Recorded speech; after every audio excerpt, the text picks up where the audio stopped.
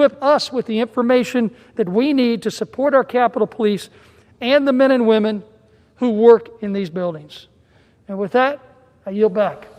The gentleman yields. The gentleman from Oklahoma reserves. The gentleman from Massachusetts is recognized. Mr. Speaker, I'm proud to yield 1 minute to the distinguished gentleman from Maryland, the Majority Leader, Mr. Hoyer. The gentleman from Maryland is recognized for 1 minute.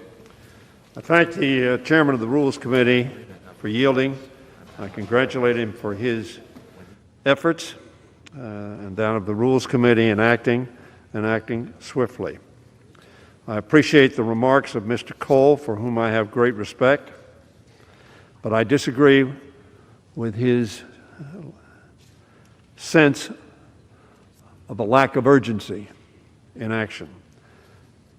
I do agree with him of the consequences of our action. There are consequences to actions, and the actions of the President of the United States demand urgent, clear action by the Congress of the United States. The chairman of the committee introduced the remarks and put them in the record. But I want to reference the remarks of the chair of the Republican Conference, which is the analog to the Democratic caucus. It is all the Republicans elected to the Congress of the United States in the House of Representatives. And they elected Liz Cheney, the daughter of the Vice President of the United States. The former whip of this House, Dick Cheney, with whom I served in the 80s. Representative Cheney from Wyoming, a conservative Republican, said this: "The President of the United States summoned the mob, assembled the mob, and lit the flame of this attack." That is not some irresponsible new member of the Congress of the United States. This is the daughter of the former Republican whip and former Vice President of the United States of America. She knows of what she speaks. And she said this as well: "There has never been a greater but..." Mr. John Katko, not a backbench Republican who just got here and doesn't know what's going on. Mr. John Katko, who is the ranking Republican on the Homeland Security Committee, says this: "To allow the President of the United States to incite this attack without consequences is a direct threat to the future of democracy." This is not some backbencher on your side of the aisle, on their side of the aisle, Mr. Speaker. It reflects the sense of outrage, the sense of historic dissimilarity from the actions of any previous president. And then Mr. Adam Kinzinger, member to the NG Commerce Committee, a senior member from Illinois. So I have a member from Wyoming, a member from Illinois, and a member from New York. There will be others on this vote who will join them.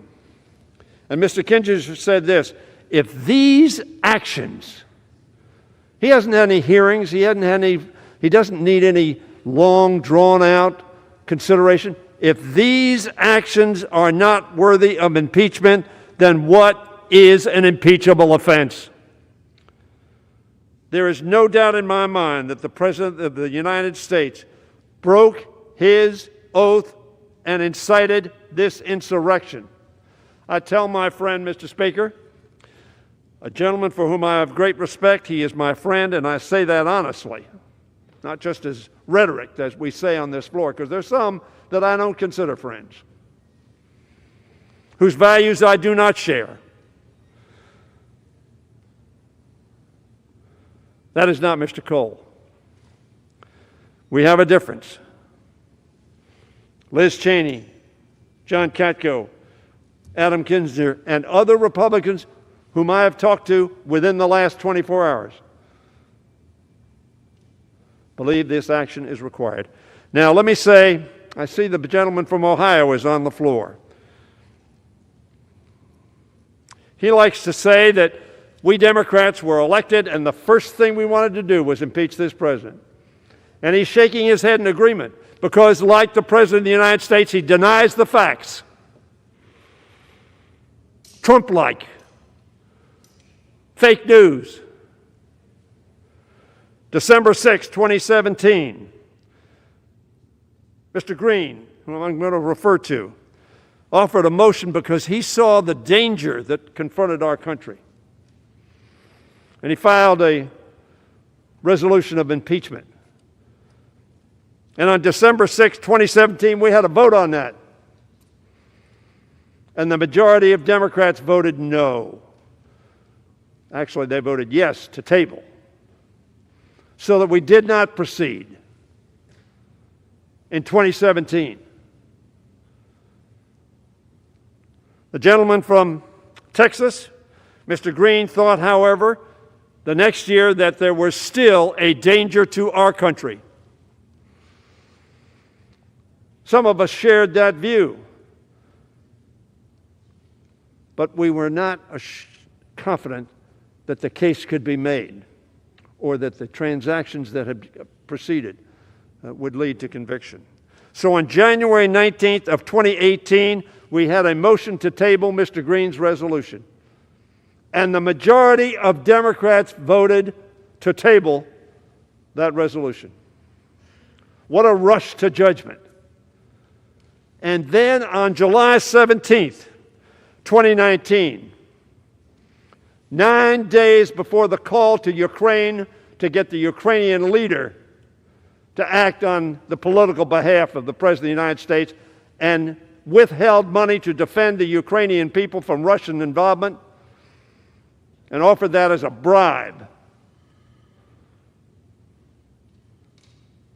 And on July 17th, the majority of Democrats voted to table that resolution. So, Mr. Speaker, there was no rush to judgment. And then that call to which I just referred was on July 26th, 9 days later. I call that the aha moment. Yes, I knew what I thought, but that was proof. And the gentleman, some gentlemen have lamented that we didn't know the whistleblower, because after all, if we knew the whistleblower, we could intimidate everybody else from coming forward. And this president has done everything he can to intimidate whistleblowers, people who came forward and told the truth. And we had witness after witness after witness who confirmed what the whistleblower brought to our attention. So the reason I rise today, and I'm going to speak on the resolution itself at some later time, is to recognize the contributions that Al Green of Texas has made to getting us to this place. And I just want to, I'm not going to read all the resolution, but I want to read some excerpts from the resolution he has introduced. We won't be considering his resolution. We'll be considering Mr. Cicilline and over 200 others who have signed on to the resolution. Mr. Green had a resolution when introduced, resolved that Donald Trump, President of the United States, is impeached for high crimes and misdemeanors, and the following articles of impeachment be exhibited in the Senate. Article 1 says, in his conduct with the President of the, in his conduct while President of the United States, unmindful of the high duties of his high office and dignity and proprieties thereof, and of the harmony and courtesies necessary for stability, to which my friend spoke, a gentleman from Oklahoma, John Trump, in violation of his constitutional and oath faithfully to execute the office of President, has harmed the society of the United States, brought shame and dishonor to the office of the President of the United States, sowing discord among the people of the United States, by weaponizing hate for political gain. He went on to say on January 6, 2021, in a speech at the National Mall, President Donald Trump weaponized the hate that resulted in violence, the deaths of multiple people, an assault on democracy, and an insurrection against the Capitol of the United States of America by inciting a mob. Who said that? Liz Cheney said it, and Al Green said it. Infected with white supremacists, carrying a rebel flag, erecting a gallows structure with a noose, wearing shirts and hateful messages, such as Camp Auschwitz, work brings freedom, and MAGA Civil War, January 6, 2021. MAGA Civil War. They had the hats on of the army of MAGA, which I refer to as Make America Grieve Again. We grieved at Fort Sumter. We grieved on December 7th, 1941, and we grieved on 9/11. And yes, we grieved on January 6th of this year. He goes on to say what the president told this mob that Liz Cheney said was recruited by the President of the United States. And I quote, this is the president talking to this mob. All of us here today do not want to see our election victory stolen by a bold and radical left Democrats, like the Secretary of State in Georgia and the governor of Georgia, which is what they are doing, and stolen by the fake news media, inciting, riling up, creating anger with the fake news and lies that the President of the United States said to these folks. That is what they have done and what they are doing, the President continued. We will never give up. We will never concede. It doesn't happen. You don't concede when there's theft involved. And so what did they do?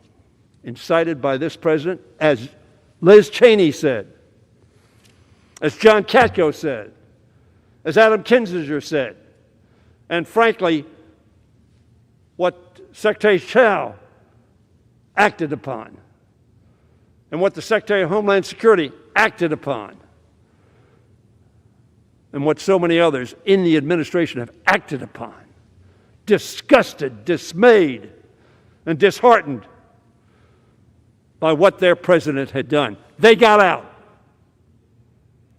They quit. The president further emboldened them, saying, this is the green resolution. We're not considering it, but it is the green resolution. The president further emboldened them, saying, you will never take back our country with weakness. We had a display of non-weakness, criminal, insurrection-like conduct, recruited by and deployed by the President of the United States to come to this Capitol and stop the steal. The steal, of course, was we assembled accepting what all the courts that considered it said was a fair and accurate election of Joe Biden and Kamala Harris as President and Vice President of the United States. After his National Mall speech, a mob of his supporters proceeded to the Capitol complex. We know that. And so Mr. Green's resolution ends with, wherefore, to prevent national harm to our society, Donald John Trump, by such conduct, warrants immediate impeachment trial. and removal from office, and disqualification to hold and enjoy any office of honor, trust, or profit under the United States Constitution and the 14th Amendment. So in conclusion, Mr. Green is going to speak after me, but in conclusion, Mr. Speaker, let me tell my friend Mr. Cole, I've been here some time, he has as well. I've served with Ronald Reagan, with George H.W. Bush, and George Bush. I had respect for all of those presidents. They cared about our country, they honored our Constitution, and they executed the duties of their office consistent with the Constitution and laws of our country. That is not true of this president. And therefore, he ought to be removed. And we have that opportunity to do so. Is there little time left? Yes. But it is never too late to do the right thing. I yield back the balance of my time. Gentleman from Maryland yields. Gentleman from Massachusetts is recognized.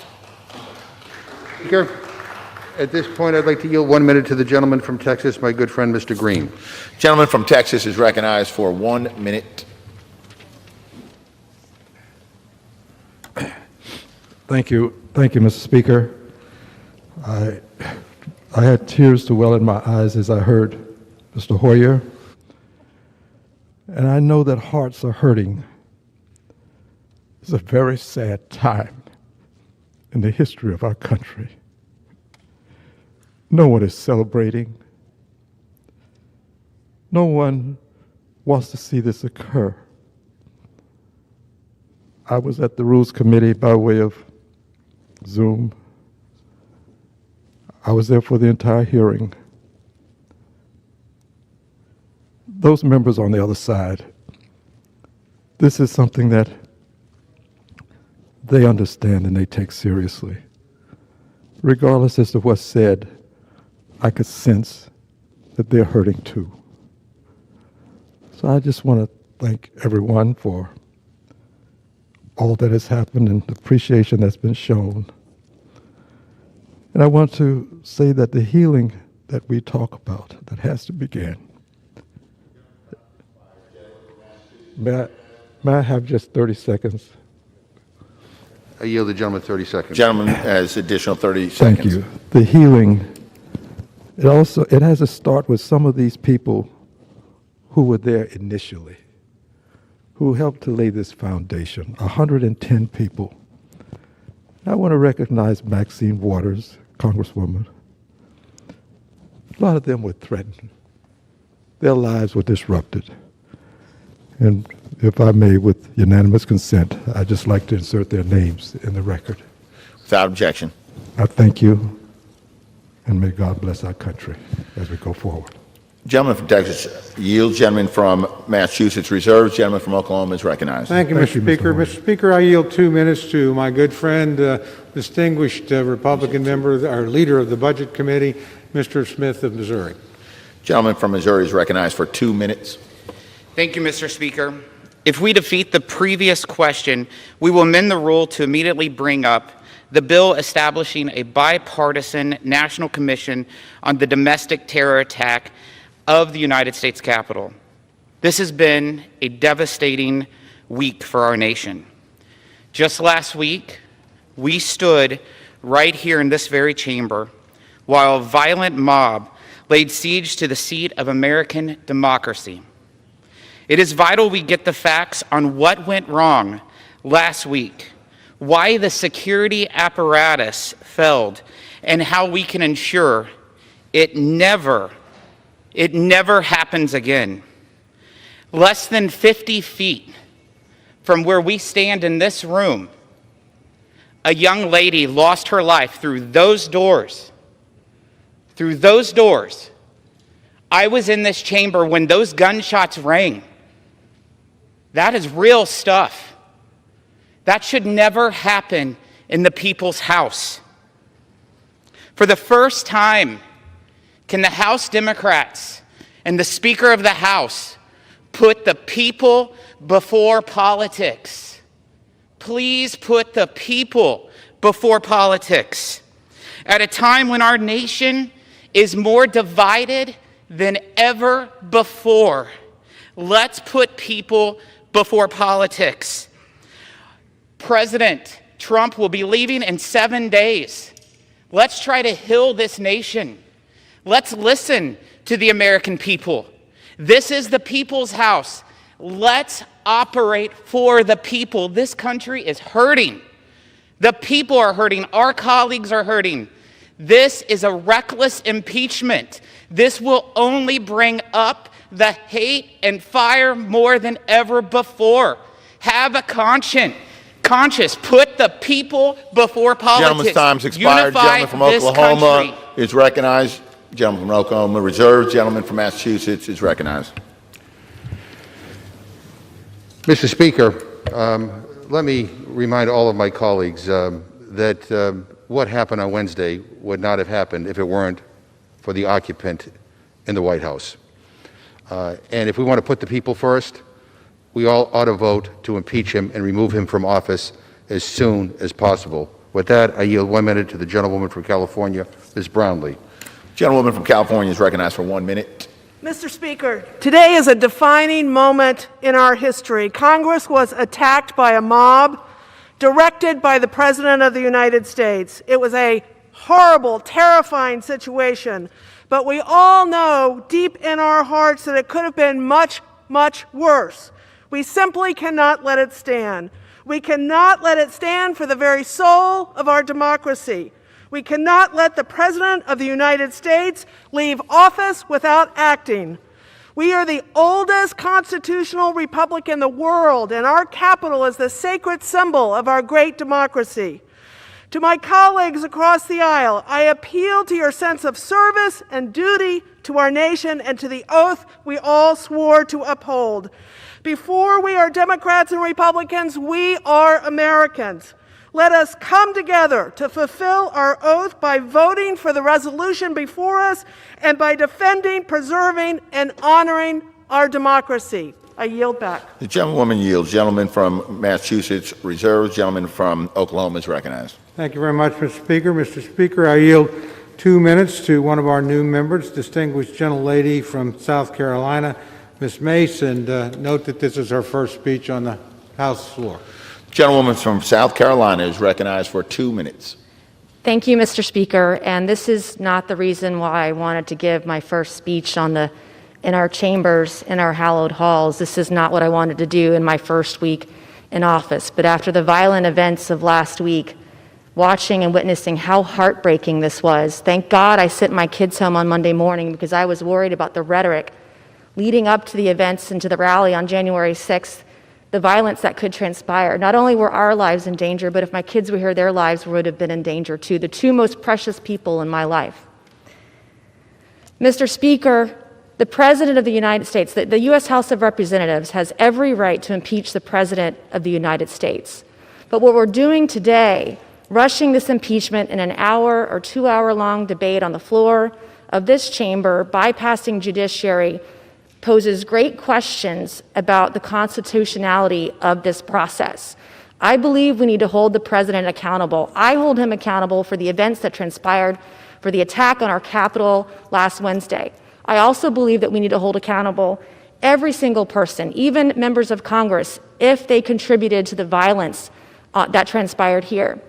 But today I'm asking my colleagues to remember the words of the legendary, the great leader in this country, Dr. Martin Luther King, who once said, "The time is always right to do what is right." And if we're serious about healing the divisions in this country, Republicans and Democrats need to acknowledge this is not the first day of violence we've seen. We've seen violence across our country for the last 9 months. And we need to recognize, number one, that our words have consequences, that there is violence on both sides of the aisle. We've contributed to it. We need to take responsibility for our words and our actions. We need to acknowledge there is a problem, take responsibility for it, and stop being part of the problem and start being part of the solution. God bless every member in the chamber today, and God bless the United States of America. I yield back. Thank you. The gentlewoman yields. Gentleman from Oklahoma reserves. Gentleman from Massachusetts is recognized. Mr. Speaker, I'm happy to yield 1 minute to the gentleman from Vermont, Mr. Welsh. Gentleman from Vermont is recognized for 1 minute. Mr. Speaker, our government is founded on the principle all power flows from the people. Donald Trump challenged this principle in two ways: deceit and violence. The deceit is repeated and baseless assertion of an electoral fraud. The violence, the attack on the United States Capitol on January 6th. The mob was assembled by Donald Trump, incited by Donald Trump, and in service of Donald Trump's effort to overturn, through violence, what he lost at the voting booth. The violent mob breached the Capitol, killed and injured Capitol Police, destroyed property, threatened the Vice President, members of Congress, and staff, all to obstruct the peaceful transfer of power. If we want unity, we must have accountability. So the question before this Congress: will Congress condone through acquiescence or condemn through impeachment Donald Trump's violent acts to overturn the election? Gentleman's Congress time has must expired. impeach. Gentleman from Massachusetts I yield is back. reserved. Gentleman from Oklahoma is recognized. Thank you very much, Mr. Speaker. Mr. Speaker, I yield 2 minutes to the distinguished Republican leader of the Judiciary Committee, Mr. Jordan of Ohio. Gentleman from Ohio is recognized for 2 minutes. Thank the gentleman for yielding. Mr. Speaker, in his opening remarks, the Democrat chair of the Rules Committee said that Republicans last week voted to overturn the results of an election. Guess who the first objector was on January 6, 2017? First objector, the Democrat chair of the Rules Committee. And guess which state he objected to? Alabama. The very first state called, Alabama. President Trump, I think, won Alabama by like 80 points. Actually, he won it by 30 points. They can object to Alabama in 2017, but tell us we can't object to Pennsylvania in 2021? Pennsylvania, where the state Supreme Court just unilaterally extended the election to Friday? Pennsylvania, where the Secretary of State unilaterally changed the rules, went around the legislature in unconstitutional fashion? Pennsylvania, where county clerks in some counties, and you can imagine which counties they were, let people fix their ballots against the law, cure their ballots, their mail-in ballots, direct violation of the law. And they tell us we tried to overturn the election. Guess who the second objector was in 2017? The individual managing the impeachment for the Democrats. Americans are tired of the double standard. They are so tired of it. Democrats object to more states in 2017 than Republicans did last week, but somehow we're wrong. Democrats can raise bail for rioters and looters this summer, but somehow when Republicans condemn all the violence this summer, the violence last week, somehow we're wrong. And Democrats can investigate the President of the United States, as Mr. Hoyer went through, try to impeach him, investigate him for 4 years, but will not look at an election that 80 million Americans, half the electorate, 80 million, Republicans and Democrats have their doubts about. I said this last night. I do not know where all this goes, and this is frightening for the country. We should defeat this rule, and we should defeat the impeachment resolution when it comes up. Gentleman's time's expired. Gentleman from Oklahoma reserved. Gentleman from Massachusetts is recognized. Mr. Speaker, some of us objected 4 years ago as a protest vote to raise concerns about what all of our intelligence agencies had stated clearly, that Russia interfered in our election. But what the gentleman fails to acknowledge is that we all acknowledge that Donald Trump was the president the day after the election. Hillary Clinton conceded the day after the election. None of us push conspiracy theories like some of my friends on the other side of the aisle have been doing, and this president, that somehow the president won in a landslide. Give me a break. You know, yesterday in the Rules Committee, I asked the gentleman from Ohio if he would just say 5 simple words. And if he was talking about healing. I said the 5 simple words that you could say that would help heal this nation are that the election was not stolen. That's it. 5 simple words. He refused. He said he never said the election was stolen. Well, the evidence shows otherwise. And let me quote from this Dana Milbank piece entitled, "5 Pesky Little Words Keep Stumping Jim Jordan." And Mr. Speaker, the bottom line is this. This Capitol was stormed. People died because of the big lies that were being told by this president and by too many people on the other side of the aisle. Enough. People should be outraged as to what happened. It was unforgivable, unconscionable. And coming up on this floor and talking about whataboutism and trying to make these false equivalencies, give me a break. The President of the United States instigated an attempted coup in this country. People died. Everybody should be outraged, whether you're a Democrat or Republican. If this is not an impeachable offense, I don't know what the hell is. This president is not fit to remain in office. With that, I yield 1 minute to the gentleman from Oregon, Mr. DeFazio. Gentleman from Oregon is recognized for 1 minute. I thank the gentleman. This was not a one-off. It was a long time coming. It was a part of a plan to perpetuate Trump in office. Trump's campaign strategy was the election, the only way we can lose is if it's stolen. If it's stolen, it's fake, it's stolen, repeated by many of his fellow travelers on that side more than 150 times by Trump over the summer. Then they litigated to disqualify voters. That didn't work. Then they litigated to throw out ballots. Well, that didn't work. Then they attempted to delay the count and flip state legislatures. Well, that didn't work. Last ditch, the president called down to Georgia and said, "Can't you find me more votes?" And then one last desperate plea: stop the January 6th certification. And the president talked about that on September 26th. He said, "You know, if it goes to Congress, there's one vote per state, and we have an advantage." So I think this was part of a plan to disrupt the Electoral College of the United States. Giuliani, trial by combat. Trump, never take back our country with weakness. Gentleman's time's expired. You have to show Gentleman strength. from You have to be Massachusetts strong. reserves. If you The don't fight gentleman like from hell, you're not going to have Oklahoma a is country recognized. The anymore. gentleman will And suspend. then he said, "We love The gentleman is no longer recognized. Gentleman from Oklahoma is recognized. Thank you very much, Mr. Speaker. Mr. Speaker, I yield 3 minutes to my good friend, the gentleman from Pennsylvania, Mr. Reschenthaler, new member of the Rules Committee. Gentleman from Pennsylvania is recognized for 3 minutes. Thank you, Mr. Chairman. I'm deeply troubled by last week's attack on our Capitol, and I pray for the families of Officer Sicknick and Officer Liebengood. As I have been saying all summer long, violence and rioting has no place in America, and the criminals responsible for last week's rioting must be brought to justice. At a time when our nation is still healing, we must seek out issues to work on that unite us, rather than issues that further divide us. I was greatly encouraged to see our country unite in condemnation of last week's lawlessness and the rioting. I am further encouraged that despite my Democrat colleagues' claims to the contrary, President Trump is committed to a peaceful and uninterrupted transfer of power. But that's not good enough for my colleagues across the aisle. With just 7 days left in President Trump's term, they are fast-tracking impeachment proceedings, a move which will no doubt further divide an already fractured nation.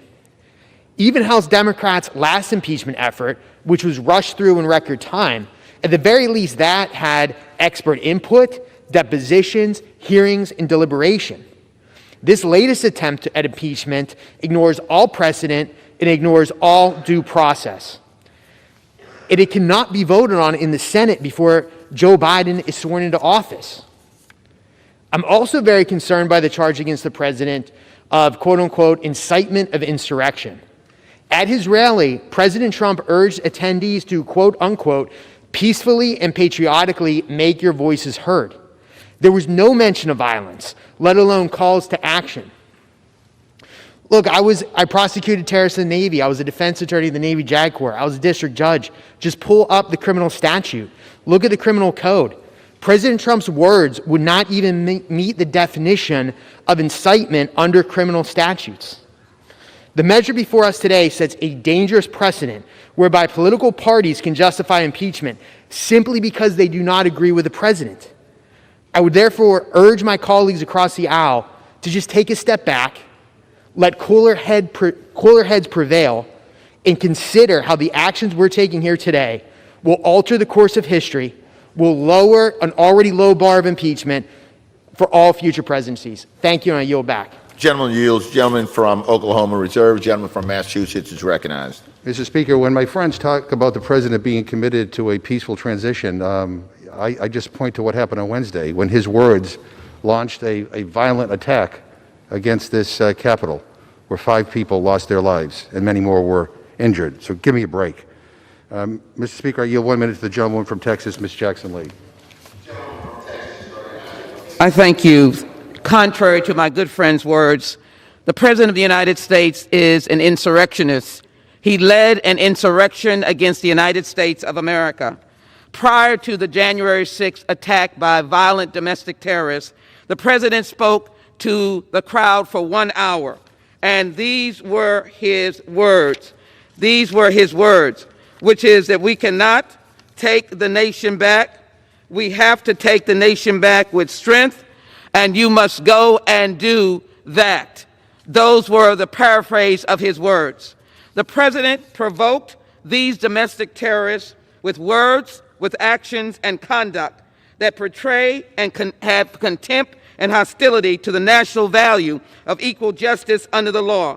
Telling domestic terrorists, nearly all of them were white supremacists, many of them who support him politically, who stormed the Capitol to derail Congress from completing its constitutionally required duty of counting and verifying the votes. Gentlewoman's time has expired. Gentleman from Massachusetts reserves. The gentleman from Oklahoma is recognized.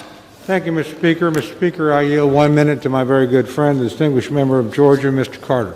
Gentleman from Georgia is recognized for 1 minute. Thank you, Mr. Speaker. Mr. Speaker, I rise today in opposition to this effort to move forward with impeachment hearings.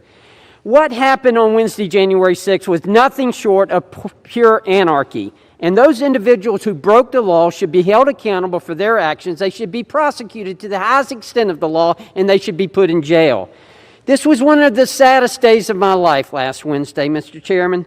Our thoughts and our prayers are with the police officers and other law enforcement who carried out their duties on that tragic day, including Officers Sicknick and Liebengood. Right now, our focus should be on healing our nation. With so many upset and dismayed at the actions of last week, it's our responsibility to chart a path forward to subdue the growing animosity and find ways to heal our country. Unfortunately, I don't believe this resolution will achieve those goals, especially 7 days ahead of the inauguration. This is very serious and concerning effort during such a tense and fragile time in our country. I urge my colleagues to consider how this will further entrench people during such a tense time. I cannot support this. The gentleman will suspend. All members are reminded to wear face coverings while on the floor. All members and staff should be wearing face coverings while on the floor. Gentleman yields. Gentleman from Oklahoma reserves. Gentleman from Massachusetts is recognized. Mr. Speaker, I yield 1.5 minutes to the gentleman from Texas, Mr. Doggett. Gentleman from Texas is recognized for 1.5 minutes. For years, Donald Trump has honored thugs worldwide who suppress democracy. For months, with a daily diet of lies, he has made clear his refusal to accept any election in which he was not the winner. After failing completely in his repeated attempts to intimidate both Republican election officials into committing fraud and Republican-appointed judges into ignoring our Constitution, he made a desperate attempt last week to block the final election count and prevent the peaceful transition of power essential to democracy. Trump basically attempted to overthrow the government, to violently overthrow the first branch of government, this Congress. Like his deadly reaction to the pandemic, he totally bungled the deadly attack. Both his frenzied, riotous mob and his congressional enablers were defeated. America, we did stop the steal. We stopped Donald Trump from stealing our democracy and imposing himself as a tyrant. Today, we not only demand accountability for his gross misconduct, but more importantly, we declare to the next Trump-like aspiring tyrant, not in America, we love our democracy too much. Our capital is scarred, but our democracy survives. Violating his sworn duty to protect and defend our Constitution by seeking to violently overthrow the government. Gentleman's time's expired. Gentleman from Massachusetts if this is reserves. Not impeachable, the gentleman nothing from is. Oklahoma is recognized. Thank you, Mr. Speaker. I advise the chair I have additional speakers on the way, but they're having a difficult time, so I will reserve my time. Gentleman from Oklahoma reserved. Gentleman from Massachusetts is recognized. Mr. Speaker, I yield 1 minute to the gentlewoman from Connecticut, Ms. DeLauro. Gentlewoman from Connecticut is recognized for 1 minute. Just 1 second.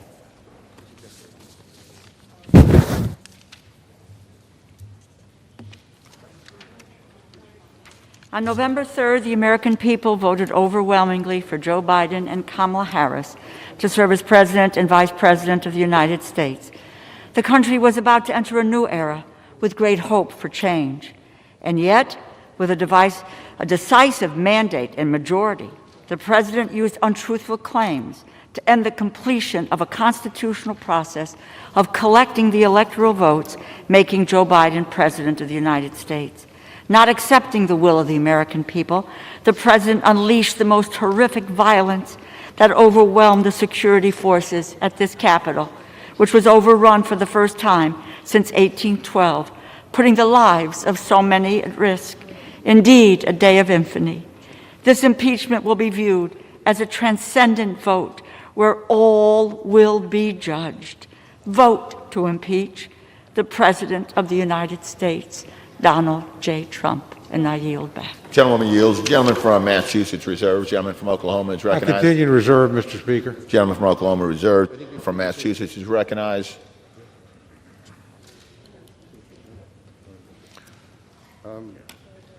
Mr. Speaker, I yield 1 minute to the gentlewoman from Florida, Ms. Castor. The gentlewoman from Florida is recognized for 1 minute. Thank you, Mr. Speaker. I rise today to urge the impeachment of Donald Trump because the attack on the Capitol and the Congress was the single most depraved betrayal of the U.S. Constitution ever committed by a president. The traitorous incitement of an insurrection demands not just impeachment, but removal of office from office immediately. Violence during the transfer of power, Confederate flags, anti-Semitic paraphernalia desecrated this Capitol, so accountability must come swiftly. We must act with the same resoluteness we showed in the early morning hours after the insurrection, where we ensured the will of the voters was effectuated. Donald Trump's defilement of this Capitol will not stand. It demands impeachment now. I yield back. Gentlewoman yields. Gentleman from Massachusetts reserved. Gentleman from Oklahoma is recognized. Thank you very much, Mr. Speaker. Mr. Speaker, I yield 1 minute to my very good friend, the distinguished gentleman from North Carolina, Mr. Bishop. Gentleman from North Carolina. Excuse me, 2 minutes, Mr. Speaker. For 2 minutes. Thank you, Mr. Speaker. I thank the gentleman for yielding. These articles charge incitement. Once before, the House impeached a president of the United States within a week of the alleged offense. That was President Andrew Johnson, days after he removed Secretary of War Edwin Stanton in 1868. Over 50 years later, the Supreme Court declared unconstitutional the Tenure of Office Act that President Johnson had refused to obey. In other words, the House was not only hasty, it was wrong, punishing noncompliance with an unconstitutional law. At least when that occurred, the constitutionality of the law in question was unsettled. Here, however, an angry House majority races to impeachment in direct violation of settled constitutional law. Again, the articles before the House charge incitement to insurrection. They do not specify inciting language. The law is well settled. Quote, "What is required to forfeit constitutional protection is incitement speech that specifically advocates for listeners to take unlawful action." The violence last Wednesday was abhorrent. Perpetrators should be prosecuted. Those responsible for security decisions held accountable. Congress can disapprove, revile, condemn, even censure, but you cannot, consistent with the rule of law, punish that which the Constitution's First Amendment declares protected. If you do it, the violators of duty to this Constitution, however angry, will be those who vote for this article of impeachment. It is not Mr. Green's article of impeachment. It is incitement. And the Constitution is settled on that point. Thank you. I yield back. Yields. Gentleman from Oklahoma reserves. Gentleman from Massachusetts is recognized. Mr. Speaker, I'm proud to yield 1.5 minutes to the gentlewoman from Minnesota, Ms. Omar. Gentlewoman from Minnesota is recognized for 1.5 minutes. Thank you, Chairman. Mr. Speaker, let us not mince words about what happened last week. It was a violent attempt to interrupt our democratic process. It was a targeted blow at the most essential process that makes us a democracy. It was a direct and specifically incited by the President of the United States. For years, we have been asked to turn a blind eye to the criminality, corruption, and blatant disregard to the rule of law by the tyrant president we have in the White House. We as a nation can no longer look away. The president not only incited an insurrection against our government, but has in word and deed led a rebellion. We cannot simply move past this or turn the page. For us to be able to survive as a functioning democracy, there has to be accountability. We must impeach and remove this president from the office immediately so that he cannot be a threat to our democracy. I stand ready to fulfill my oath of office. And I challenge my colleagues on the other side of the aisle to do the same. I yield back. Gentlewoman yields. Gentleman from Massachusetts reserved. Gentleman from Oklahoma is recognized. Thank you, Mr. Speaker. We continue to reserve. Gentleman from Oklahoma reserved. Gentleman from Massachusetts is recognized. Mr. Speaker, I'd like to ask unanimous consent to insert into the record a New York Times article published January 9th entitled, "Our President Wants Us Here, the Mob That Stormed the Capitol." It's another example of why our country cannot risk even one more day of Donald Trump. Without objection. I now yield 1 minute to the gentleman from California, Mr. Correa. Gentleman from California is recognized for 1 minute. I thank the gentleman for yielding. And, Mr. Speaker, last week, Congress was under siege by a mob, motivated and directed by the President of the United States. Our Vice President was the target of that mob. Members of Congress, both Democrats and Republicans, were targets of this mob. And I witnessed, for the first time in my life, Americans fighting Americans, all at the behest of our own President of the United States. And as Americans, we can do better. And I will vote for impeachment today for our nation, for our children, and for our grandchildren. And I'll be voting for impeachment so that America will once again be the shining city upon the hill whose beacon light guides freedom-loving people everywhere. I urge my colleagues to join me and vote for impeachment. With that, I yield. The gentleman yields. Gentleman from Massachusetts reserves. Gentleman from Oklahoma is recognized. Thank you, Mr. Speaker. I continue to reserve. Gentleman from Oklahoma reserved. Gentleman from Massachusetts is recognized. May I ask the gentleman how many more speakers he may have?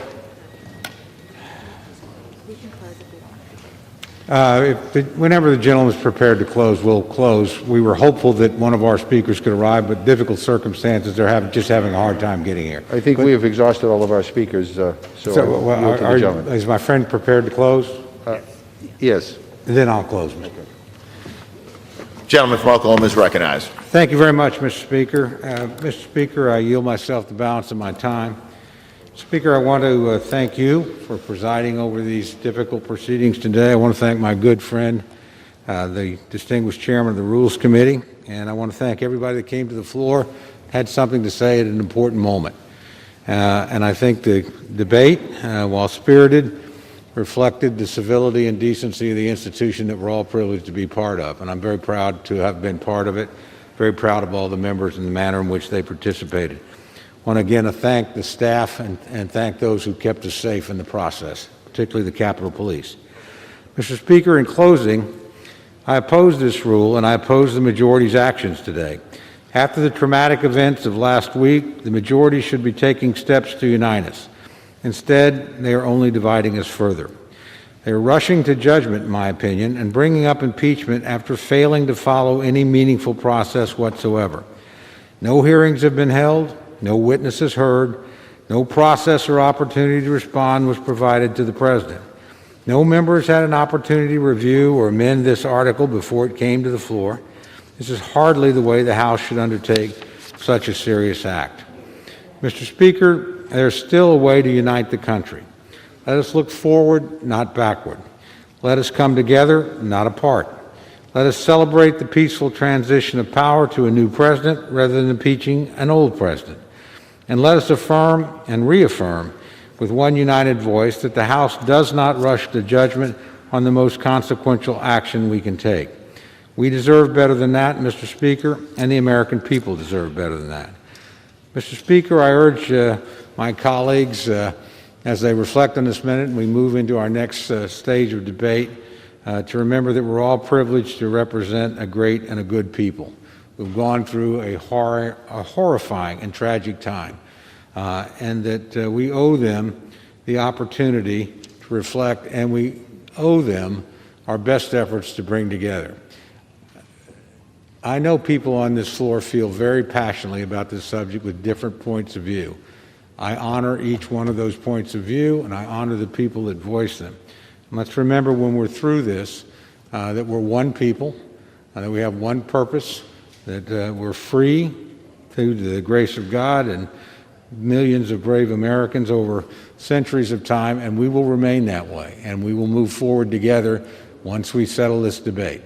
With that, Mr. Speaker, I urge my colleagues to vote no on the previous question, no on the rule, no on the underlying measure, and I yield back the balance of my time. The gentleman yields back the balance of his time. The gentleman from Massachusetts is recognized. Thank you, Mr. Speaker, and let me thank my friend, the ranking member of the Rules Committee, Mr. Cole, for his friendship and for the way he conducts himself in this chamber. I know he has great respect for this institution.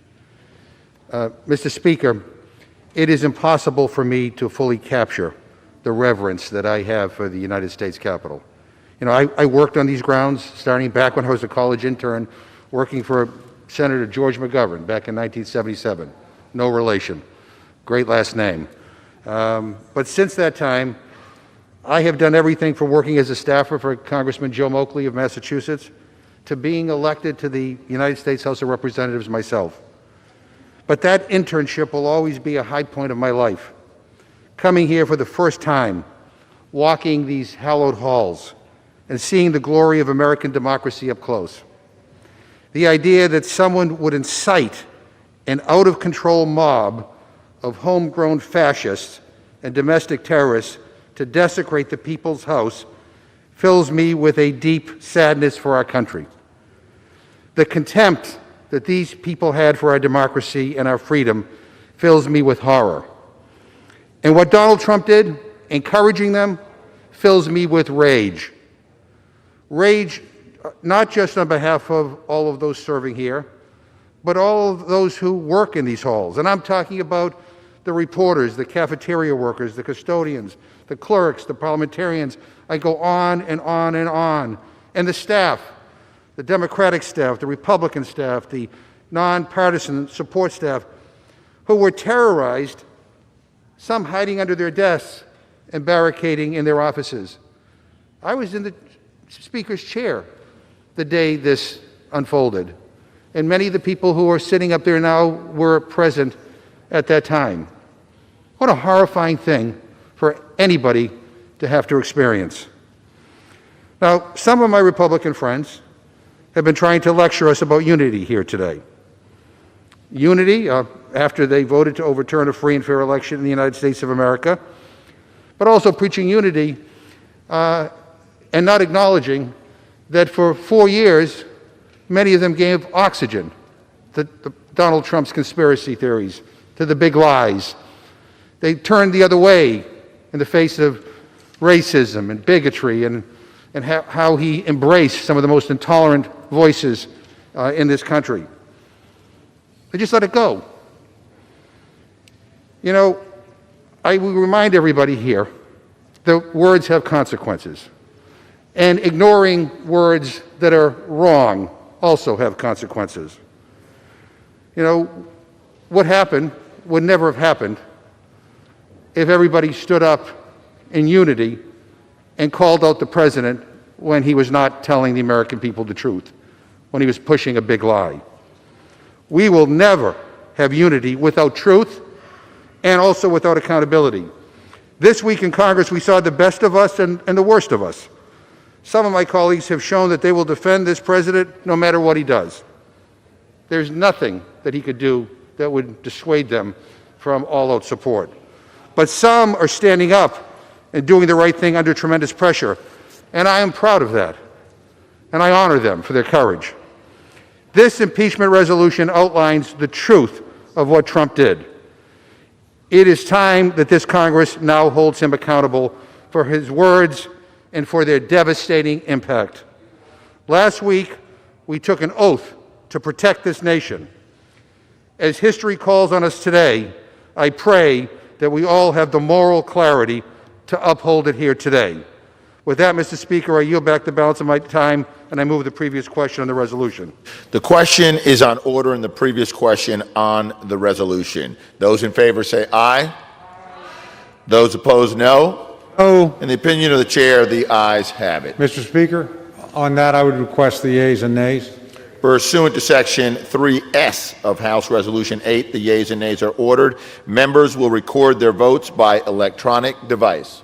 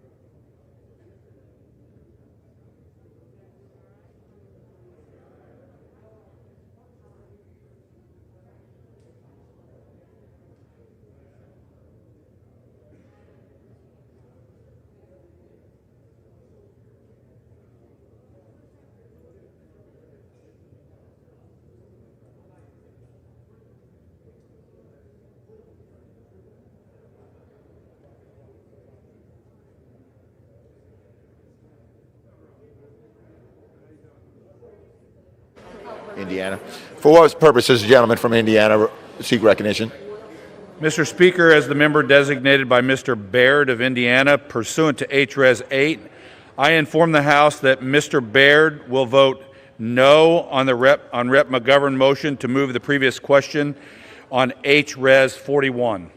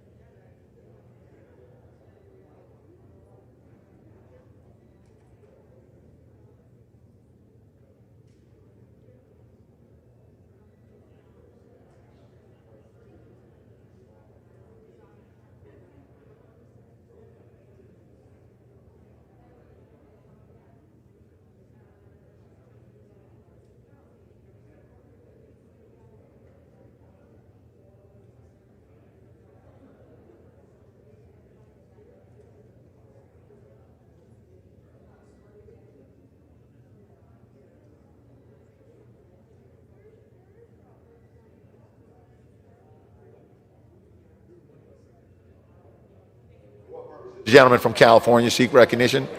As the member designated by Mr. Vella pursuant to H-Res 8, I inform the House that Mr. Vella will vote aye on ordering the previous question. You know, that qualification for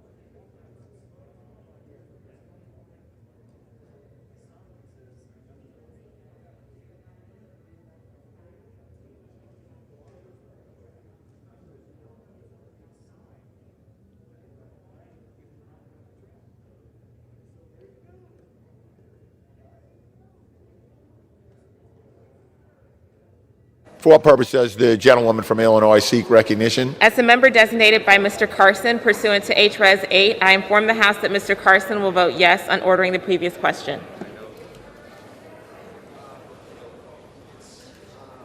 What do we have over here? For what purpose does the gentleman from Tennessee seek recognition? Mr. Speaker, as the member designated by Mr. Fleischman of Tennessee pursuant to H-Res 8, I inform the House that Mr. Fleischman will vote nay on the Representative McGovern motion to move the previous question on H-Res 41. As the member designated by Mr. Desjardins of Tennessee pursuant to H-Res 8, I inform the House that Mr. Desjardins will vote nay on the Representative McGovern motion to move the previous question on HRES 41.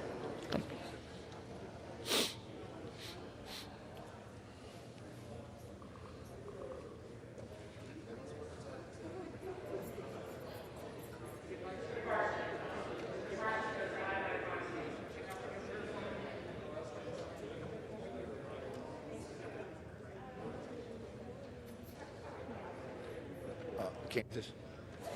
For what purpose does the gentleman from Kansas seek recognition? Mr. Speaker, as the member designated by Mr. LaTurner of Kansas pursuant to House Resolution 8, I inform the House that Mr. LaTurner will vote nay on the Rep. McGovern motion to move the previous question on House Resolution 41.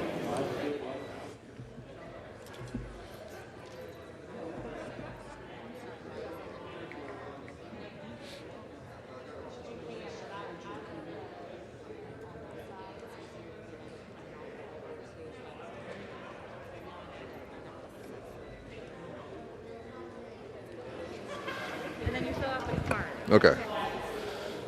Yeah. For what purpose does the gentleman from Texas seek recognition? I'm sorry. Mr. Speaker, as the member designated by Ms. Fletcher, pursuant to HRES 8, I inform the House that Ms. Fletcher will vote yes on ordering the previous question.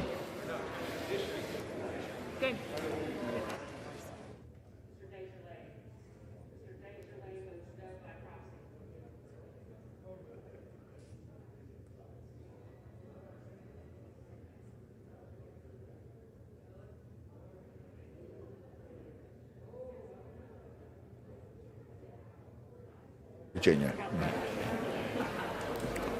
For what purpose does the gentleman from Virginia seek recognition? Mr. Speaker, as the member designated by Mr. Trone, pursuant to HRS 8, I inform the House that Mr. Trone will vote yes on ordering the previous question. As the member designated by Mr. Blumenauer, pursuant to HRS 8, I inform the House that Mr. Blumenauer will vote yes on ordering the previous question. As the member designated by Mr. Peters, pursuant to HRS 8, I inform the House that Mr. Peters will vote yes on ordering the previous question. As the member designated by Dr. Lowenthal, pursuant to HRS 8, I inform the House that Mr. Lowenthal will vote yes on ordering the previous question. As the member designated by Mr. Liu, pursuant to HRS 8, I inform the House that Mr. Liu will vote yes on ordering the previous question.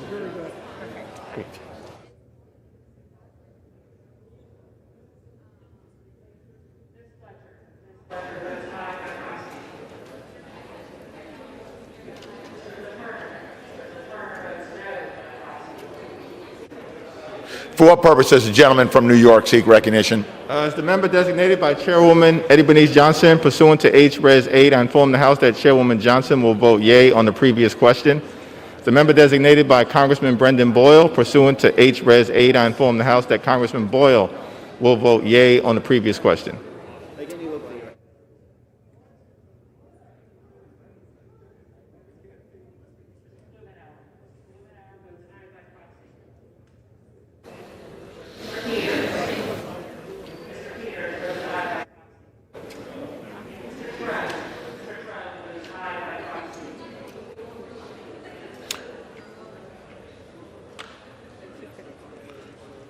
For what purpose does the gentleman from Connecticut seek recognition?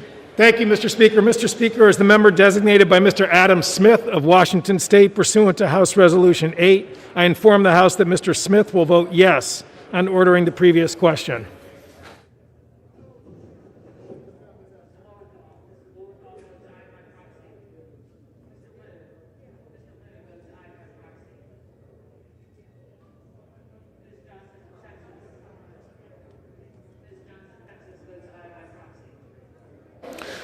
For what purpose does the gentleman from Arizona seek recognition? As a member designated by Representative Kirkpatrick, pursuant to H.R. 8, I inform the House Representative Kirkpatrick will vote aye on ordering the previous question.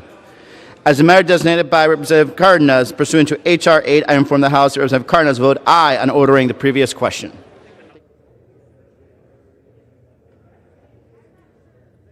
For what purpose does the gentleman from Illinois seek recognition? Mr. Speaker, as the member designated by Mr. Grijalva of Arizona 8, I inform the House that Mr. Grijalva will vote yes on ordering the previous question, and as the member designated by Ms. Presley of Massachusetts pursuant to HRES 8, I inform the House that Ms. Presley will vote yea on ordering the previous question.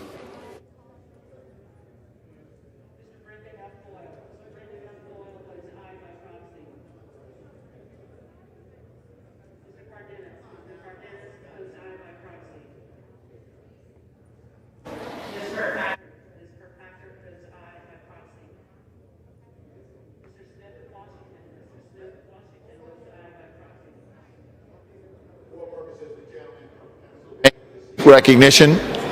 Mr. Speaker, as a member designated by Mr. Lawson of Florida 5th Congressional District, pursuant to House Resolution 8, I inform the House that Mr. Lawson will vote yes on the motion ordering the previous question on the rule.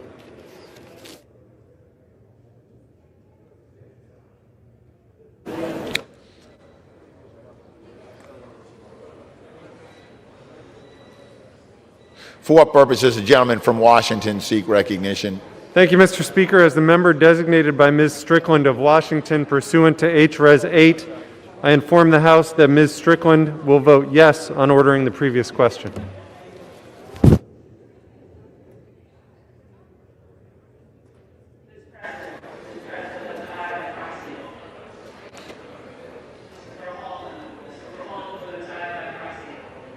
You said 10. For what purpose does the gentleman from Michigan seek recognition? Mr. Speaker, as the member designated by Mr. Bergman, pursuant to House Resolution 8, I inform the House that Mr. Bergman will vote no on ordering the previous question. Mr. Speaker, as the member designated by Mr. Lamborn, pursuant to House Resolution 8, I inform the House that Mr. Lamborn will vote no on ordering the previous question.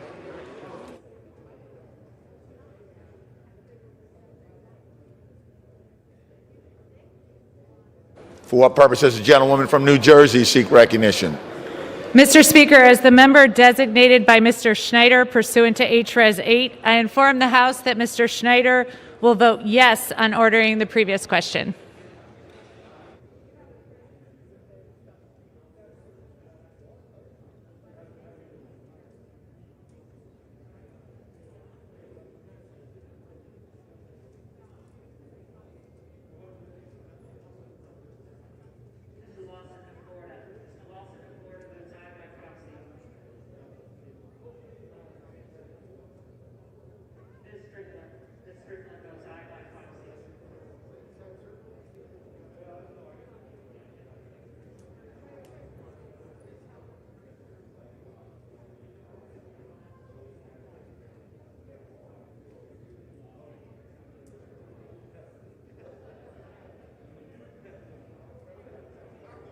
Tell him from the chair. Mr. Brown,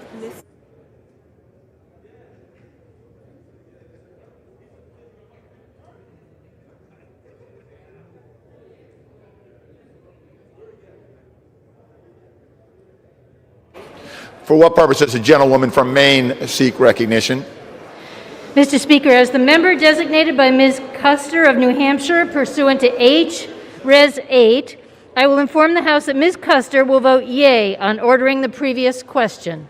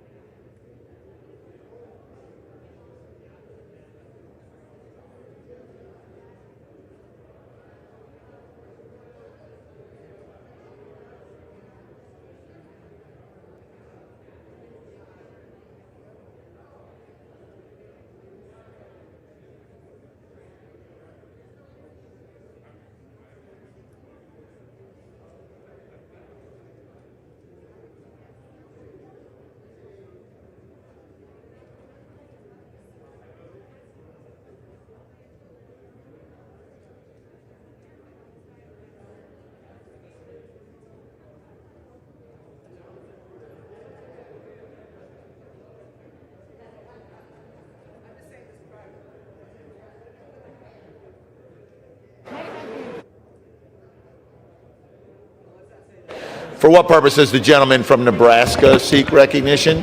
Mr. Speaker, as a member designated by Mr. Bill Rockus of Florida, pursuant to HRes 8, I inform the House that Mr. Bill Rockus will vote nay on the Representative McGovern motion to move the previous question on HRes 4.1.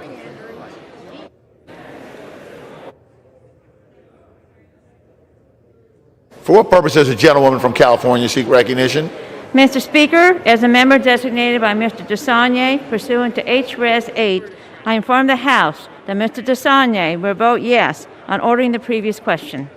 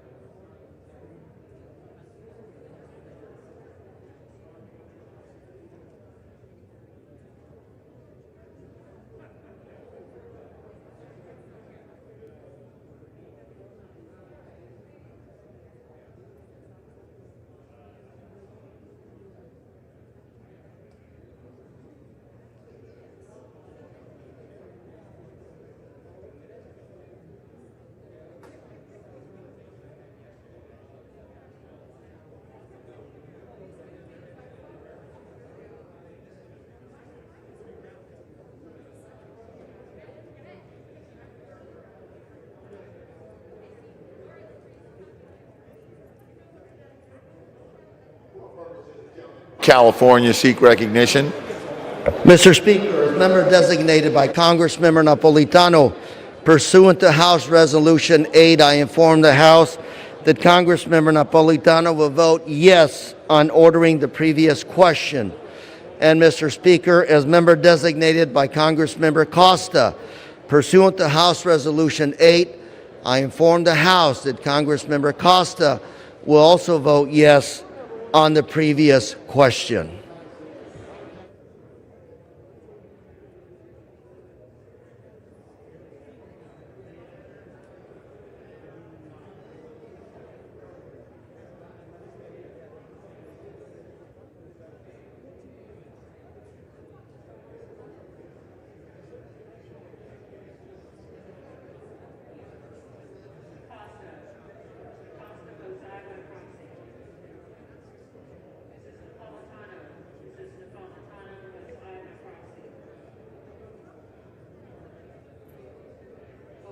Does the gentleman from Maryland seek recognition? Madam Speaker, as the member designated by Ms. Alma Adams pursuant to House Resolution 8, I inform the House that Ms. Adams will vote yes on ordering the previous question.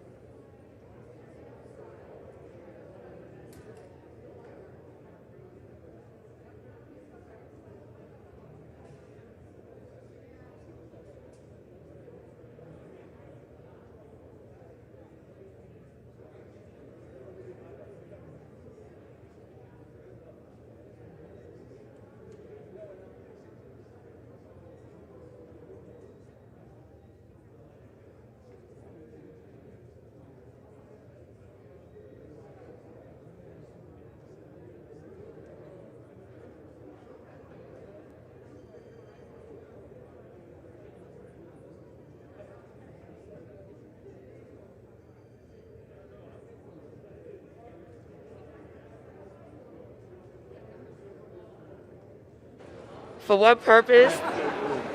For what purpose does the gentlewoman from New York seek recognition? Ms. Speaker, as the member designated by Mr. Young of Alaska pursuant to House Resolution 8, I inform the House that Mr. Young will vote nay on the motion to move the previous question on House Resolution 41. Thank you.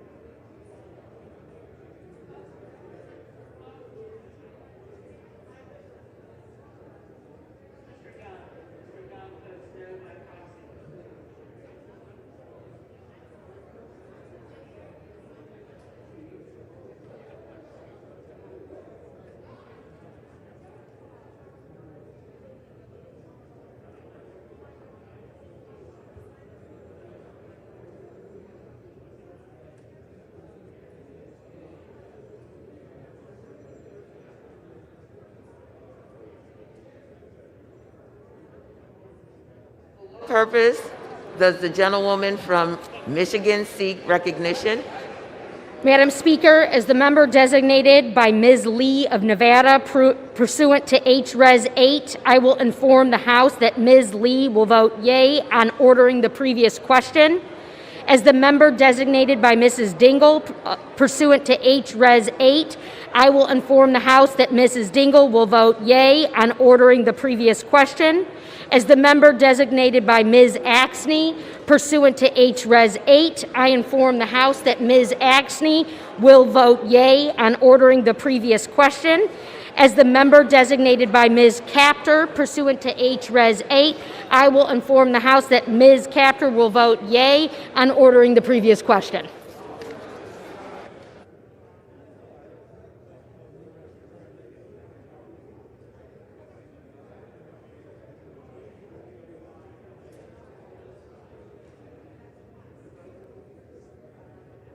For what purpose does the gentlewoman from Connecticut seek recognition?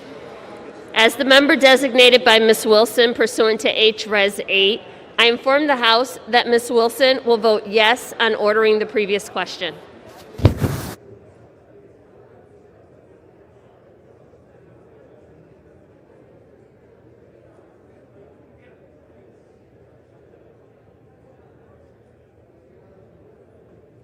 Purpose does the gentlewoman from Massachusetts seek recognition?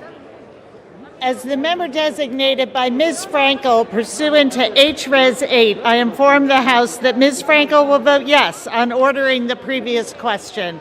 As the member designated by Ms. Bonamici pursuant to H-Res 8, I inform the House that Ms. Bonamici will vote yes on ordering the previous question. What purpose does the gentlewoman from Florida seek recognition?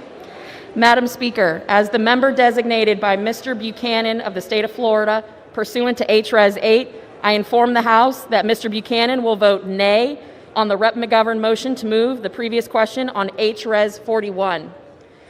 As the member designated by Mr. Dunn of the state of Florida pursuant to H-Res 8, I inform the House that Mr. Dunn will vote nay on the Rep. McGovern motion to move the previous question on H-Res 41.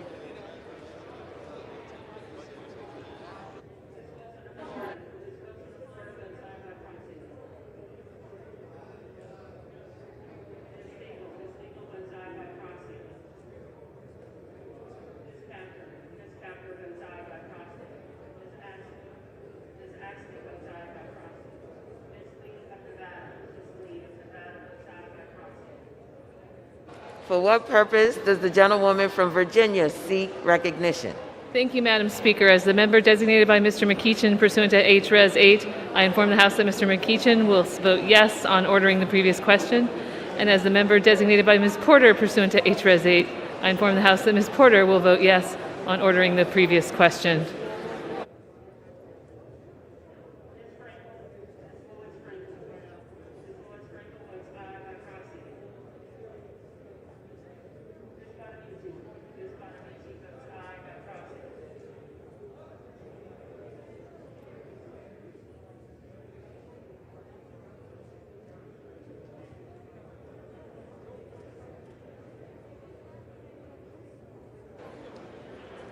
For what purpose does the gentlewoman from Michigan seek recognition? As the member designated by Ms. Ocasio-Cortez pursuant to H-Res 8, I inform the House that Ms. Ocasio-Cortez will vote yes on ordering the previous question.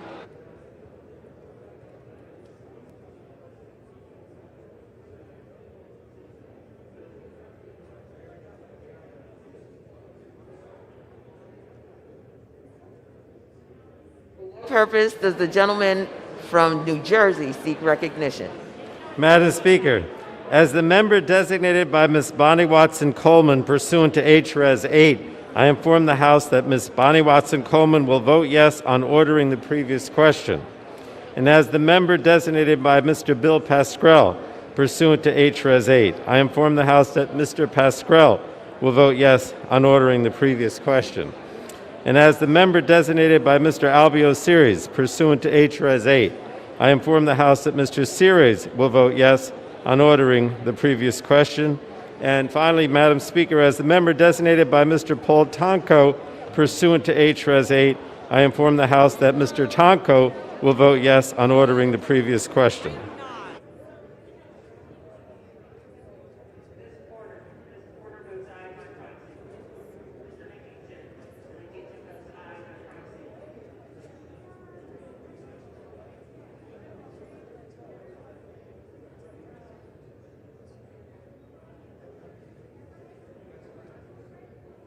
For what purpose does the gentleman from California seek recognition? Madam Speaker, as the member designated by Representative Jerry McNerney pursuant to H-Res 8, I inform the House that Mr. McNerney will vote yes on ordering the previous question.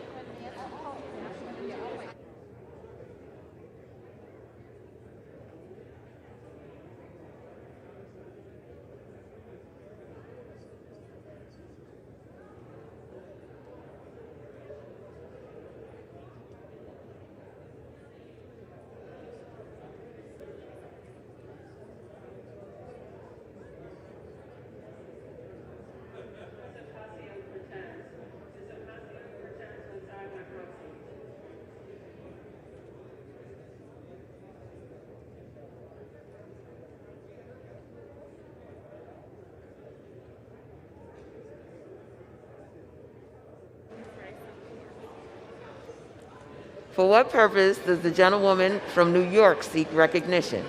Madam Speaker, as the member designated by Mr. Deutsch of Florida pursuant to H-Res 8, I inform the House that Mr. Deutsch will vote yes on ordering the previous question. For what purpose does the gentleman from Indiana seek recognition?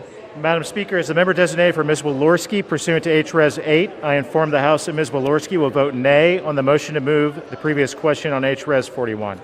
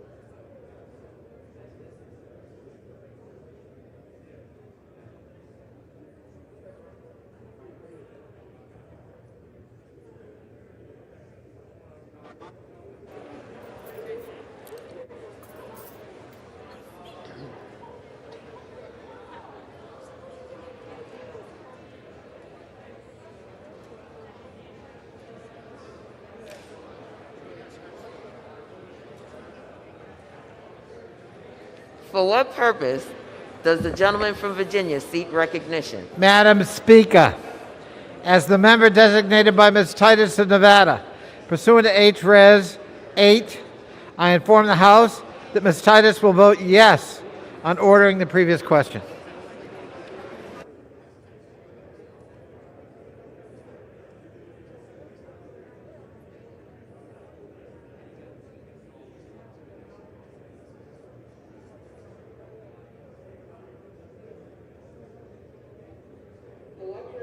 The gentleman from Pennsylvania seek recognition. Good morning, Madam Speaker. As a member designated by Mr. Doyle of Pennsylvania pursuant to House Resolution 8, I hereby inform the House that Mr. Doyle will vote yes on ordering the previous question.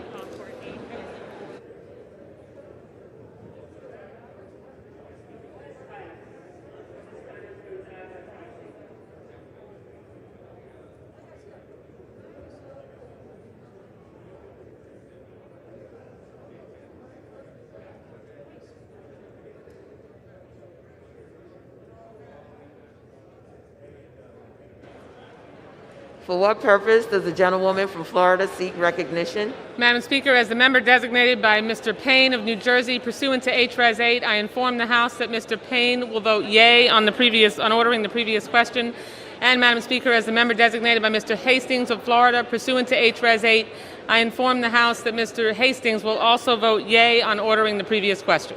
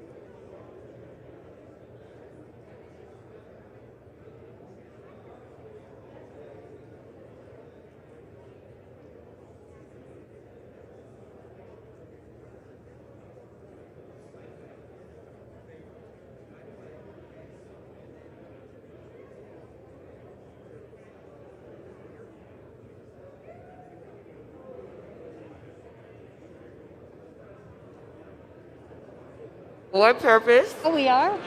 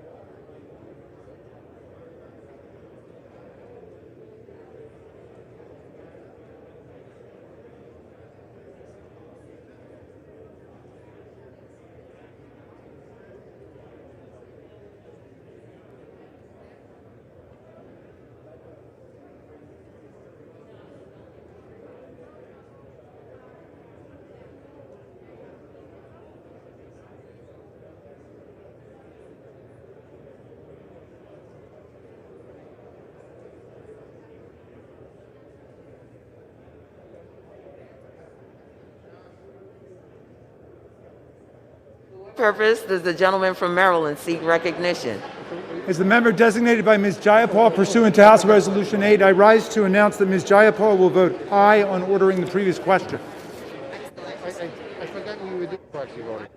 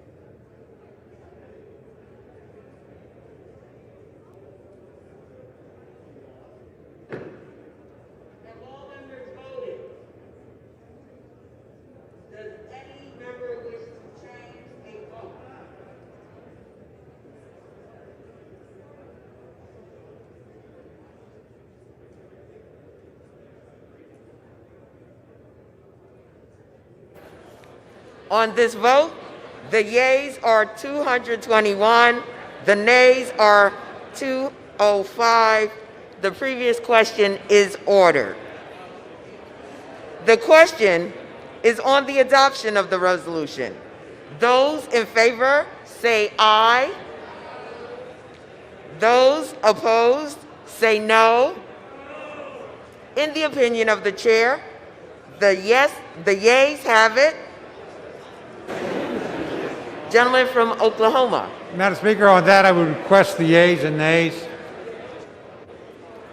Pursuant to Section 3S of House Resolution 8, the yeas and nays are ordered. Members will record their votes by electronic device.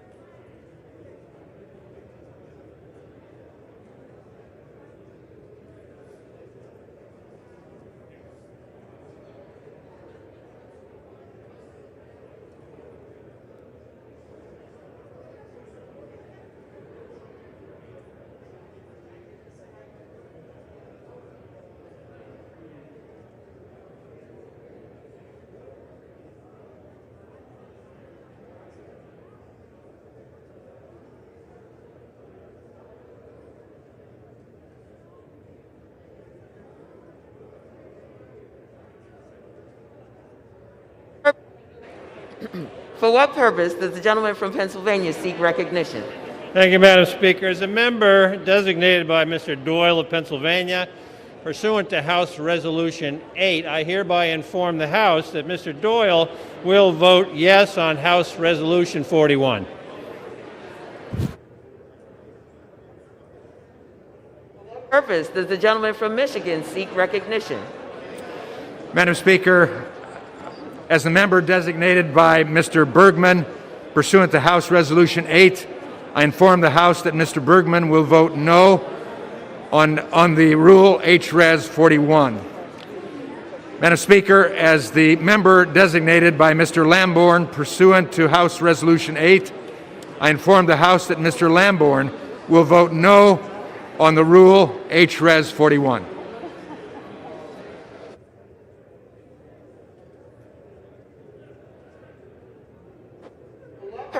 Does the gentlewoman from Florida seek recognition? Madam Speaker, as the member designated by Mr. Payne of New Jersey, pursuant to H-Res 8, I inform the House that Mr. Payne will vote yea on H-Res 41. And Madam Speaker, as the member designated by Mr. Hastings of Florida, pursuant to H-Res 8, I inform the House that Mr. Hastings will also vote yea on H-Res 41.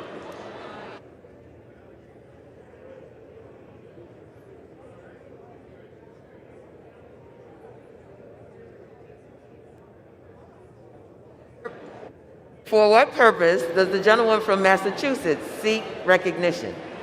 As the member designated by Ms. Frankel pursuant to H-Res 8, I inform the House that Ms. Frankel will vote yes on H-Res 41. As the member designated by Ms. Bonamici pursuant to H-Res 8, I inform the House that Ms. Bonamici will vote yes on H-Res 41.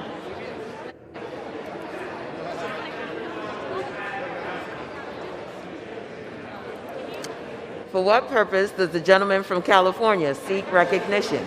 Madam Speaker, as the member designated by Congressman Jerry McNerney pursuant to H-Res 8, I inform the House that Mr. McNerney will vote yes on H-Res 41.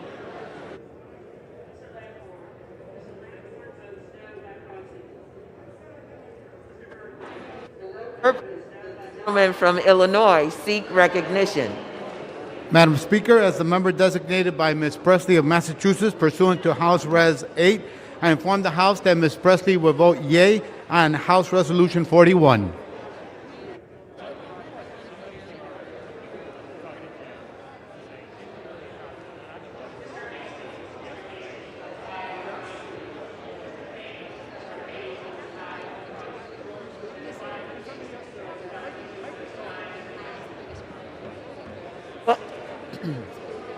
For what purpose does the gentleman from Indiana seek recognition?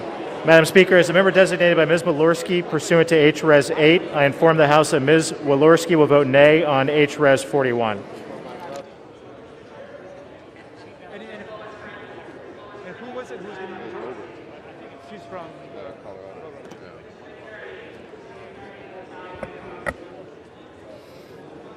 Purpose, the gentleman from Texas seek recognition. Madam Speaker, as the member designated by Ms. Fletcher pursuant to H-Res 8, I inform the House that Ms. Fletcher will vote yes on H-Res 41.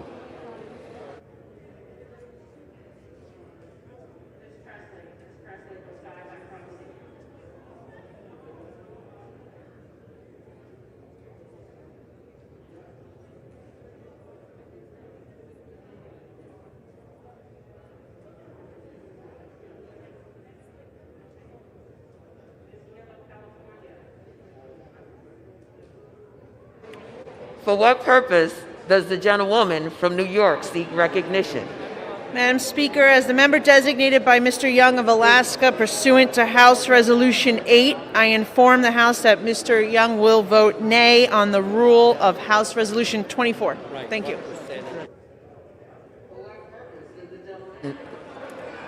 For what purpose does the gentleman from New York seek recognition? As the member designated by Chairwoman Eddie Bernice Johnson pursuant to H-Res 8, I inform the House that Chairwoman Johnson will vote yea on H-Res 41. As the member designated by Congressman Brendan Boyle pursuant to H-Res 8, I inform the House that Congressman Boyle will vote yea on H-Res 41.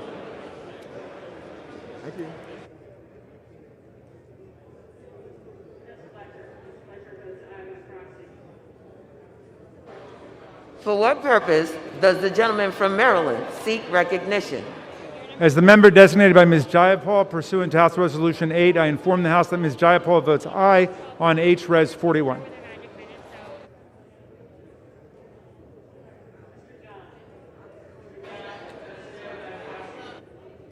Purpose does the gentleman from Indiana seek recognition?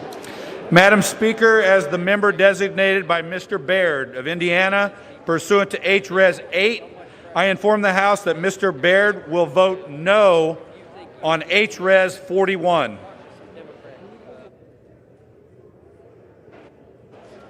Mr. California. For what purpose does the gentleman from California seek recognition? Madam Speaker, as member designated by Congressmember Napolitano, pursuant to House Resolution 8, I inform the body that Congressmember Napolitano will vote yes on H-Res 41. And Madam Speaker, as member designated by Congressmember Costa, pursuant to House Resolution 8, I inform the body that Congressmember Costa will also vote aye on H-Res 41.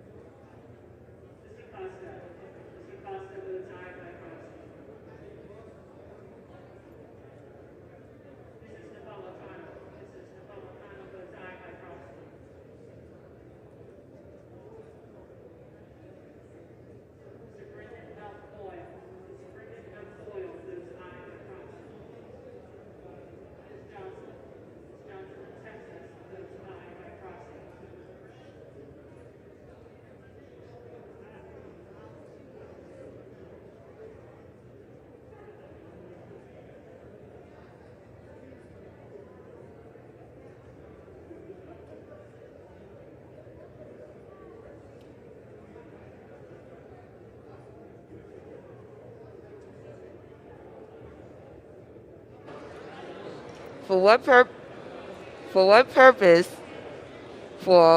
purpose does the gentleman from California seek recognition?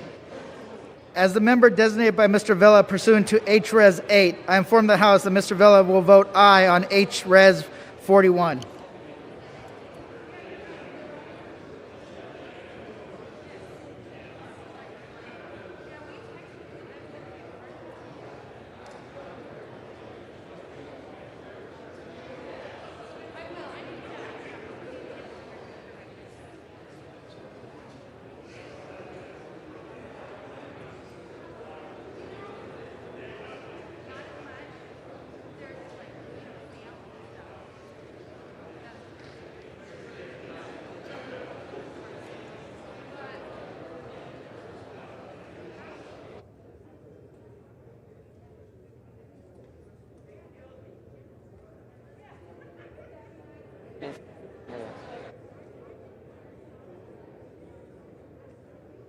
What purpose does the gentlelady from Florida seek recognition?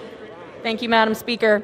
As the member designated by Mr. Dunn of the state of Florida pursuant to H-Res 8, I inform the House that Mr. Dunn will vote nay on H-Res 41. As the member designated by Mr. Buchanan of the state of Florida pursuant to H-Res 8, I inform the House that Mr. Buchanan will vote nay on H-Res 41. For what purpose does the gentleman from Arizona seek recognition? As a member designated by Representative Kirkpatrick pursuant to H.R. 8, I inform the House Representative Kirkpatrick will vote aye on H.R. 41. As the member designated by Representative Cardenas to H.R. 8, I inform the House Representative Cardenas will vote aye on H.R. 41. For what purpose does the gentleman from Kansas seek recognition? Madam Speaker, as a member designated by Mr. LaTurner from Kansas pursuant to House Resolution 8, I inform the House that Mr. LaTurner will vote nay on House Resolution 41. For what purpose does the gentlelady from Maine seek recognition? Thank you, Madam Speaker. Madam Speaker, as the member designated by Ms. Custer of New Hampshire pursuant to H-Res 8, I inform the House that Ms. Custer will vote yea on H-Res 41.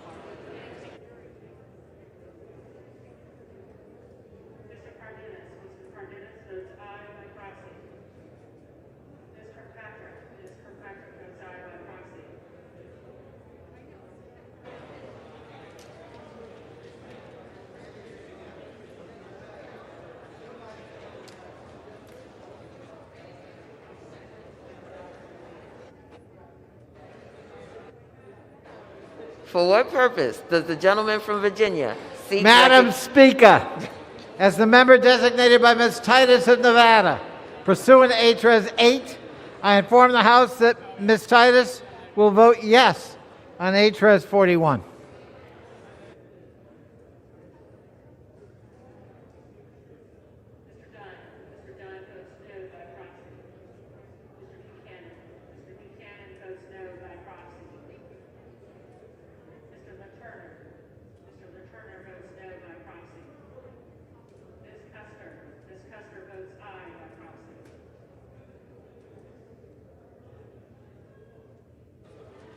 For what purpose does the gentlewoman from Michigan seek recognition? As the member designated by Ms. Lee of Nevada pursuant to H-Res 8, I inform the House that Ms. Lee will vote yea on H-Res 41. As the member designated by Mrs. Dingle pursuant to H-Res 8, I inform the House that Mrs. Dingle will vote yea on H-Res 41. As the member designated by Ms. Axney pursuant to H-Res 8, I inform the House that Ms. Axney will vote yea on H-Res 41. As the member designated by Ms. Capter pursuant to H-Res 8, I inform the House that Ms. Capter will vote yea on H-Res 41.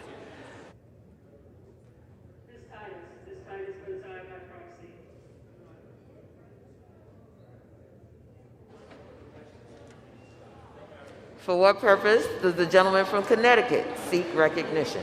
Thank you, Madam Speaker. Madam Speaker, as the member designated by Mr. Adam Smith of Washington State pursuant to H-Res 8, I inform the House that Mr. Smith will vote yes on House Resolution 41.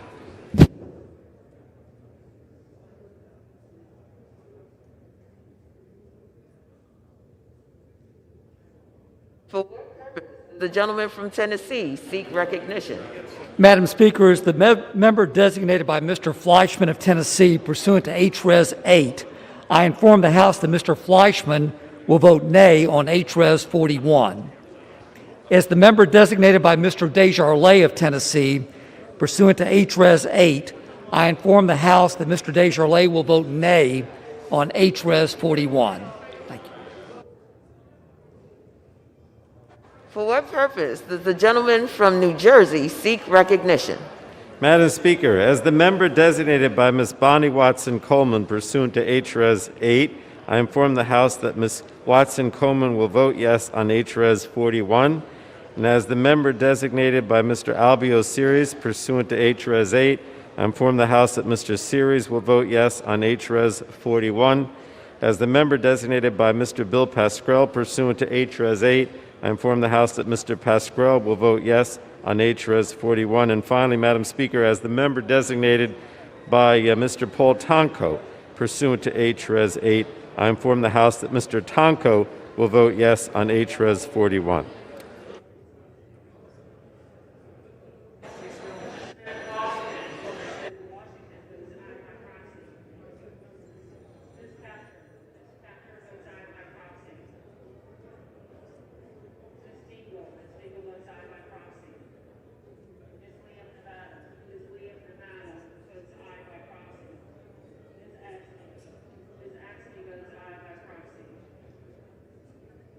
For what purpose does the gentleman from Virginia seek recognition?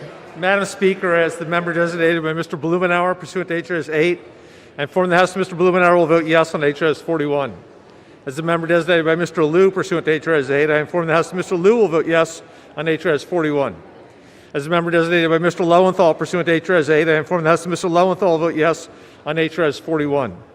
As the member designated by Mr. Peters pursuant to H.R.S. 8, I inform the House that Mr. Peters will vote yes on H.R.S. 41. As the member designated by Mr. Trone pursuant to H.R.S. 8, I inform the House that Mr. Trone will vote yes on H.R.S. 41.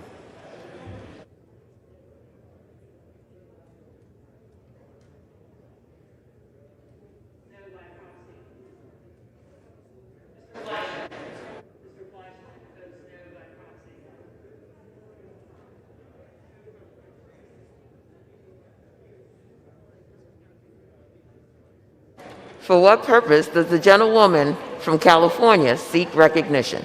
Madam Speaker, as a member designated by Mr. DeSaulnier pursuant to H-Res 8, I inform the House that Mr. DeSaulnier will vote yes on H-Res 41.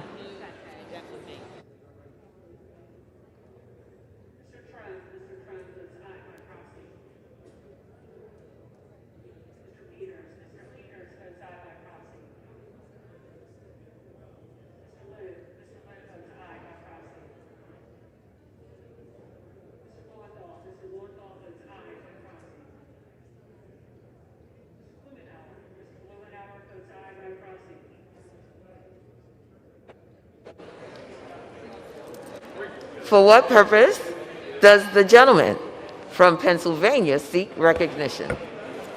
Madam Speaker, as the member designated by Mr. Lawson of Florida 5th Congressional District pursuant to House Resolution 8, I inform the House that Mr. Lawson will vote yea on H.R. Resolution 41.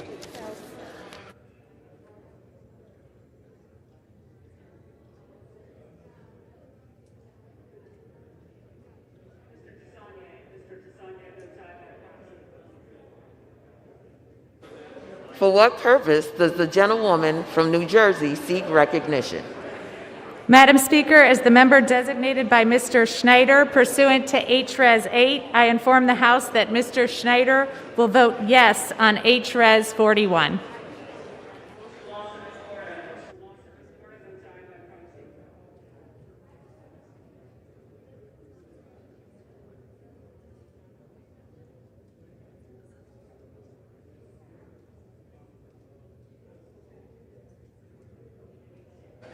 For what purpose does the gentleman from Washington seek recognition? Thank you, Madam Speaker. As the member designated by Ms. Strickland of Washington pursuant to H-Res 8, I inform the House that Ms. Strickland will vote yes on H-Res 41.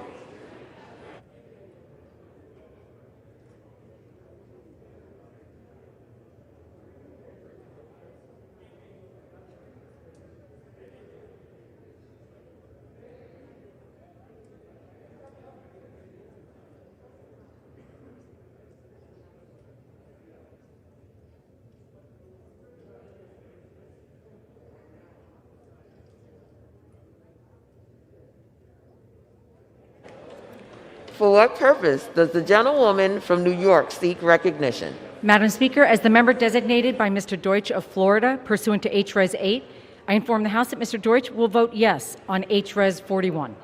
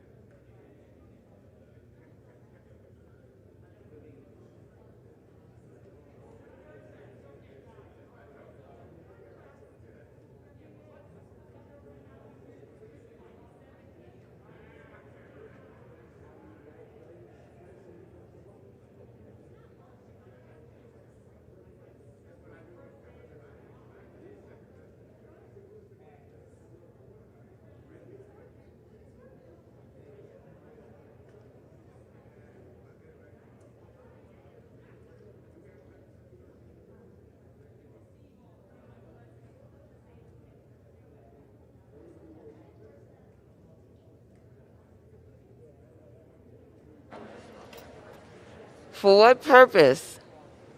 For what purpose does the gentlewoman from Connecticut seek recognition? As the member designated by Ms. Wilson pursuant to H-Res 8, I inform the House that Ms. Wilson will vote yes on H-Res 41.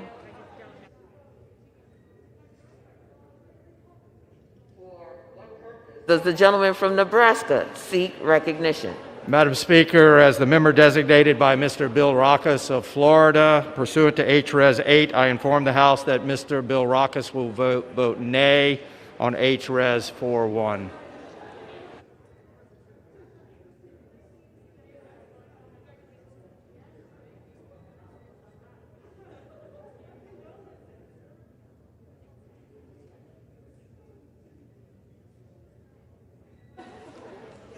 For what purpose does the gentlewoman from Virginia seek recognition?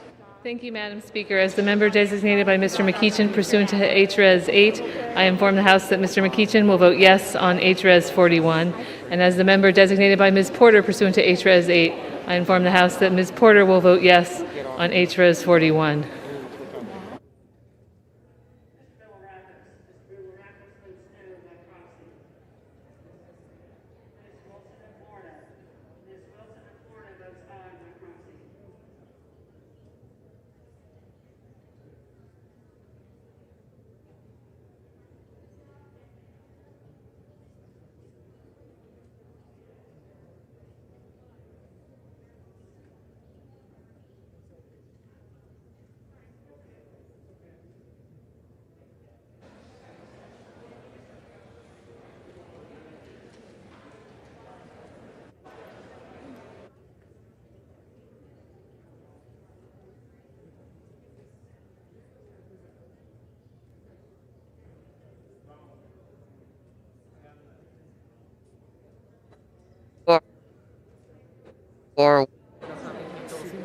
For what purpose does the gentlelady from Michigan seek recognition? As the member designated by Ms. Ocasio-Cortez pursuant to House Res 8, I inform the House that Ms. Ocasio-Cortez will vote yes on House Res 41.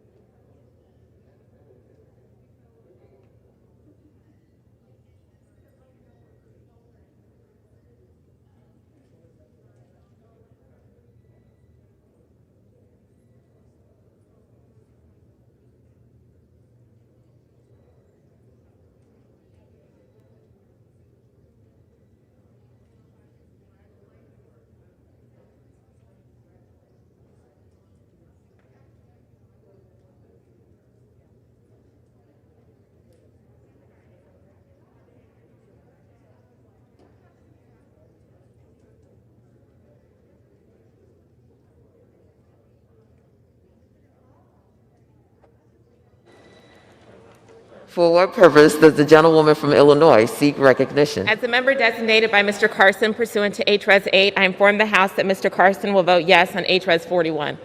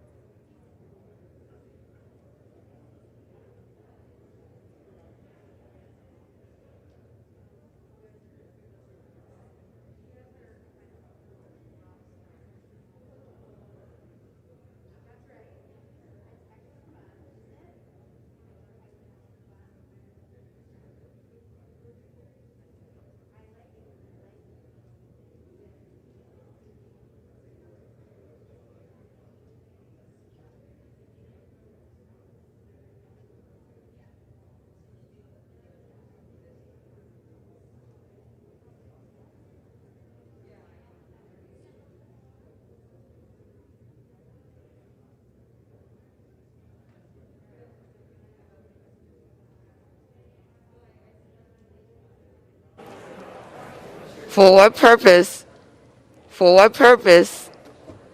does the gentleman from Maryland seek recognition? Madam Speaker, as a member designated by Ms. Alma Adams of North Carolina, pursuant to House Resolution 8, I inform the House that Ms. Adams will vote yes on H.Res. 41.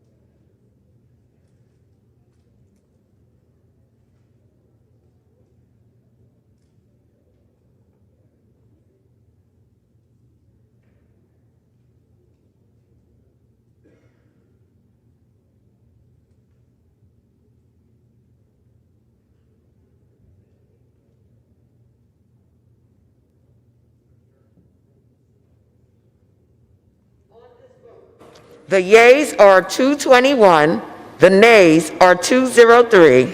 The resolution is adopted. Without objection, the motion to reconsider is laid on the table.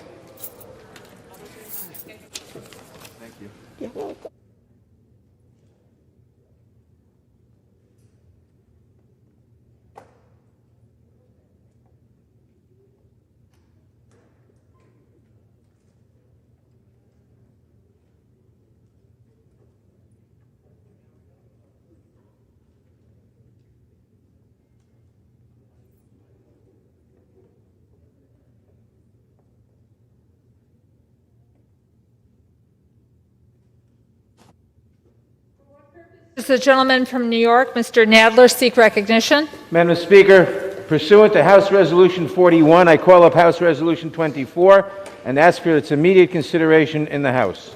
The clerk will report the resolution. House Resolution 24, resolved that Donald John Trump, President of the United States, is impeached for high crimes and misdemeanors, and that the following article of impeachment be exhibited to the United States Senate. Article of impeachment exhibited by the House of Representatives of the United States of America in the name of itself and of the people of the United States of America against Donald John Trump, President of the United States of America, in maintenance and support of its impeachment against him for high crimes and misdemeanors. Article 1, incitement of insurrection. The Constitution provides that the House of Representatives shall have the sole power of impeachment, and that the President shall be removed from office on impeachment for and conviction of treason, bribery, or other crimes and misdemeanors. Further, Section 3 of the 14th Amendment to the Constitution prohibits any person who has engaged in insurrection or rebellion against the United States from holding any office under the United States in his conduct while President of the United States, and in violation of his constitutional oath faithfully to execute the office of the President of the United States and to the best of his ability preserve, protect, and defend the Constitution of the United States, and in violation of his constitutional duty to take care that the laws be faithfully executed, Donald John Trump engaged in high crimes and misdemeanors by inciting violence against the government of the United States, and that on January 6, 2021, pursuant to the 12th Amendment to the Constitution of the United States, the Vice President of the United States, the House of Representatives, and the Senate met at the United States Capitol for a joint session of Congress to count the votes of the Electoral College. In the months preceding the joint session, President Trump repeatedly issued false statements asserting that the presidential election results were the product of widespread fraud and should not be accepted by the American people or certified by state or federal officials. Shortly before the joint session commenced, President Trump addressed a crowd at the Ellipse in Washington, D.C. There, he reiterated false claims that we won this election and we won it by a landslide. He also willfully made statements that, in context, encouraged and foreseeably resulted in lawless action at the Capitol, such as, if you don't fight like hell, you're not going to have a country anymore.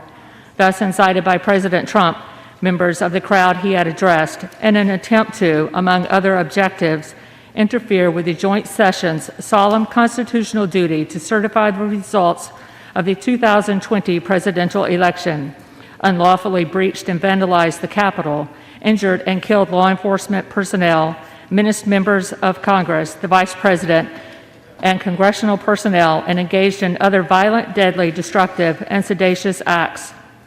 President Trump's conduct on January 6, 2021 followed his prior efforts to subvert and obstruct the certification of the results of the 2020 presidential election. Those prior efforts included a phone call on January 2, 2021, during which President Trump urged the Secretary of State of Georgia, Brad Raffensperger, to find enough votes to overturn the Georgia presidential election results, and threatened Secretary Raffensperger if he failed to do so. In all of this, President Trump gravely endangered the security of the United States and its institutions of government. He threatened the integrity of the democratic system, interfered with the peaceful transition of power, and imperiled a co-equal branch of government. He thereby betrayed his trust as president to the manifest injury of the people of the United States. Wherefore, Donald John Trump, by such conduct, has demonstrated that he will remain a threat to the national security, democracy, and the Constitution if allowed to remain in office, and has acted in a manner grossly incompatible with self-governance and the rule of law. Donald John Trump thus warrants impeachment and trial, removal from office, and disqualification to hold and enjoy any office of honor, trust, or profit under the United States. The resolution shall be debatable for 2 hours, equally divided and controlled by the chair and the ranking minority member of the Committee on the Judiciary. The gentleman from New York, Mr. Nadler, and the gentleman from Ohio, Mr. Jordan, will each control 1 hour. The chair recognizes the gentleman from New York, Mr. Nadler. Madam Speaker, I ask unanimous consent that all members may have 5 legislative days in which to revise and extend their remarks and insert extraneous material on HRES 224. Without objection. Madam Speaker, I yield 1 minute to the distinguished Speaker of the House, the gentlelady from California, Ms. Pelosi. The gentlewoman from California is yielded 1 minute. Thank you, Madam Speaker. I thank the gentleman for yielding and for his leadership.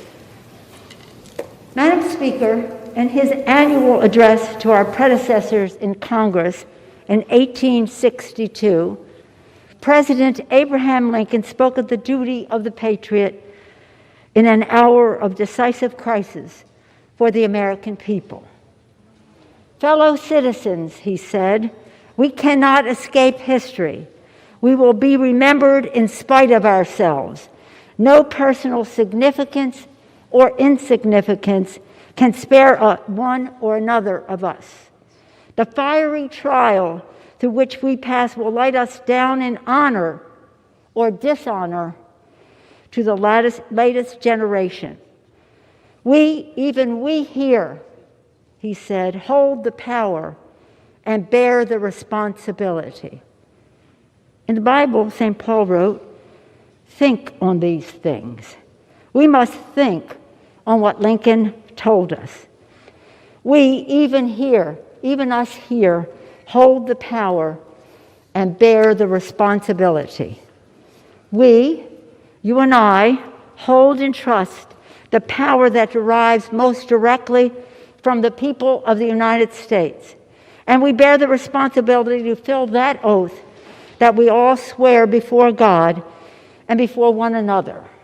The oath to defend the Constitution against all enemies, foreign and domestic, so help us God. We know that we faced enemies of the Constitution. We know we experienced the insurrection that violated the sanctity of the people's capital and attempted to overturn the duly recorded will of the American people. And we know that the President of the United States incited this insurrection, this armed rebellion against our common country. He must go. He is a clear and present danger to the nation that we all love. Since the presidential election in November, an election the president lost, he has repeatedly lied about the outcome, sowed self-serving doubt about democracy, and unconstitutionally sought to influence state officials to repeal reality. And then came that day of fire we all experienced. The president must be impeached, and I believe the president must be convicted by the Senate, a constitutional remedy that will ensure that the Republic will be safe from this man who was so resolutely determined to tear down the things that we hold dear and that hold us together. It gives me no pleasure to say this. It breaks my heart. It should break your heart. It should break all of our hearts. For your presence in this hallowed chamber is testament to your love for our country, for America, and to your faith in the work of our founders to create a more perfect union. Those insurrectionists were not patriots. They were not part of a political base to be catered to and managed. They were domestic terrorists, and justice must prevail. But they did not appear out of a vacuum. They were sent here by the president with words such as a cry to fight like hell. Words matter. Truth matters.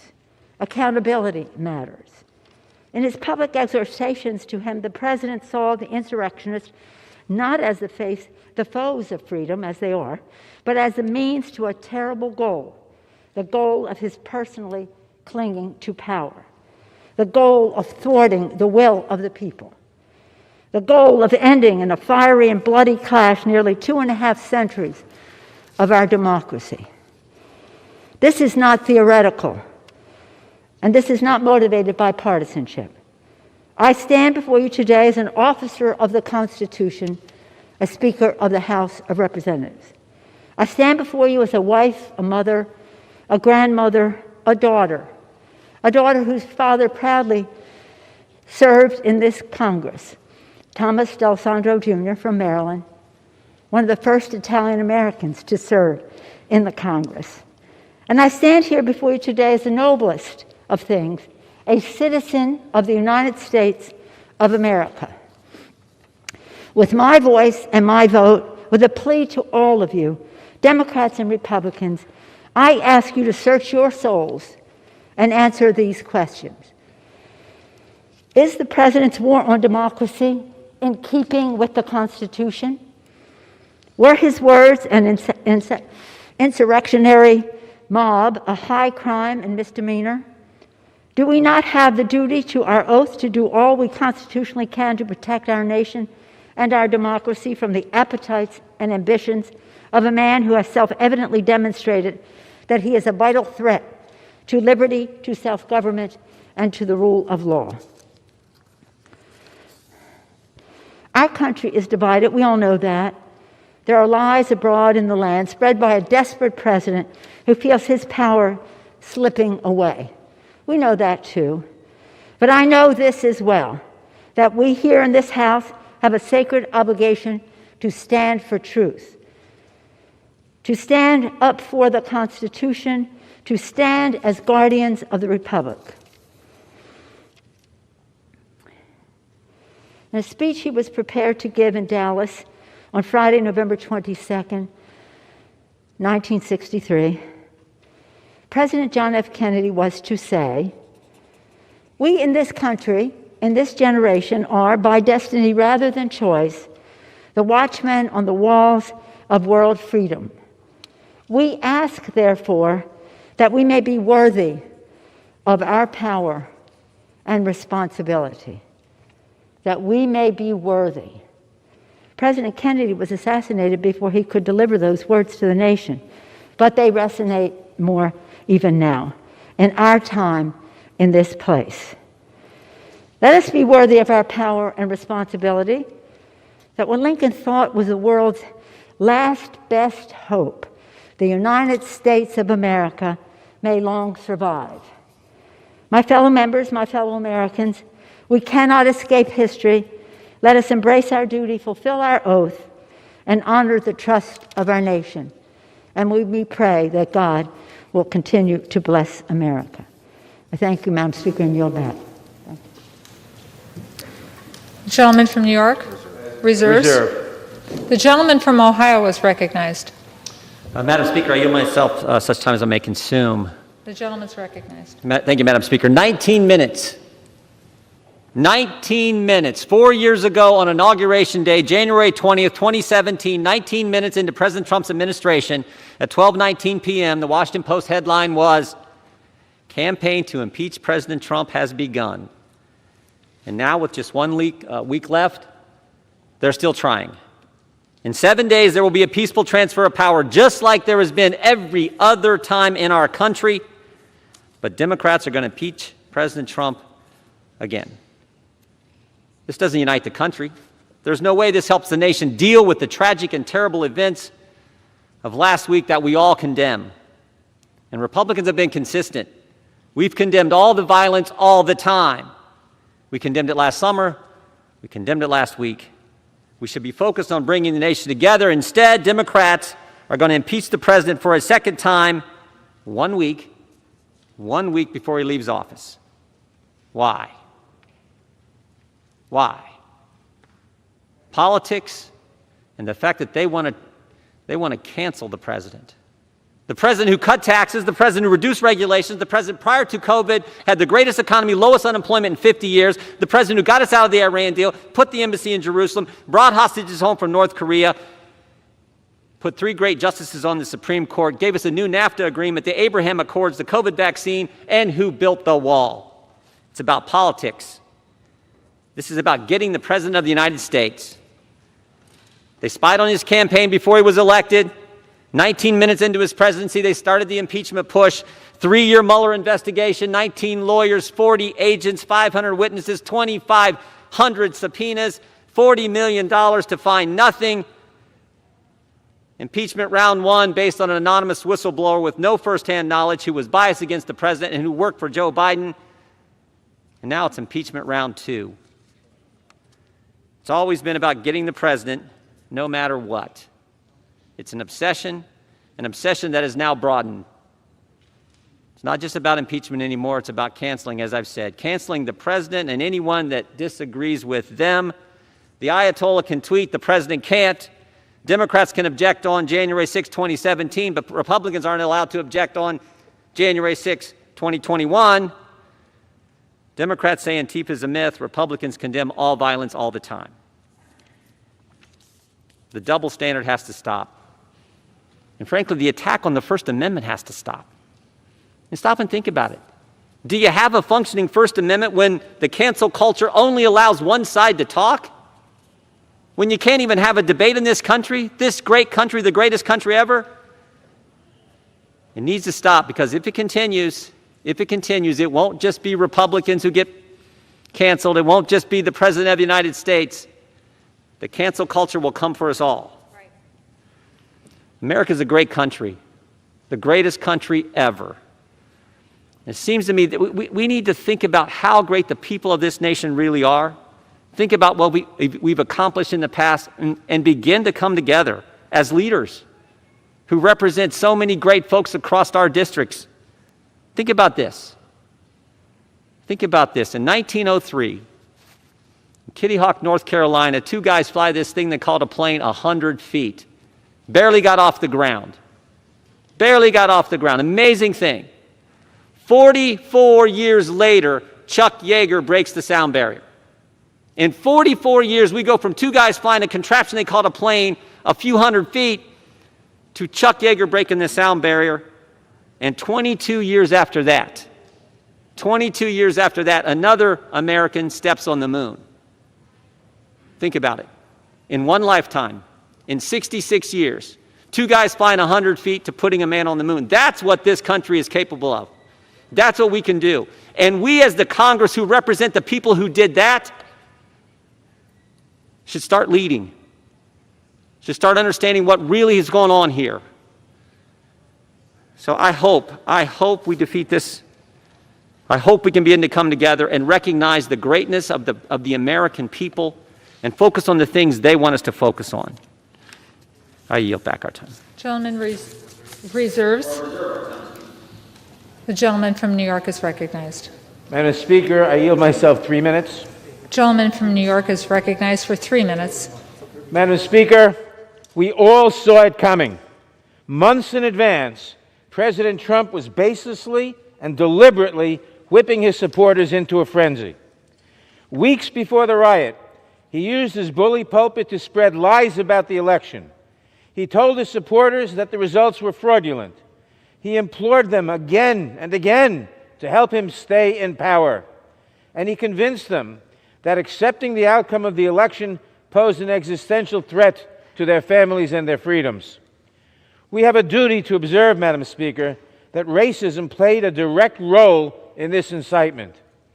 The President's violent rhetoric is always at its most fevered pitch when he is talking about the civil rights and civic aspirations of Black Americans and other minority communities. On January 6th, at a rally that was large, angry, and widely reported to be armed, the President's lies and violent rhetoric reached their crescendo. At that rally, the President took the stage. After reiterating the falsehood that we won this election, and we won it by a landslide, he told the crowd that if you don't fight like hell, you're not going to have a country anymore. And then he urged the mob to walk down Pennsylvania Avenue to prevent the Congress from confirming the election of an illegitimate president. On that day, President Trump unleashed the force of a mob on this, the people's house. He encouraged that attack with the explicit intent to disrupt the joint session of Congress, an attack that threatened the safety of the Vice President, the Speaker of the House, and the President pro tem of the Senate, the next three officers in the line of succession. And look at what that violence has wrought. At least 6 dead, offices ransacked, the sanctity of our Capitol breached for the first time in 2 centuries. Our hallways littered with broken glass, the battle flags of a long-dead Confederacy, and the debris we have come to associate with the Trump campaign. Madam Speaker, I have faith in the resiliency of our government. We will bring the rioters to justice. Their accomplices in this House will be held responsible.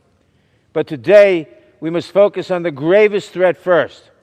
President Trump, who incited this riot and who remains a grave danger to the nation.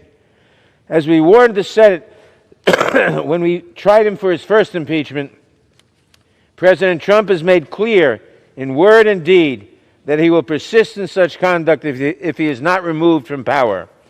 He poses a continuing threat to our nation, to the integrity of our elections, and to our democratic order.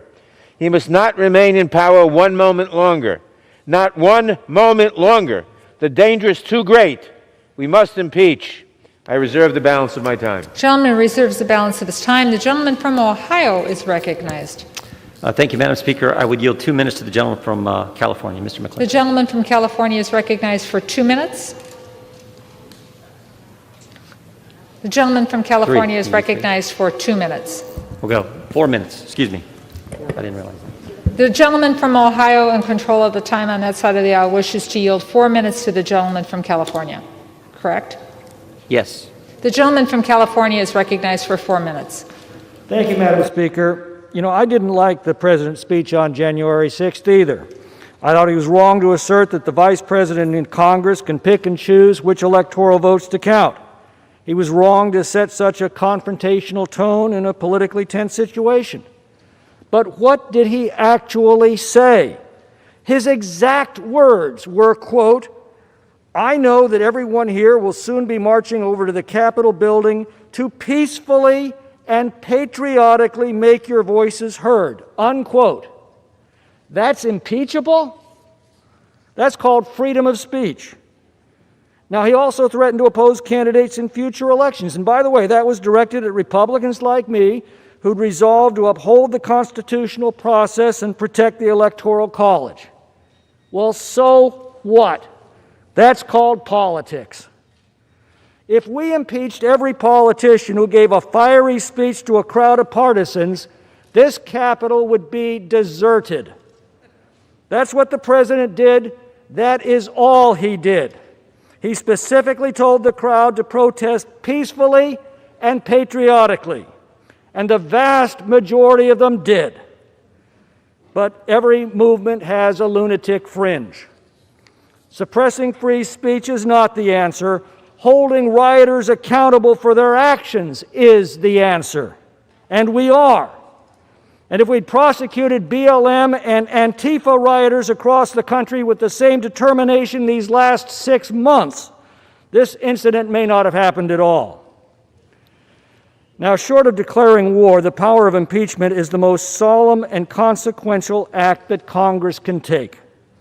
To use it in this manner, in the heat of the moment, with no hearings, no due process, many members phoning in their votes after a hastily called debate, exactly 1 week before a new president is to take office, trivializes this power to the point of caricature. The Democrats have won everything in sight: the House, the Senate, and the presidency. In a republic, that calls for magnanimity by the victors. Only in a banana republic does it call for vengeance. Benjamin Franklin warned us that passion governs, and she never governs wisely. In our passions this week, we've set some dangerous new precedents that will haunt us for years to come. Yesterday, we redefined intemperate speech as a physical incapacity requiring removal from office. Today, we define it as a high crime and misdemeanor. Well, the moment any member of this body gives an impassioned speech and the lunatic fringe of their movement takes license from it, be prepared to answer to this new precedent that we established today.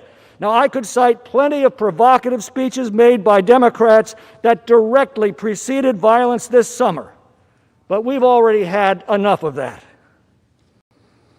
After 600,000 Americans had perished in the Civil War, Abraham Lincoln appealed to the better angels of our nature. He said, "With malice toward none, with charity for all, let us bind up the nation's wounds." Those words were so important to the unity of our nation, they're inscribed in marble at the Lincoln Memorial. I cannot think of a more petty, vindictive, and gratuitous act than to impeach an already defeated president a week before he is to leave office. President-elect Biden's promise to heal the nation becomes a hollow mockery in the harsh reality of this unconstitutional act. God help our country. The gentleman's time has expired. Good job, Tommy. The gentleman from Ohio reserves. Reserve. The gentleman from New York is recognized. And now yield 1 minute to the gentlelady from California, Ms. Lofgren. The gentlewoman from California is recognized for 1 minute. Madam Speaker, I'm the only member of Congress who's been involved in all 3 of the last presidential impeachments. Those were long proceedings. Today, we don't need a long investigation to know the president incited right-wing terrorists to attack the Congress to try to overturn constitutional government. The actions were in public, plain as day. His actions are the most serious offense against our Constitution and our country. They are impeachable acts. The founders devised the impeachment clause to protect against a president who would threaten constitutional order. If we don't act now, the impeachment clause would essentially be meaningless. Faced with these facts, if we don't impeach to protect our country, we will fail our own oath to protect and defend the Constitution of the United States against all enemies, foreign and, yes, domestic. We have no choice. We must impeach. Time has expired. God bless America. Gentleman from New York reserves. I reserve. The gentleman from Ohio is recognized. Thank you, Madam Speaker. I yield 2 minutes to the gentleman from Arizona, Mr. Biggs. The gentleman from Arizona is recognized for 2 minutes. It is with wariness and a certain unhealthy, morbid curiosity that I watched the beast attempt to devour President Donald J. Trump again. The craving to crush President Trump has never been satisfied, not through investigations, not through false allegations, and not even through an impeachment that was wholly without merit. And the timing of this impeachment makes little sense. Your candidate will take office in a few hours, and President Trump will relinquish the levers of power to President-elect Biden. But your craving was never a Biden victory, nor was it even a Trump defeat. You believe that your hunger will be finally satiated by impeaching this president without completion of his full term in the Senate to convict President Trump. Yours will be a Pyrrhic victory, for instead of stopping the Trump train, his movement will grow stronger, for you will have made him a martyr. Surely you are aware of this, and that is why your allies in the media seek to censor conservative voices. Your chums that sit on the boards of corporate America, yes, the same companies that the left vilifies, promise to starve Republicans from receiving their PAC donations. But I bet that the groundswell of support for President Trump and his policies will not go away. You see, the movement he started is based on building an incredibly robust economy on a foundation of lower taxes and fewer regulations that has the wonderful effect of putting more people to work than ever. It is built upon a strong military that is extricated from endless wars. It provides border security, America First trade agreements, Mideast peace and stability. Those are the things the American people want. Your four-year appetite will be temporarily assuaged, while you will no doubt continue to chase after leaders of this movement. But your appetite will be unfulfilled. I urge you, please, do not, and I'm mixing metaphors here, attempt to douse the remaining burning embers of this movement with gasoline. No one wants that. I urge you, please, to reconsider the reckless action in which you engaged today. The gentleman's time has I yield. expired. The gentleman from Ohio reserves. The gentleman from New York is recognized. Madam Speaker, I now yield 1 minute to the gentleman from California, Mr. Schiff. The gentleman from California is recognized for 1 minute. 1 week ago, the President incited an insurrection against Congress to prevent the peaceful transition of power. It was the most dangerous moment for our democracy in a century. Today, we invoke the remedy the founders provided for just such a lawless president, impeachment. More important, today we begin the long road to restoration. America has been through a civil war, world wars, a Great Depression, pandemics, McCarthyism, and now a Trumpist and white nationalist insurrection. And yet our democracy endures. It endures because at every juncture, every pivotal moment, when evil threatened to overtake good, patriotic Americans step forward to say, enough. This is one of those moments. To preserve this sacred place, this citadel of democracy for ourselves and for posterity, let us say, enough. Enough. I yield back. Gentleman yields back. The gentleman from New York reserves. The gentleman from Ohio is recognized. Thank you, Madam Speaker. I yield 2 minutes to the gentleman from Texas, Mr. Gohmert. The gentleman from Texas is recognized for 2 minutes. Here's a quote. I just don't even know why there aren't more uprisings all over the country, and maybe there will be. Or, sadly, the domestic enemies of our voting system and honoring our Constitution are right at 1600 Pennsylvania Avenue with their allies in Congress of the United States. We were called enemies of the state. Those are all quotes from our speaker. Now, on our side, we didn't take those to be impeachable because we didn't believe she surely meant that. But by the Democrats taking this action, you're telling me, no, when we say those, we actually mean to incite violence. That's what this action is saying. Look, I just looked on the History Channel. It says these words: if the Judiciary Committee, talking about impeachment, finds sufficient grounds, its members write and pass articles of impeachment, which then go to the full House for a vote. Half of all the impeachments ever conducted, ever voted for, occurred under this speaker. You're setting a precedent that says very clearly, because this impeachment isn't going to work, but it is setting the precedent. Unlike a year ago when we said, look, it shouldn't go through Intel, it should go through Judiciary Committee. Forget that. Now the message is, if you have a whim and you want to just go after a president, Just go straight to the floor. No investigation, no judiciary committee. Go straight to the floor. Use it as a political weapon as you wish. This is so dangerous, what you're doing. Forgetting all the precedents. Yes, we can argue back and forth, but you're using this as a weapon, and you're destroying this little experiment in self-government in a year's time. The gentleman's time has expired. It needs to stop. I yield back. The gentleman from Ohio reserves. The gentleman from New York is recognized. Madam Speaker, I now yield 1 minute to the distinguished gentlelady from Massachusetts, Ms. Clark. The gentlewoman from Massachusetts is recognized for 1 minute. Suffragist and abolitionist Lucy Stone stated, "If we speak the truth fearlessly, we shall add to our number those who will turn the scale to the side of equal and full justice in all things." The truth is, President Trump incited a violent attack against the United States government. The truth is, President Trump spent his presidency inflaming hate, white supremacy, anti-Semitism, and violence.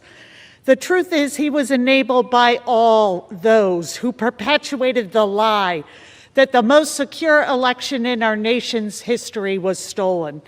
The truth is that these seditious actions left 5 dead, our Capitol besieged, our security threatened, and our democracy hanging in the balance. And the truth is, a vote to impeach is our resounding declaration that the government of the people, by the people, for the people, shall not perish from the earth. The gentleman from New York wishes to reserve. Reserve. The gentleman from Ohio is recognized. Thank you, Madam Speaker. I yield 1 minute to the gentleman from California, Mr. Issa. The gentleman from California is recognized for 1 minute. Thank you, Madam Speaker. The last speaker said that for 4 years, the president did all these terrible, insightful things, including anti-Semitism. I take exception with that, but I think it's important that we embrace one thing that was said. Yes, the president has been consistent for the last 4 years. During his campaign, I even, representing another candidate, said that the president had political Tourette's. He said what was on his mind without a filter. I don't think that's being debated here today. We all know that's true. What's being debated is whether, with 167 hours left until he leaves office, is he a clear and present danger? And he clearly isn't. The president has acted substantially the same for 4 years. He has rallied his base, and he has, in fact, called for peaceful protest, as he did just a few days ago. The fact is, today we are trying to punish the president, at least some are, for 4 years of what he did, not for what happened last week. What happened last week was the result of anarchists who came loaded, prepared, and with weapons. With that, I yield back. Time has expired. The gentleman from Ohio reserves. The gentleman from New York is recognized. Madam Speaker, I now yield 1 minute to the distinguished gentleman from Louisiana, Mr. Richmond. The gentleman from Louisiana is recognized for 1 minute. Madam Speaker, I rise today in my last floor speech in this body to do what I was sworn to do on the first day, to protect and defend the Constitution. President Trump put the domestic terrorists on notice by saying, "Stand back and stand by." He then summoned them to D.C., directed them to march on the Capitol, and then he sat back and watched the insurrection. Some of my colleagues, some of which may well be co-conspirators, in their latest attempt to placate and please this unfit president, suggest that we shouldn't punish Trump for his actions in order to unify the country. That is the climax of foolishness. Let me suggest to them, stand up, man up, woman up, and defend this Constitution from all enemies, foreign and domestic, including Donald J. Trump. In the first impeachment, Republicans said we didn't need to impeach him because he learned his lesson, so no need to remove him. Well, we said if we didn't remove him, he would do it again. Gentleman's time has expired. Simply put, we told you so. The gentleman's time has expired. Richmond out. I reserve. Gentleman from New York reserves. The gentleman from Ohio is recognized. Yield 2 minutes to the gentlelady from Arizona, Ms. Lesko. The gentlewoman from Arizona is recognized for 2 minutes. Thank you, Madam Speaker. I rise in opposition to the resolution. At a time when our country needs unity, it is concerning that my Democratic colleagues have chosen to begin impeachment proceedings against a president with just 7 days left in office. All legal challenges have been exhausted. Congress has certified electors over objections, and Joe Biden will be the next president of the United States. President Trump has indicated he will peacefully transfer power to President-elect Biden next week. So why pursue impeachment just 1 week before he leaves office? I've heard my colleagues on the other side of the aisle say they have to impeach the president because he is too dangerous to stay in power. Yet they know that it is impossible for the Senate to remove him before his term expires. So what is the point? This move sets a dangerous precedent for our nation. If Congress is going to impeach a president, it must not only be done after intense debate and deliberation, not rushed through in the 11th hour to make a political point. This impeachment attempt is dangerous for our country and has far-reaching implications for our future. And with that, Madam Speaker, I yield back. The gentlewoman yields back. The gentleman from Ohio reserves. The gentleman from New York is recognized. Madam Speaker, I now yield 1 minute to the distinguished gentleman from New York, Mr. Jeffries. The gentleman from New York is recognized for 1 minute. Madam Speaker, I did not come to Congress to impeach Donald Trump, but the constitutional crimes by an out-of-control president inspired by his hatred and the big lie that he told cannot be ignored. Donald Trump is a living, breathing, impeachable offense. It is what it is.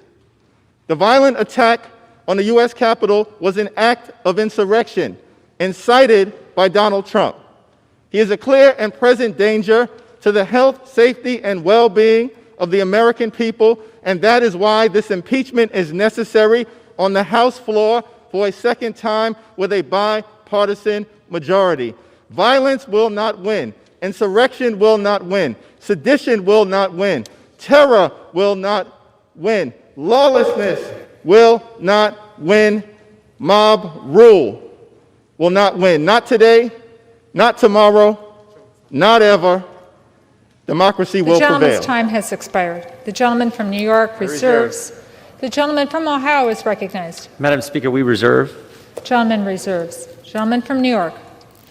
Madam Speaker, I now yield 1 minute to the distinguished gentleman from California, Mr. Aguilar. The gentleman from California is recognized for 1 minute.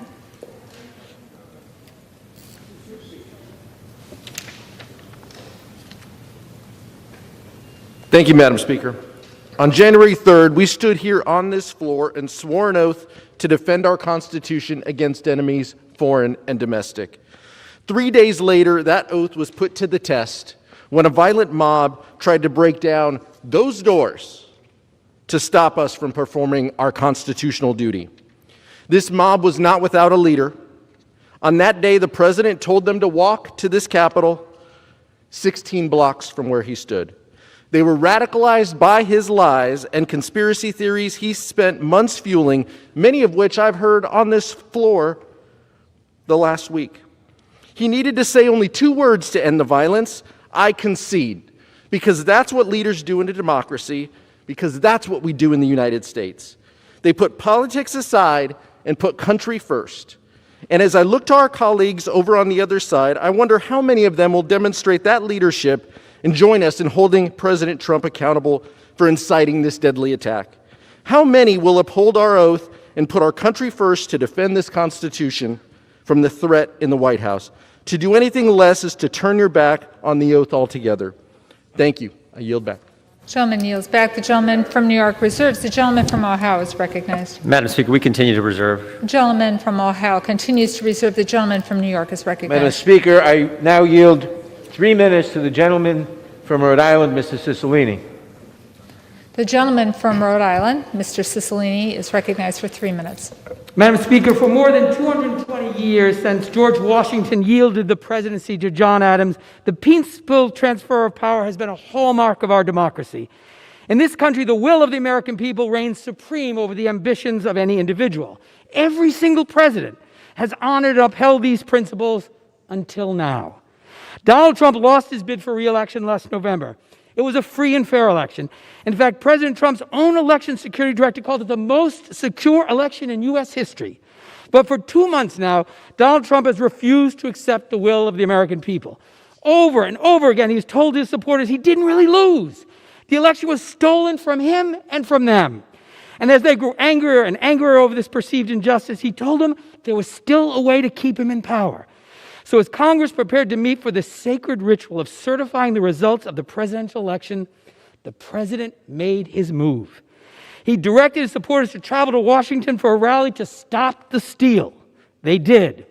He then, once assembled, he had one final request: march on the U.S. Capitol, do what it takes to help me hold on to power. We will never give up. We will never concede, he told them. If you don't fight like hell, he warned, you're not going to have a country anymore. The people on the ellipse that day heard his message loud and clear. They answered his call for insurrection.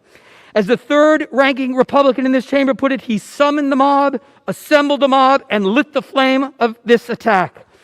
Armed with guns, pipe bombs, bats, shields, zip ties, and more, they set their sights on the U.S. Capitol. They stormed the citadel of our democracy.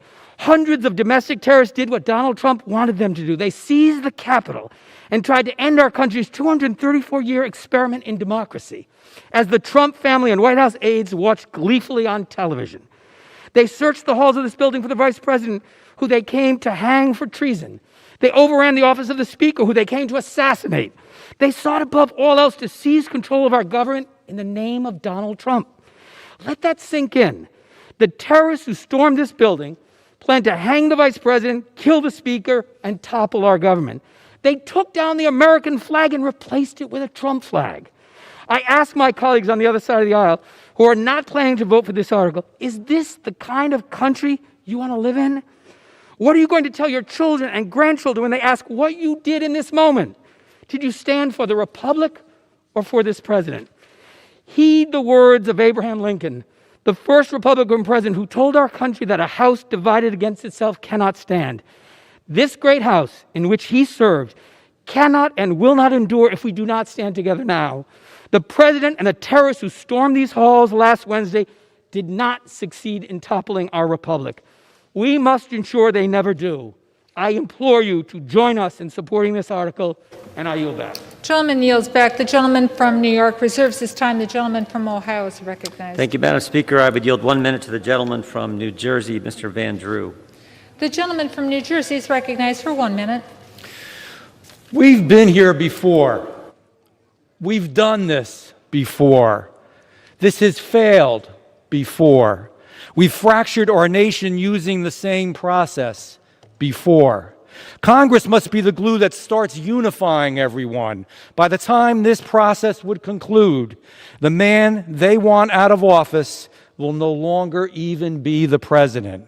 If we want unity, this is not the way. America was and is the leading light in the world. This proceeding has continued to cloak our nation in darkness. Nearly half the country supports our current president. This takes their voice away. We must be bigger and better than the most base of instincts that have been driving our political discourse. It is destroying us. Let's link arms with one another and begin to heal. Let's stop this impeachment. I yield back. The gentleman yields back. The gentleman from Ohio reserves. The gentleman from New York is recognized. Madam Speaker, I now yield 1 minute to the distinguished gentleman from Colorado, Mr. Neguse. The gentleman from Colorado is recognized for 1 minute. Thank you, Madam Speaker. Thank you to the chairman. President Trump's actions, encouraging, inciting a mob that stormed the United States Capitol for the sole purpose of stopping the constitutionally mandated counting of electoral votes, cannot go unanswered by this body. He must be impeached. If Congress does not act, if we shrink from our constitutional responsibilities to defend our republic, it will undoubtedly undermine the vision of America as the last best hope of earth, as Abraham Lincoln so eloquently said so many years ago. So to the millions of Americans watching today, I hope you understand that we are proceeding on this path out of love for our country. I will honor my oath today. I will vote for impeachment. And I pray that my colleagues will muster the courage to do the same. And with that, I yield back. The gentleman yields back. The gentleman from New York reserves. The gentleman from Ohio is recognized. Madam Speaker, we reserve. Gentleman from Ohio reserves. Gentleman from New York. Madam Speaker, I now yield 2 minutes to the distinguished gentleman from South Carolina, Mr. Clyburn. The gentleman from South Carolina is recognized for 2 minutes. Thank you, Madam Speaker, and I thank the gentleman for yielding me the time. Madam Speaker, I rise in support of the article of impeachment. Last Wednesday, we gathered to follow the Constitution's simple instruction to count the electoral votes that have been tallied by the states and submitted to us. This president refused to accept those results. Instead, he sought to overturn them by inciting a violent insurrection. But we were not deterred from doing our constitutional duty. Today, we must do our constitutional duty once again. While the president failed in his attempt to upend our democracy last Wednesday's events make clear that if we do not hold him accountable and remove him from power, a future attempt could very well be successful. The survival of our democracy depends on defeated candidates accepting their defeats, as has been the case in every presidential election since 1864. Our January 6th joint session is a vital part of the transfer of power, not the contest for power. Vice President Gore understood this, accepting and certifying the 2000 election result in which he was defeated. Vice President Biden understood this, accepted and certifying this president's victory in the 2016 election. This president's refusal to participate in the peaceful transfer of power and his role in the inciting of the last week's violence pose an existential threat to our constitutional democracy. This threat must be extinguished immediately. This president must be impeached and convicted, and he must be prevented from ever attempting to seize power again. With that, I'll yield back. Gentleman yields back. The gentleman from New York reserves. The gentleman from Ohio is recognized. Thank you, Madam Speaker. I yield 2 minutes to the gentleman from Colorado, Mr. Buck. The gentleman from Colorado is recognized for 2 minutes. I thank the gentleman for yielding time. Madam Speaker, I've heard that President Trump radicalized the group the rioters who stormed this Capitol, and I would say that we need to look no further than ourselves to find out what happened and to look at history. Americans were frustrated when they learned that the FBI was investigating the Trump campaign. They were frustrated to learn that the Obama administration and the DNC had created this false campaign against the Trump administration. They were frustrated, Madam Speaker, when the inauguration of the president was boycotted by over 40 Democrat members of this House. They were frustrated to read in the Washington Post the day after the inauguration, "Let the impeachment begin." They were frustrated when members of this House spoke over and over about impeaching the president days into his administration. And then the socialists in Hollywood joined their allies in Congress. Robert De Niro said that he wanted to punch the president in the face. Madonna thought about blowing up the White House. Kathy Lee Griffin held up a likeness of the president's beheaded head, and nothing was said by my colleagues at that point in time. In fact, one Democrat colleague said that Trump supporters should be harassed wherever they are, in restaurants, on the street, in supermarkets. During this time, the president was under investigation by a special counsel who found no collusion, no conspiracy with Russia. The president's supporters were harassed. Ajit Pai, the head of the FCC, was called a dirty, sneaky Indian. His children were harassed in school. The press secretary, the press secretary, Sarah Sanders, was kicked out of a restaurant for being a Trump employee. The DHS secretary, Kirsten Nelson, harassed at her home. Trump donors were publicly... Gentleman's time has expired. I'm sorry you couldn't hear me. The mic wasn't on. The gentleman from Ohio reserves. Good job, Kim.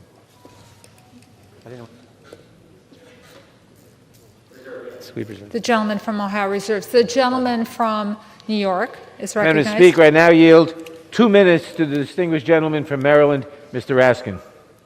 The gentleman from Maryland is recognized for 2 minutes. Smashing windows and beating police officers over the head with fire extinguishers, a bloodthirsty mob attacked the Capitol and invaded this Congress last Wednesday. They erected a gallows and repeatedly chanted, "Hang Mike Pence." They stormed Speaker Pelosi's office yelling, "Where's Nancy?" They brandished the Confederate battle flag and occupied the Senate chamber. They wounded dozens of people, hospitalizing dozens of people, killed 5 of our people. For 6 hours, they shut down the counting of electoral college votes, our sacred process under the Constitution for peaceful transfer of power in the United States. They may have been hunting for Pence and Pelosi to stage their coup, but every one of us in this room right now could have died. As Senator Lindsey Graham said, the mob could have blown the building up. They could have killed us all. And now the far right is calling for return engagement from January 17th to January 20th. They're asking the president to pardon the conspirators in last week's rampage as they prepare for a race war again next week. And it's a bit much to be hearing that these people would not be trying to destroy our government and kill us if we just weren't so mean to them. Well, despite the floor leader's desperate effort to polarize this body and this nation along party lines, it is the chair of the Republican conference who best articulated what happened in a statement yesterday, and I recommend every American read this. Liz Cheney of Wyoming, the elected chair of the Republican conference, wrote, "The president summoned this mob, assembled this mob, and lit the flame of this attack. Everything that followed was his doing. None of this would have happened without the president. The president could have immediately and forcefully intervened to stop the violence. He did not. There has never been a greater betrayal by a president of the United States of his office." Request 10 seconds. Gentleman from New York. I yield an additional 10 seconds. An additional 10 seconds to the gentleman from Maryland. Cheney says there's never been a greater betrayal by a president of the United States of his office and his oath to the Constitution. Read Ms. Cheney's statement. Let's come together and impeach the president for this high crime against the republic. We don't have a minute to spare. He is a clear and present danger to the people. The gentleman from New York reserves. The gentleman from Ohio is recognized. Madam Speaker, I yield 2 minutes to the gentleman from Florida, Mr. Gates. The gentleman from Florida is recognized for 2 minutes. It seems to me that impeachment is an itch that doesn't go away with just one scratch. It also seems that President Trump may be most likely to be impeached when he is correct. Before the last presidential impeachment, President Trump rightly pointed out the improper activities of the Biden crime family, and subsequently he's been proven right. And don't think for a moment, Madam Speaker, that we're going to drop that or stop our pursuit for the truth. Before that, we had the Russia hoax, where you had the president rightly making claims that Hillary Clinton and the DNC were colluding with Russians to disorient our democracy. How right he turned out to be. And then we have the 2020 presidential election, where the president correctly pointed out unconstitutional behavior, voting irregularities, concerns over tabulations, dead people voting, and now impeachment again. When they go low, we kick them. Eric Holder, former Attorney General under Barack Obama, breaching the Capitol was as low can be. We all denounce it. But who is it that they're kicking? The president, who created soaring highs for our economy, rising wages before the pandemic, 400 miles of wall to stop the caravans, who drew down troops in the Middle East and showed empathy for the forgotten men and women of our country. It's why so many people love him so much, and it's why they're kicking all of us. This president has faced unprecedented hatred and resistance from big media, big tech, and big egos, from congressional leaders on both sides of the aisle. Before the rioters tore through that glass, Speaker Pelosi stood at that rostrum and tore through the president's State of the Union speech, inciting anger, resentment, division. Some believe that truly these true colors are being shown now through this divisive partisan impeachment. The Speaker of the House, apparently those words don't matter when they're uttered by Democrats. When the gentlelady from Massachusetts calls for unrest in the streets, when the gentlelady from California brazenly brags that she called for people to get in the faces of those who serve and support the president. I denounced political violence from all ends of the spectrum, but make no mistake, the left in America has incited far more political violence than the right. For months, our cities burned, police stations burned, our businesses were shattered, and they said nothing.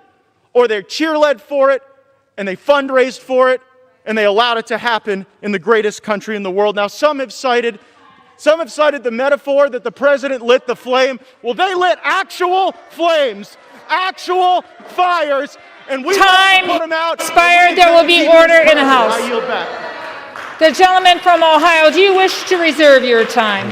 The gentleman from New York is recognized. Madam Speaker, I now yield 1 minute to the distinguished gentleman from California, Mr. Swalwell. The gentleman from California is recognized for 1 minute. America has been attacked before, but not like this. On January 6, Donald Trump incited thousands of radicalized terrorists to attack the Capitol to stop a transition of power. Let that sink in. Our president incited our citizens to attack our Capitol. America was not attacked in the past sense.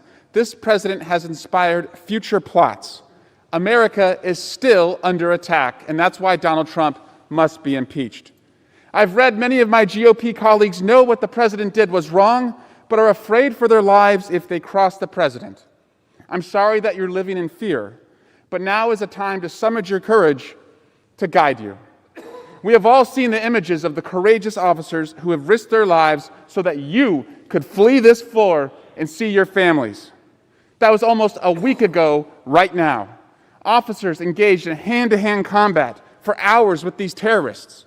Capitol Police were spit on, beaten, stampeded, and one of them lost their lives. I'm not asking you to summon the courage that they did.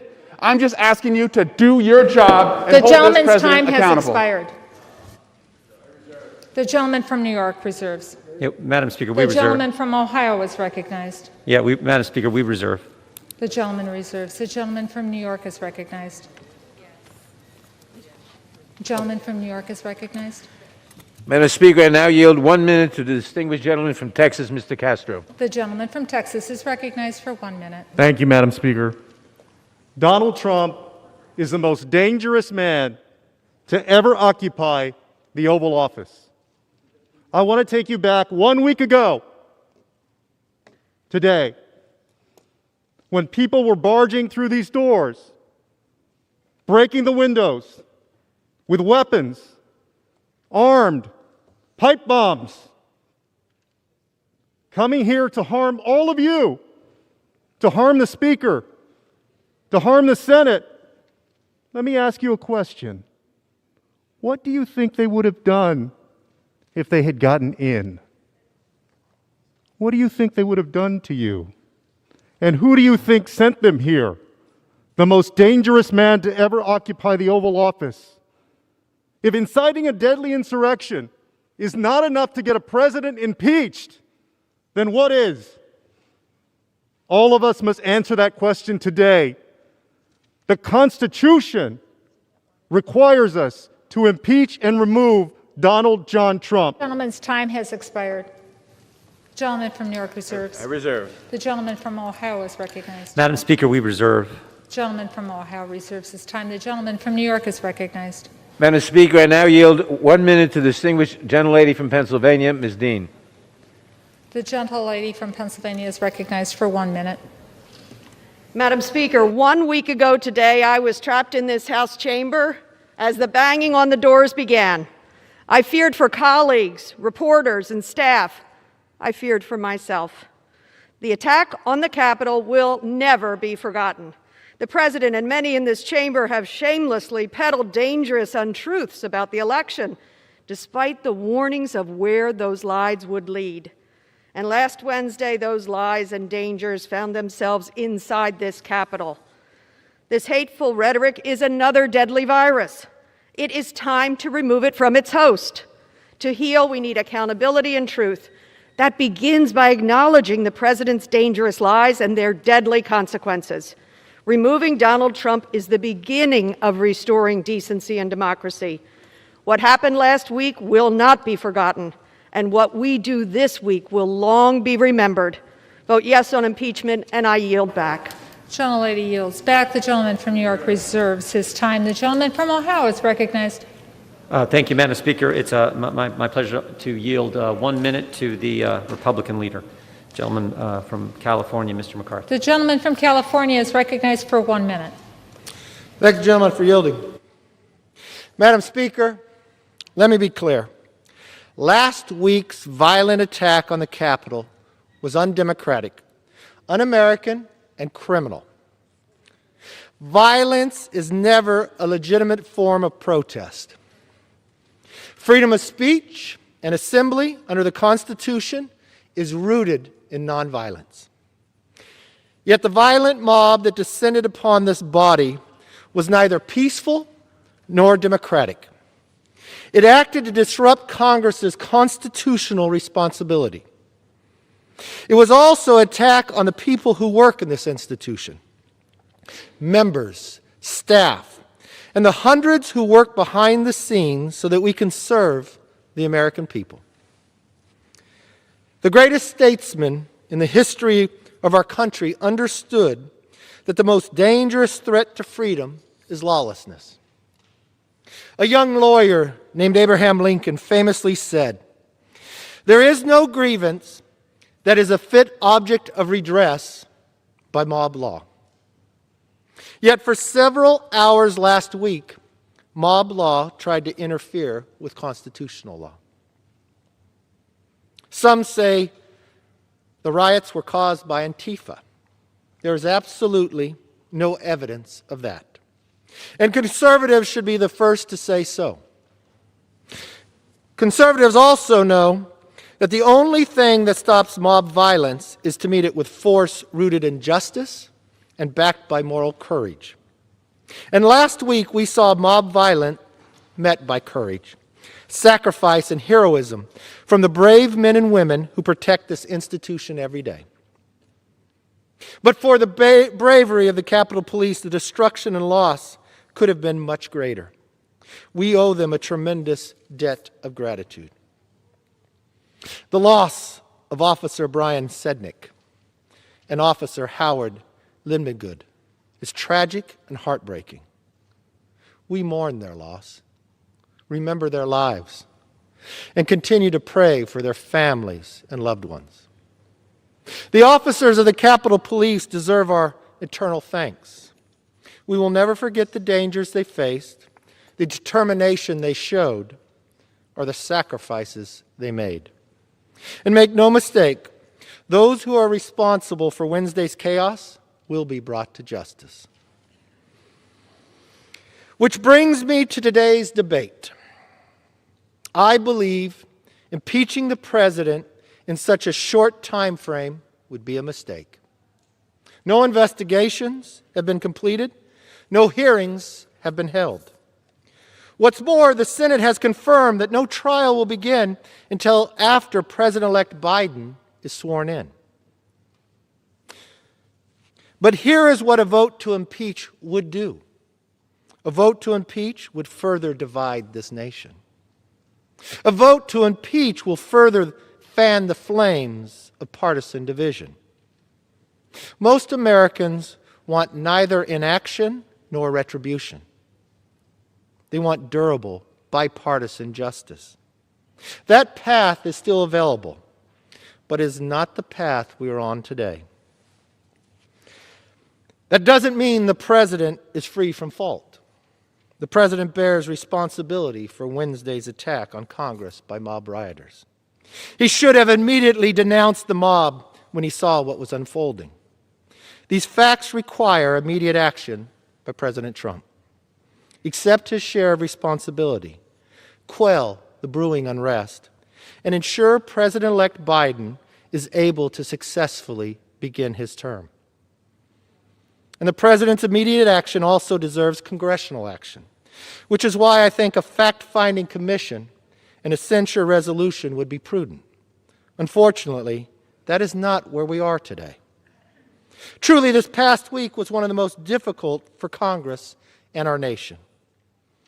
Of all the days here, last Wednesday was the worst day I've ever seen in Congress. Our country is deeply hurt. So where do we go from here? After all the violence and chaos of the last week, is it important to remember that we're still here to deliver a better future for all Americans. It does not matter if you are liberal, moderate, or conservative. All of us must resist the temptation of further polarization. Instead, we must unite once again as Americans. I understand for some, this call for unity may ring hollow. But times like these are when we must remember who we are as Americans and what we as a nation stand for. And as history shows, unity is not an option, it's a necessity. It is as necessary today as it was at the start of our country. I want us all to think back to how John Adams and the Federalist Party handed power over to Thomas Jefferson and his party after the election of 1800. That election, and indeed that era, was one of the most divisive ever. Partisans used every dirty trick in the book. They demonized each other, dismissed reasonable dissent, and described their opponents as seditious. Sound familiar? The election of 1800 could have destroyed our young nation. But instead of breaking us, it helped us bring us together, thereby preserving the world's last best hope of freedom. After a hard-fought battle over the Electoral College in Congress, Adams conceded, and a peaceful transfer of power, the first in American history, took place. Jefferson, for his part, put aside the division of the era and preached forgiveness, yes, unity. In his first inaugural address, he famously said, "Every difference of opinion is not a difference of principle." Jefferson and Adams did not end every difference of opinion that existed in America, nor did they try. In a free country as big and diverse as ours, that would be impossible. What they did was more important. They recognized a deeper unity, a unity rooted in the famous proposition both men helped to write. At a critical moment in history, our founders chose peace, liberty, partnership over tension, division, and partisanship. For the sake of our country, we must make the exact same choice. We have already begun. Last week, despite the lingering shock and amid the windows still broken, we did what all healthy democracies do. We debated and we voted. In this country, we solve our disputes at the ballot box and through debates and votes on the floor of this exact chamber. We did our duty then, and we must do more.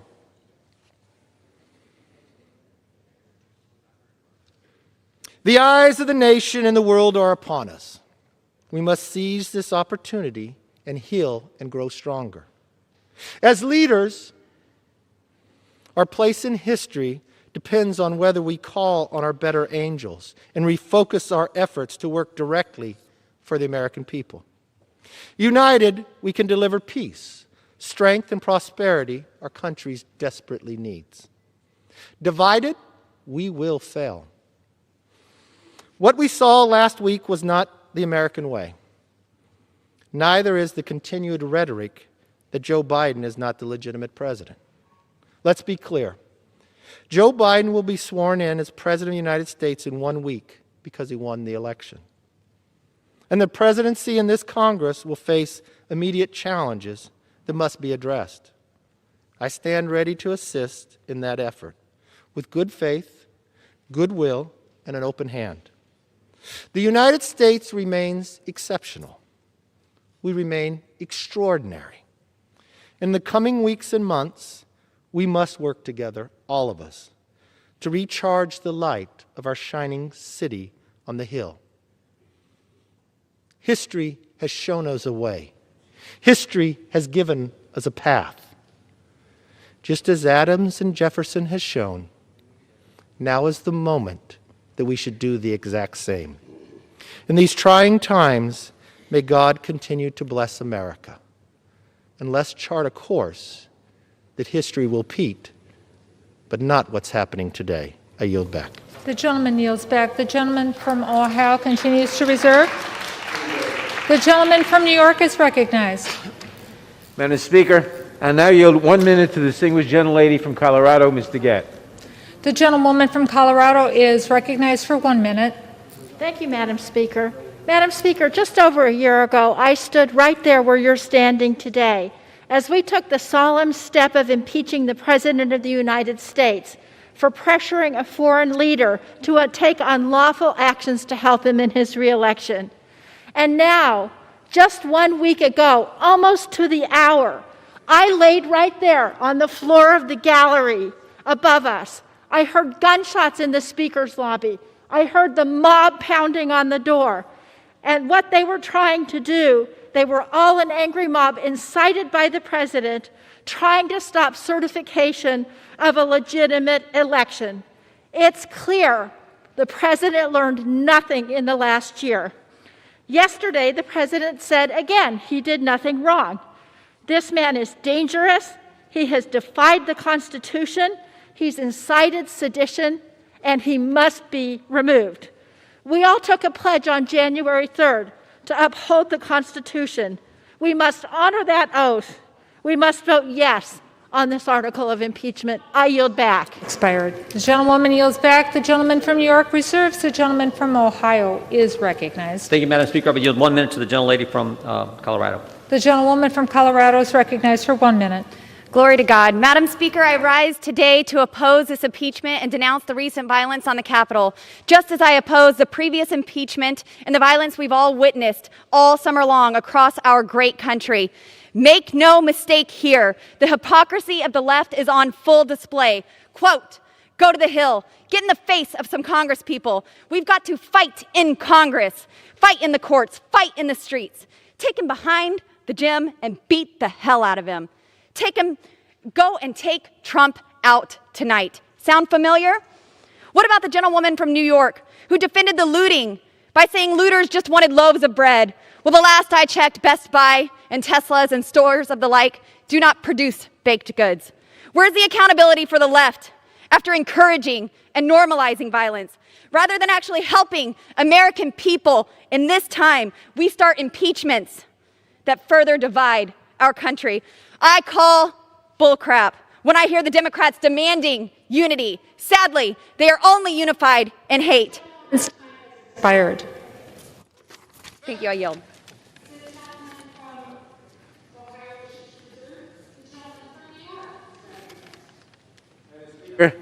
I now yield 1 minute to the distinguished gentlelady from California, Ms. Waters. The gentlewoman from New York is recognized for 1 minute. Thank you very much, Madam Speaker. I rise in support of impeaching again the worst president in the history of the United States. Since his first day in office, this president has spent 4 years abusing his power, lying, embracing authoritarianism, radicalizing his supporters against democracy.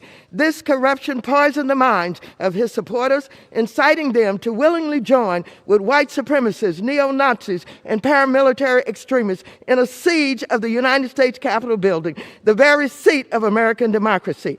The Republican Party is now the Trump Party. And I want you to know that this is a Trump power grab that will not stop. It will not stop with attacking the Capitol and our state legislatures. This president intends to exercise power long after he is out of office. It is reported that the President of the United States watched the invasion from the Oval Office of our Capitol and seemingly enjoyed it. I want you to know we should be concerned that the Republicans will not defend him, and he is capable of starting a civil war. He must be impeached. He must be stopped now. The gentleman from New York reserves. The gentleman from Ohio Thank you, Madam is recognized. Thank you, Madam Speaker. I would yield 1 minute to the gentleman from Washington, Mr. Newhouse. Thank you, Mr. Jordan. The gentleman from Washington is recognized for a minute.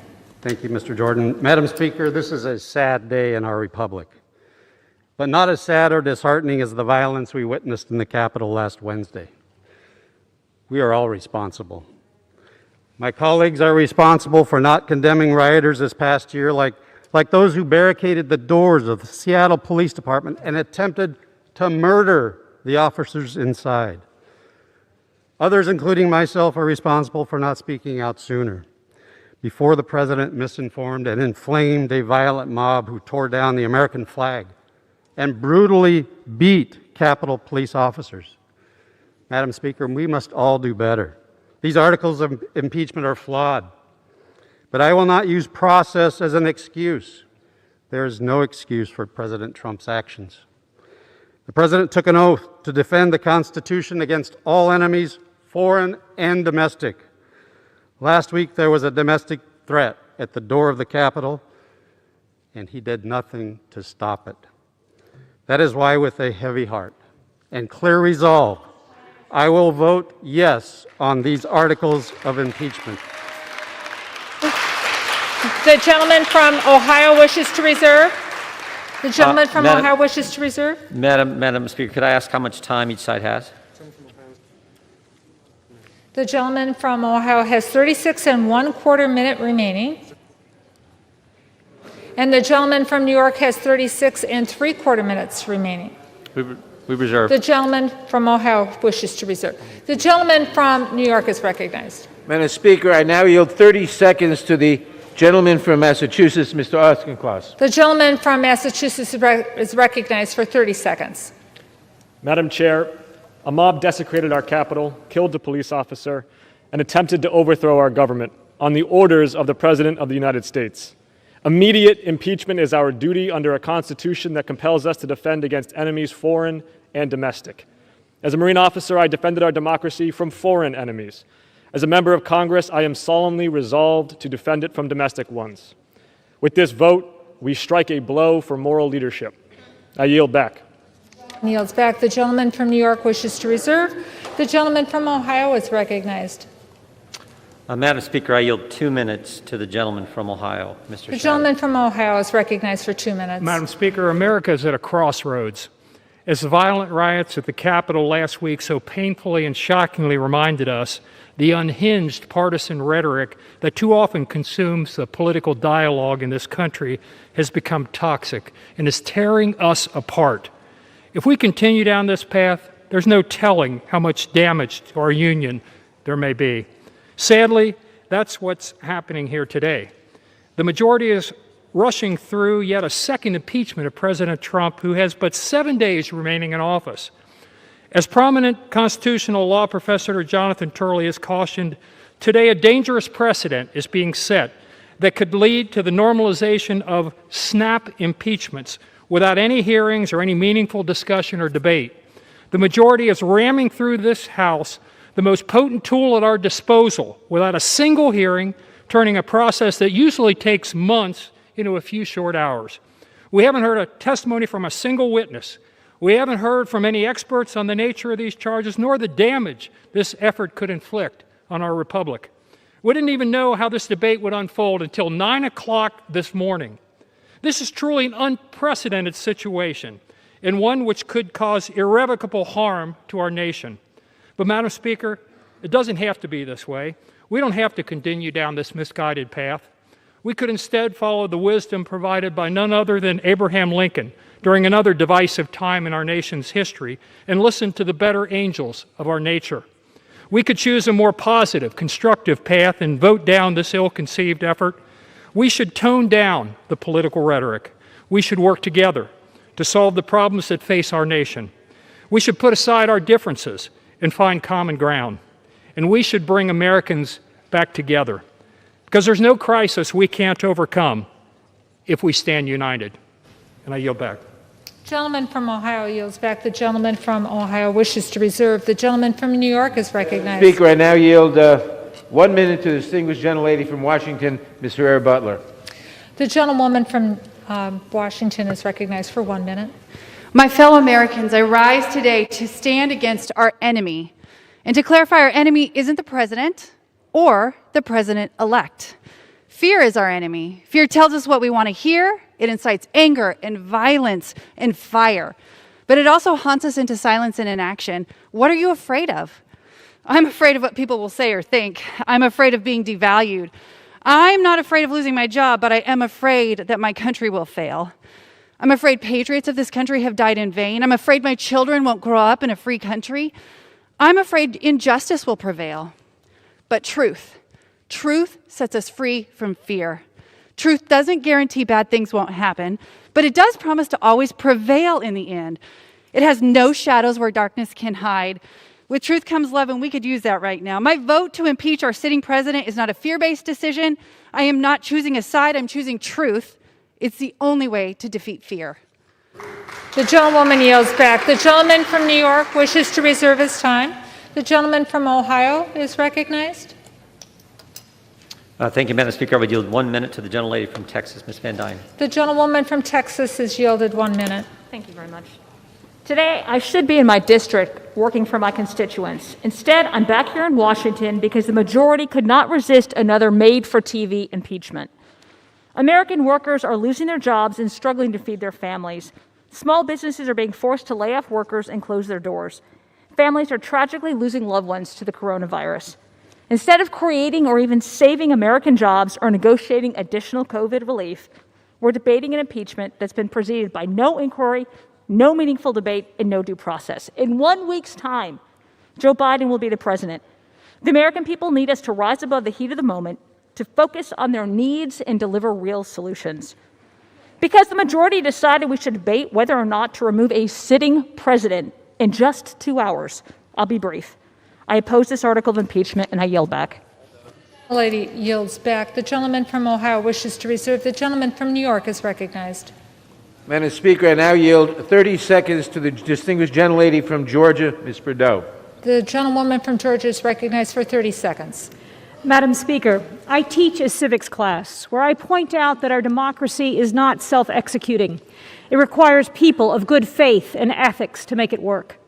The president has repeatedly challenged Georgia's election results, but despite 3 recounts and many investigations, the results are clear. Joe Biden won Georgia. The idea that our election was fraudulent is a lie. Our president used this lie to incite a violent mob to attack the Capitol. I ask my colleagues to act with ethics and good faith, to reject these lies, and in this case, to support the article of impeachment. I yield back. Gentlewoman's time has expired. The gentleman from New York wishes to reserve. The gentleman from Ohio is recognized. Thank you, Madam Speaker. I would yield 1 minute to the gentleman from Florida, Mr. Posey. The gentleman from Florida has 1 minute. In our campaigns, we may be adversaries, but usually after the campaign season's over, we have traditionally come together for the good of our nation. Now, more than ever in our lifetimes, we are a divided nation. One of the reasons? The resist movement, which has harassed, harangued, and otherwise denigrated the president since the second he became the nominee. While his sins may be different than yours or mine, they are clearly not treasonous. Let our men and women in blue, who suffered a lot more stress than the members of Congress they protected, have the time they deserve to recuperate, and do the same for millions of Americans who feel they've been disenfranchised. I beseech my colleagues on both sides of the aisle, if you truly want our nation to heal, vote no in this resolution. It reeks of nothing more than revenge and sets a dangerous precedent. May God continue to bless the United States of America. The gentleman yields back. The gentleman from Ohio wishes to reserve. The gentleman from New York is recognized. Madam Speaker, I now yield 30 seconds The distinguished gentleman from Maryland, Mr. Brown. The gentleman from Maryland is recognized for 30 seconds. Thank you, Madam Speaker. A week ago, Americans in this chamber lived through one of our darkest days. The Commander-in-Chief incited a mob of insurrectionists to overturn the results of a free and fair election through terror and intimidation. They failed, but this violence took its toll. People died, our country's temple of democracy was vandalized, and our image as the world's leading democracy was shaken. President Trump represents a real threat to our national security, our democratic institutions, and the people of this country. We cannot let Donald Trump, who actively orchestrated sedition, lead our nation's government for another 7 days. We cannot wait until January 20th. Donald Trump must be removed. Thank you, and I yield back the balance. The gentleman yields back. The gentleman from New York continues to reserve. The gentleman from Ohio is recognized. Thank you, Madam Speaker. I will yield 1 minute to the gentleman from Texas. The gentleman from Texas is recognized for 1 minute. Thank you, Madam Speaker. And I also want to thank my Democratic colleagues for finally joining Republicans in condemning mob violence after 6 months of refusing to acknowledge it. But I'm really tired of sanctimonious sermons on being a sore loser from some of the same Democrats who opposed accepting results in elections past. Democrats have objected to certifying every Republican victory of the 21st century. In 2000, 2004, and in 2016, Democrats objected every time. When they objected, it was patriotic. But when Republicans do it, we're inciting a mob. We're liars and we're traitors. This is the double standard we should expect under total Democrat control. They've called for unrest in the streets. They've called for harassing cabinet officials. They've objected to certifying election results time and time again. Even the Judiciary Chairman secured clemency for a domestic terrorist who detonated a bomb right here in this building. But we're the extremists? I don't think so. We've been silenced by big tech on social media, by corporate America, and now the other side wants to silence us on the House floor. This is a sad day in America. I urge my colleagues to vote no. The gentleman's time's expired. The gentleman from Ohio wishes to reserve. Thank you, The Madam gentleman from New York is recognized. Madam Speaker, I now yield 30 seconds to a new member of the House and a new member of the Judiciary Committee, the distinguished gentlelady from Missouri, Ms. Bush. The gentlewoman from Missouri is recognized for 30 seconds. Madam Speaker, St. Louis and I rise in support of the article of impeachment against Donald J. Trump. If we fail to remove a white supremacist president who incited a white supremacist insurrection, it's communities like Missouri's 1st District that suffer the most. The 117th Congress must understand that we have a mandate to legislate in defense of Black lives. The first step in that process is to root out white supremacy, starting with impeaching the white supremacist in chief. Thank you, and I yield back. And from New York wishes to reserve. The gentleman from Ohio seeks recognition. Madam Speaker, I yield 1 minute to the gentleman from Texas, Dr. Jackson. The gentleman from Texas is recognized for 1 minute. Thank you. Madam Speaker, I rise in opposition to the articles of impeachment. Let me be clear. What happened last Wednesday was a stain on our nation, and the criminals and the rioters responsible should be prosecuted to the fullest extent of the law. It is clear now more than ever that our country needs to come together. And Congress, this Congress, needs to lead by example and begin the process of healing the deep division that exists among us as Americans. The articles before us today will not accomplish that. In fact, the sham articles of impeachment will only serve to further fan the flames of unrest and to appease the radical left's appetite for division. We should be focusing on restoring communities devastated by lockdowns, working on America's vaccine rollout, aiding a bipartisan investigation into these attacks, and ensuring election integrity, not impeaching a president who has promised a peaceful transition and who has less than 7 days left in office.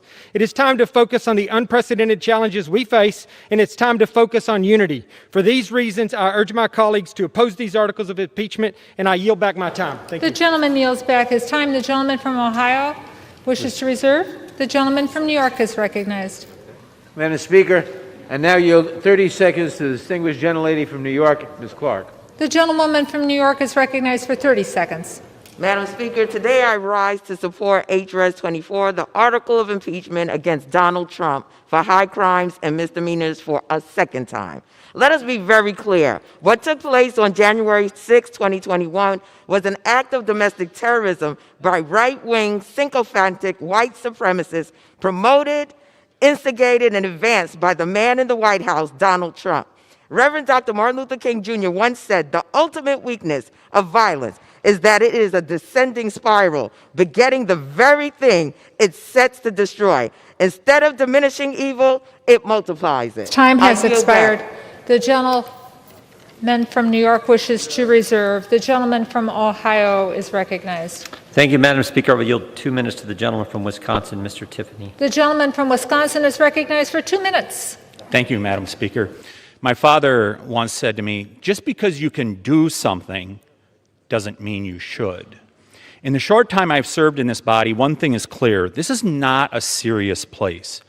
Last year, we watched as the other side delayed COVID relief for months to inflict maximum pain and sway the outcome of the election.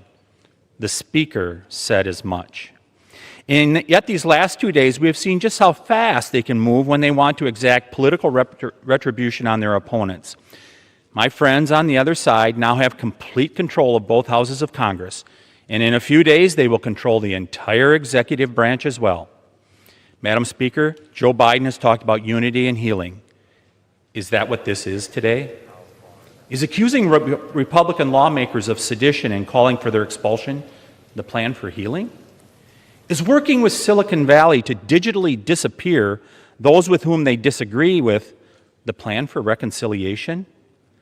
I was among the first to condemn the riots in Madison months ago, and I condemn what happened last week. But where were the swift accusations of incitement and insurrection from the other side last year? Is today's political theater a preview of what the American people can expect from single-party rule?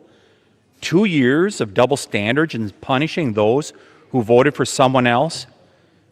Madam Speaker, I hope Mr. Biden is watching today, and he will rise to the moment and call off this effort to rub salt in the wounds of millions of Americans. It is now time for all of us, Democrats and Republicans alike, to turn down the temperature. Thank you. The gentleman yields back. The gentleman from Ohio wishes to reserve. The gentleman from New York is recognized. Madam Speaker, I now yield 30 seconds to the distinguished gentleman from Missouri, Mr. Cleaver. The gentleman from Missouri is recognized for 30 seconds. Madam Speaker, it would be an error to suppose that men and women can be courageous every day. It would be unfair to anticipate that I or any member of this body could be a lion every day. No one is expected to be a lion day after day after day. But on this day, lions are required. The gentleman yields back his time. The gentleman from New York reserves. The gentleman from Ohio is recognized. We reserve. The gentleman from Ohio wishes to reserve. The gentleman from New York is recognized. Madam Speaker, I now yield 30 seconds to the distinguished gentleman from Tennessee, Mr. Cohen. The gentleman from Tennessee is recognized for 30 seconds. Thank you very much. After President Trump was not impeached, Susan Collins said he's learned a pretty big lesson. He was impeached. Then he brought his It Will Be Wild, riotous television show that he produced for one person, individual one. Intelligence reports indicate that the people he said he loves and are special are going to attack this city and attack this Capitol next week. He has not asked them not to do it. He has not told them to stand down. I most fear January 20, because I think he will try to go out with a bang and take attention away from Joe Biden. The gentleman's time has expired, and there will be order in the House. The gentleman from New York reserves. The gentleman from Ohio is recognized. Madam Speaker, statement from the President. I urge that there must be no violence, no lawbreaking, no vandalism of any kind. This is not what I stand for. It is not what America stands for. I call on all Americans to help ease tensions and calm down. Just put out that statement by the President of the United States. I yield 2 minutes to the gentleman from Virginia, Mr. Klein. The gentleman from Virginia is recognized for 2 minutes. Thank you, Madam Speaker, and I thank the President for his words. Above the entrance to the House of Representatives is a sculpture called The Apotheosis of Democracy. It depicts allegorical peace dressed in armor and protecting the genius of America. Last week, that peace was tragically torn apart as our U.S. Capitol was invaded for the first time since the War of 1812. A violent mob, including many with the most hostile of intentions, broke past security barriers and unleashed destruction and chaos throughout the Capitol. When it was over, 6 individuals were dead, including 2 Capitol Police officers. I've always supported the rights of citizens to peaceably assemble, but those who breached the Capitol and assaulted and killed Capitol Police should be prosecuted to the fullest extent of the law. If their intent was to stop the constitutional requirement of this body to count electoral votes, they should be charged and prosecuted for insurrection against the government. But we are a nation of laws, not of men, and the legal standard for incitement to violence has not been met. Now, a week since the riots threatened the People's House, and a week until a new president takes office, we are rushing through an impeachment without all of the facts and evidence and without due process. We don't know what kind of information the offenders have, what evidence will come out during their trials, whether it bolsters the majority's claims or the minority's views, or whether it implicates other individuals, groups, or other officials in the attack on this hallowed institution. We just don't know. And that's why we must treat the power of impeachment and our responsibility as holders of this power with the seriousness and solemnity it deserves. Let us gather the evidence. Let us hear it in judiciary. Make an informed decision together. This action will only further fuel the political divide among our citizens and will be detrimental to the long-term efforts to unify our country. I reiterate my call from last night. Let us work together. Both President Trump and President-elect Biden have called for a peaceful transition of power. I humbly beseech my colleagues to work toward this end to unify our country and not go down this dangerous path. I yield back. The gentleman yields back. This time the gentleman from Ohio wishes to reserve. The gentleman from New York is recognized. Madam Speaker, I now yield 30 seconds to the distinguished gentleman from Rhode Island, Mr. Langevin. The gentleman from Rhode Island is recognized for 30 seconds. Madam Speaker, January 6th was a horrific day for our country, for our democracy. The Capitol was breached, the blood of our defenders spilled, all because of a lie that the elections were stolen, a lie that has infected this nation as perniciously as the pandemic. President Trump is the source of that lie. He has perverted and betrayed his oath to defend the Constitution, attacking the foundation of our democracy by inciting his supporters to violence. He is not fit to serve and is a danger to our country while he does. I, too, pledge to support and defend the Constitution against all enemies, foreign and domestic. I will uphold that office. I will vote to impeach President Trump. I urge my colleagues to do the same. The gentleman from New York wishes to reserve. The gentleman from Ohio is recognized. Thank you, Madam Speaker. I yield 1 minute to the gentleman from Pennsylvania, Mr. Perry. The gentleman from Pennsylvania is recognized for 1 minute. What did the Speaker know, and what did other legislative leaders know, and when did they know it? Maybe that's a rush to impeach the president, because so we'll never know what legislative leaders here knew. The FBI knew about a number of individuals that were planning a war on the Capitol, including killing police officers, and they shared the information. But nothing happened. The chief federal prosecutor in Washington stated he is pursuing conspiracy charges. The fact that IEDs were constructed in place informs me that there was pre-planning for portions of the tragic events last week. How does the president incite an attack that was pre-planned and already underway before his speech concluded? Now, I know my colleagues on the left want America to believe that the president incited a spontaneous riot that they'd like to call an insurrection, but the facts are stubborn things even if you choose to ignore them. The truth is the multiple lawless and violent events last summer, including months-long siege of a federal courthouse, burning, looting, physical violence in so-called sanctuary cities, more closely fits the definition of insurrection the gentleman's than time anything has the president said last week. The gentleman's time has expired. The gentleman from it. Ohio wishes to reserve. The gentleman from New York is recognized. Madam Speaker, I yield 30 seconds to the distinguished gentleman from Virginia, Mr. Connolly. The gentleman from Virginia is recognized for 30 seconds. I thank my friend. The American people are asking, is there any depravity too low? Is there any outrage too far? Is there any blood and violence too much to turn hearts and minds in this body? Instead of the usual justification, rationalization, and enabling and false equivalence we have to hear. This is a moment of truth, my friends. Are you on the side of chaos and the mob, or on the side of constitutional democracy and our freedom? It's that simple.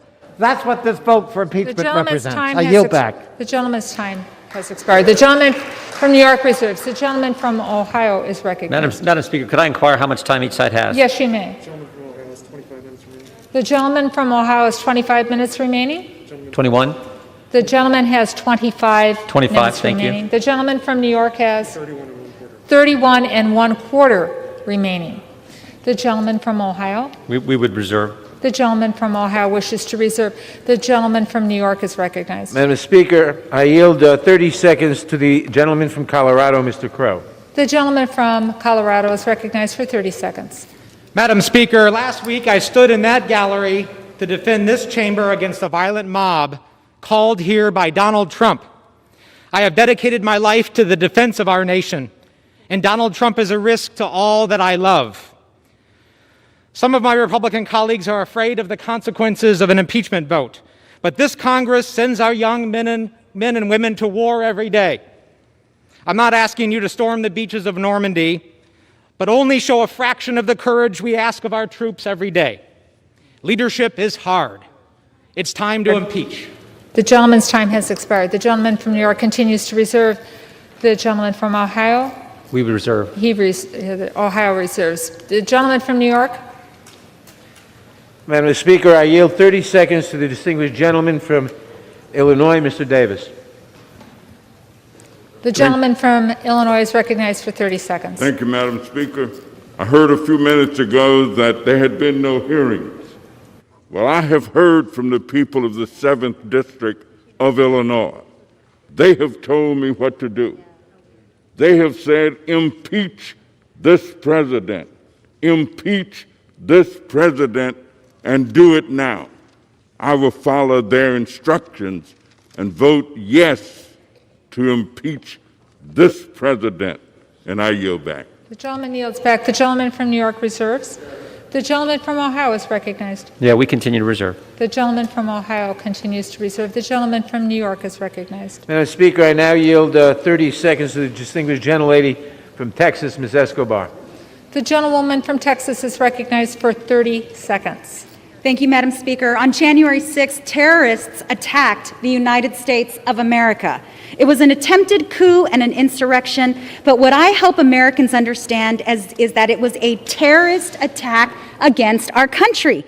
Those who came and participated must be found and prosecuted. Those who aided and abetted must be found and prosecuted. And the man who incited it, President Donald J. Trump, our greatest national security threat, must be impeached, held accountable, and never be allowed to hold office again. I yield back.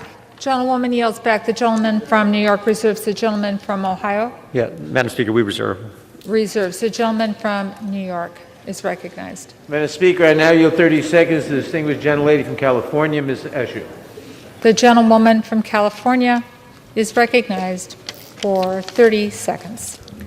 Madam Speaker, future generations are not going to know the names of each member in the chamber today and voting, but they will know what we did and why. We must impeach the president because he incited a mob that attacked the Capitol of the United States, the tabernacle of our democracy. He is incapable of honoring his oath and our Constitution, and he has proven to be unfit and dangerous. I will vote to impeach this traitor to our country. The gentlewoman yields back. The gentleman from New York reserves. The gentleman from Ohio Reserve. reserves his time. The gentleman from New York is recognized. Madam Speaker, I now yield 30 seconds to the distinguished gentleman from New York, Mr. Espaillat. The gentleman from New York is recognized for 30 seconds. Madam Speaker, today I cast my vote for the second time to impeach Donald J. Trump. He is unfit to hold office. He summons and dispatches mob to kidnap and hurt many of us. He is unfit to hold office. He summons and dispatches mob to assassinate Vice President Pence, to assassinate Speaker Pelosi. He is unfit to hold office. He summons and dispatches a mob that waved the racist Confederate flag and assaulted this Capitol, resulting in the death of 5 Americans, including 2 Capitol police officers. He is unfit The gentleman's to time hold has office. expired. We must The impeach gentleman's time now. has expired. The gentleman from New York reserves the balance of his time. The gentleman from Ohio is recognized. Reserve. The gentleman from Ohio continues to reserve. The gentleman from New York.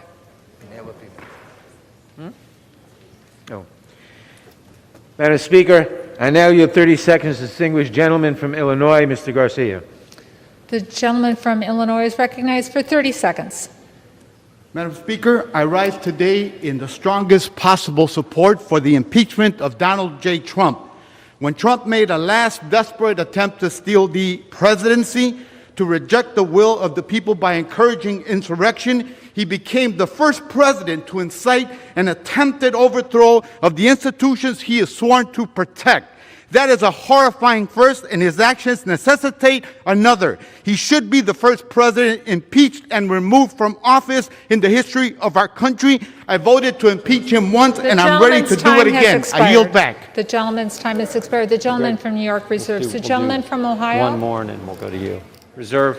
The gentleman from Ohio continues to reserve. The gentleman from New York is recognized. Madam Speaker, I now yield 30 seconds to the distinguished gentlelady from Texas, Ms. Garcia. The gentlewoman from Texas is recognized for 30 seconds. Madam Speaker, this president took an oath to protect and defend the Constitution. Instead, he has chosen to betray and attack our sacred democracy. This president violated his oath. He abused the power of his office, attempted to betray the will of the American people, and incited insurrection against this very House. During the last impeachment trial, I reminded all Americans that democracy is a gift that each generation gives to the next. We must do all to protect it. For our children and our future, we must impeach him. Thank you. The gentleman from New York reserves. The gentleman from Ohio is recognized. Thank you, Madam Speaker. I yield 2 minutes to the gentleman from Florida, Mr. Stubbe. The gentleman's yielding 2 minutes, is that correct? 2 minutes. 2 minutes to the gentleman from Florida. Thank you, Madam Speaker. For 3 years, Democratic members of this body and the mainstream media lied to the American people that the Trump campaign colluded and conspired with Russia. For years, after an exhaustive investigation, it was found that there was no evidence that the Trump campaign colluded with Russia.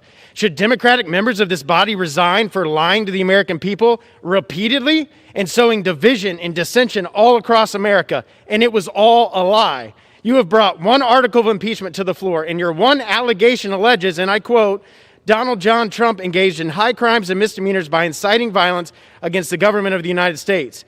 In D.C., it's a crime to, quote, intentionally or recklessly act in such a manner to cause another person to be in reasonable fear and to incite or provoke violence when there's a likelihood that such violence will ensue. There was no language in the president's speech that incited or provoked violence. In fact, at around the 18-minute mark, he stated, and quote, peacefully and patriotically make your voices heard. You may think that he's inciting violence because he believes there was election fraud. That's his opinion. And he's entitled to that opinion, just like all of you were entitled to your false and fraudulent opinion that the Trump campaign colluded with Russia. The legal elements of incitement are based on the Supreme Court case Brandenburg v. Ohio, in which the Supreme Court set the standard for speech that could be prosecuted without violating the First Amendment. Brandenburg's speech called for violence against groups of Americans, and the court found that Brandenburg's comments were not directed to inciting or producing imminent lawless action. The court found that it was protected speech, and he was calling for violence. That's the current law of the land. The president didn't even mention violence last Wednesday, much less provoke or incite it. There was no crime committed, and therefore no basis for impeachment, as you need a high crime or misdemeanor for a basis. You have created a mockery out of the impeachment process, and I urge all my colleagues to stand against it and fight the latest fraud being perpetrated against the American people by the radical left. The gentleman yields back. The gentleman from Ohio wishes to reserve. Yes. The gentleman from New York is recognized. Madam Speaker, I now yield 30 seconds to the distinguished gentleman from Nevada, Mr. Hursford. The gentleman from Nevada is recognized for 30 seconds. Madam Speaker, I rise in support of the article of impeachment. Last Wednesday's events were not just a breach of a building, but a breach of our democracy, a threat to our republic and to who we are as Americans. Donald Trump incited insurrection against America and attempted to overturn the will of the people. We must send a clear message that committing sedition disqualifies a president from serving another day in office. I urge this body to vote for impeachment. I will. And I yield back. The gentleman yields back his time. The gentleman from New York reserves. The gentleman from Ohio is recognized. Madam Speaker, we reserve. The gentleman from Ohio continues to reserve. Madam The Speaker, I gentleman now from New yield York. 30 seconds to distinguished gentlelady from Pennsylvania, Ms. Houlihan. The gentlewoman from Pennsylvania is recognized for 30 seconds. Madam Speaker, last evening an 11-year-old girl joined our telephone town hall. Her question shook me to my core. She was worried about the future of this great nation, and I am too. That is why I must move forward with impeachment of this president. He has endangered this nation. He has betrayed his oath. I do this now for all of us, for our Constitution and for this republic. I do this to tell the world that this great democracy will stand and no one is above the law. And I do this for our future generations. I urge us all to unite and to vote yes on impeachment.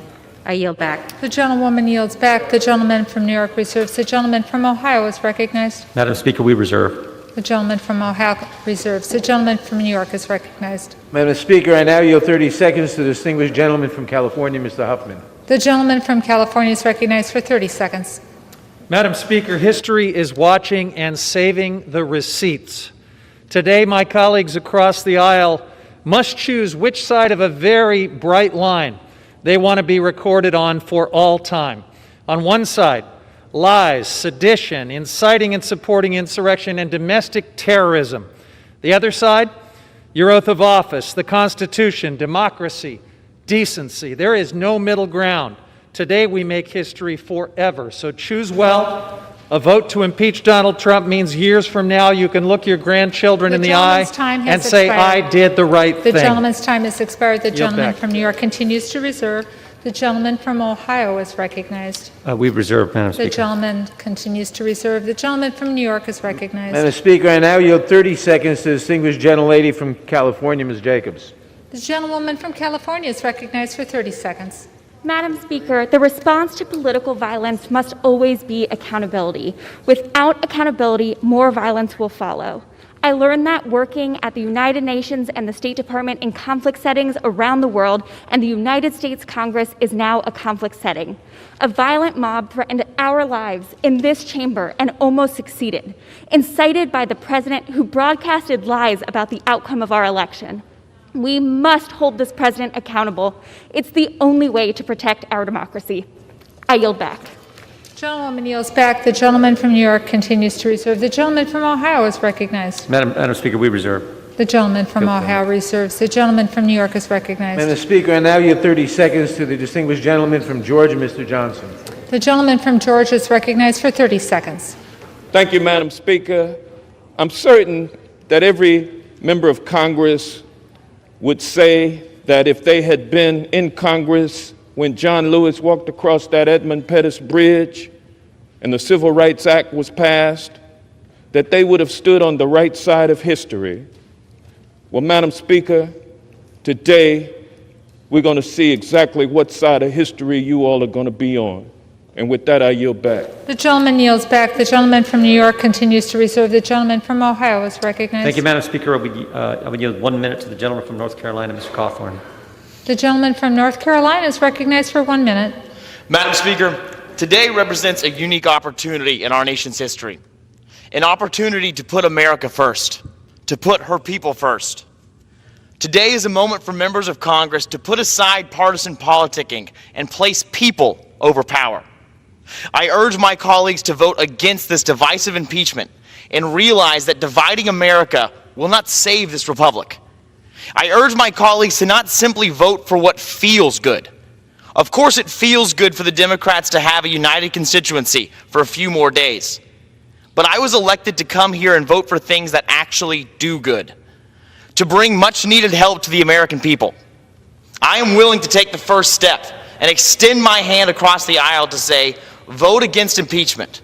Vote in favor of a unified nation, and I will forsake partisanship and work with you, no matter who you are or what party you come from. Madam Speaker, I urge that we all vote to finally put America first. And with that, I yield back. The gentleman yields back. The gentleman from Ohio wishes to reserve. The gentleman from New York is recognized. Madam Speaker, I now yield 30 seconds to a new member of the House and a new member of the Judiciary Committee, the gentleman from New York, Mr. Jones. The gentleman from New York is recognized for 30 seconds. Madam Speaker, I rise in support of the impeachment of Donald J. Trump, the disgraced, defeated President of the United States. there must be consequences for last week's treason and sedition. Hundreds, if not thousands, of Donald Trumps in today's Republican Party aim to run for higher office, and we must send a message that no one in the United States of America is above the law. The world is watching, Madam Speaker. I yield back. The gentleman yields back. The gentleman from New York wishes to reserve. The gentleman from Ohio is recognized. Gentleman from Ohio reserves. The gentleman from New York. Madam Speaker, I now yield 30 seconds to the distinguished gentleman from Michigan, Mr. Kildee. The gentleman from Michigan is recognized for 30 seconds. Madam Speaker, 1 week ago, the President of the United States incited a deadly attack on the United States Capitol while a couple of dozen members of this House and I covered ourselves in that gallery away from the Trump mob. 5 dead, including Capitol Police. If inciting an insurrection does not warrant impeachment, nothing does. I took an oath to uphold the Constitution against all enemies, foreign and domestic. Today, I vote to uphold my oath. The gentleman from New York wishes to reserve his time. The gentleman from Ohio is recognized. Excuse me, Madam Speaker, I yield 1 minute to the gentleman from Wisconsin. The gentleman from Wisconsin is recognized for 1 minute. I rise today to strongly object to the articles of impeachment proposed against President Trump, which make the preposterous claim that President Trump wanted or expected the riots that took place last week. He clearly said he wanted peaceful and patriotic demonstration. He did say he wanted people to fight like hell or we're not going to have a country anymore, but that's obviously standard hyperbole and was not meant to aim at physical fights. But what is offensive is what you are saying and inflammatory about the tens of thousands of peaceful protesters who were there last week, as well as the tens of millions of people they represent. You don't understand why they were here. They're scared to death we're going to go back to the days without Donald Trump of hundreds of thousands of people crossing this border every month. They're scared to death nobody's going to keep our manufacturing here. They're scared to death that nobody else will fight the cancel culture as we head towards an era when some things can't be said. They're scared to death that a majority party got here by teaming up with Black Lives Matter, a bunch of founded by Marxists and that dislike the family. The gentleman's time's expired. The gentleman from Ohio wishes to reserve. Reserve. The gentleman from New York is recognized. Madam Speaker, I now yield 30 seconds to the gentleman from California, Mr. Garamendi. The gentleman from California is recognized for 30 seconds. Madam Speaker, I rise today determined to fulfill our sacred oath to protect and defend the Constitution from all enemies, foreign and domestic. Last week's violent insurrection on the Capitol is a stain on our democracy. A riotous mob, incited by the President, stormed these very halls, beat and murdered police officers, planted pipe bombs, and left our nation shocked and in mourning. The President's rhetoric, actions, and refusal to accept responsibilities are an imminent threat to our nation. I vote to impeach the President. I urge my colleagues to do the The gentleman's same. time has expired. The gentleman from New York reserves. The gentleman from Ohio is recognized. Thank you, Madam Speaker. We reserve. The gentleman from Ohio reserves. The gentleman from New York is recognized. Madam Speaker, I now yield 30 seconds to the gentleman from Illinois, Mr. Krishnamurthy. The gentleman from Illinois is recognized for 30 seconds. Madam Speaker, my parents brought me as an infant to America because they knew it's the land of democracy. It's the beacon of hope for all the world. We called it the American dream. When Donald Trump told rioters to go to the Capitol and, quote unquote, fight like hell, he incited an attack on the Capitol and the ideals comprising the American dream. I'm voting for impeachment because I know we're still the country my parents believed in, and I will fight like hell for it. I yield back. The gentleman yields back. The gentleman from New York reserves. The gentleman from Ohio is recognized. Reserve. The gentleman from Ohio reserves. The gentleman from New York. Madam Speaker, I now yield 30 seconds to the gentlelady from Michigan, Ms. Lawrence. The gentlewoman from Michigan is recognized for 30 seconds. Madam Chair, on Wednesday the 6th, Democrats and Republicans hid on the floor, put on gas masks, and was ushered out of this room. We in this country cannot begin healing and unity without accountability and justice. The the President of the United States incited a violent insurrection against Congress, you, me, and the Vice President of the United States. This cannot be ignored. Impeach now. Thank you, Madam Chair. The gentlewoman yields back. The gentleman from New York continues to reserve. The gentleman from Ohio is recognized. Reserve. The gentleman from Ohio wishes to reserve. The gentleman from New York is recognized. Madam Speaker, I now yield 30 seconds to the distinguished gentlelady from California, Ms. Lee. The gentlewoman from California is recognized for 30 seconds. Madam Speaker, on January 6, Donald Trump incited his white nationalist supporters to initiate an attempted coup against the heart of our democracy, the United States Capitol. This heinous act of domestic terrorism demands that Congress act to remove this president. Donald Trump has been and remains a threat to our national security and our democracy, and wholly unfit to serve as president. He and his supporters must be held accountable for inciting violence against the government of the United States. Congress must act immediately to remove this clear and present danger to our country. It's time to impeach Donald Trump again. The gentleman's time has expired. The gentleman from New York reserves. The gentleman from Ohio is recognized. Thank you, Madam Speaker. I would yield 1 minute to the gentlelady from Georgia, Ms. Taylor Greene. The gentlewoman is recognized for 1 minute. Madam Speaker, I am against the impeachment effort by the Democrats. President Trump has held over 600 rallies in the last 4 years. None of them included assaulting police, destroying businesses, or burning down cities. Democrats have spent all this time endorsing and enabling violent riots that left billions in property damage and 47 dead across the United States. Democrats are on record supporting violence when it serves their cause, in their own words, on social media, on interviews, and on fundraising platforms. Act Blue. Democrats support defunding the police when it's someone else's city, someone else's home, and someone else's business. Democrats will take away everyone's guns just as long as they have guards with guns. Democrats' impeachment of President Trump today has now set the standard that they should be removed for their support of violence against the American people. I yield back. Thank you. The gentlewoman yields back. The gentleman from Ohio wishes to reserve. The gentleman from New York is recognized. Madam Speaker, I now yield 30 seconds to the distinguished gentleman from Michigan, Mr. Levin. The gentleman from Michigan is recognized for 30 seconds. Madam Speaker, for 2 months, Donald Trump used the biggest megaphone in the world to organize a campaign of outright lies to overturn a free and fair election. On January 6th, he summoned and incited a mob of domestic terrorists to fight like hell and sent them to ransack this Capitol in order to prevent us from formalizing his election loss. It was a grotesque orgy of deadly white supremacism, anti-Semitism, and strongman rule.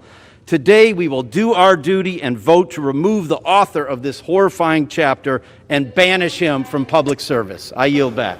The gentleman from New York reserves. The gentleman from Ohio is recognized. Madam Speaker, can I inquire on the time again? The gentleman from Ohio has 20 minutes remaining. And the gentleman from New York has 21 3/4 minutes remaining. We reserve. The gentleman from Ohio reserves. The gentleman from New York is recognized. Madam Speaker, I now yield 30 seconds to the distinguished gentleman from California, Mr. Levin. The gentleman from California is recognized for 30 seconds. Madam Speaker, what each of us chooses to do today, whether we vote to hold this president to account or look the other way, will we be remembered by history, by our children and their children. The facts are clear. The evidence of Trump's insurrection overwhelming. History calls on us to do what's right rather than just politically expedient. Let us look back on this day with honor, not disgrace, knowing we were up to the oath we all took.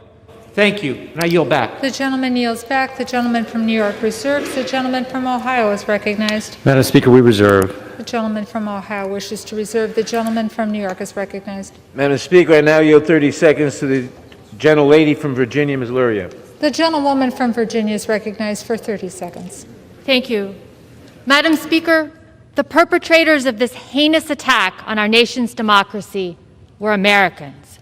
encouraged and emboldened by President Trump because he could not accept the outcome of a free and fair election. His actions are seditious, and the president has proven that he is not fit to serve. History will look back on this moment to see who stood strong in support of American democracy. As my colleagues have said, we must come together, but our nation cannot begin to heal until there is accountability. The gentlewoman's time has expired. For the atrocity. The gentlewoman's time has expired. I yield back. The gentleman reserves. The gentleman from Ohio is recognized. Thank you, Madam Speaker. I would yield 1 minute to the gentleman from Georgia, Mr. Clyde. The gentleman from Georgia, is it? Yep, gentleman from Georgia, 1 minute. Is recognized. Madam Speaker, I rise today in opposition to the effort to impeach President Trump.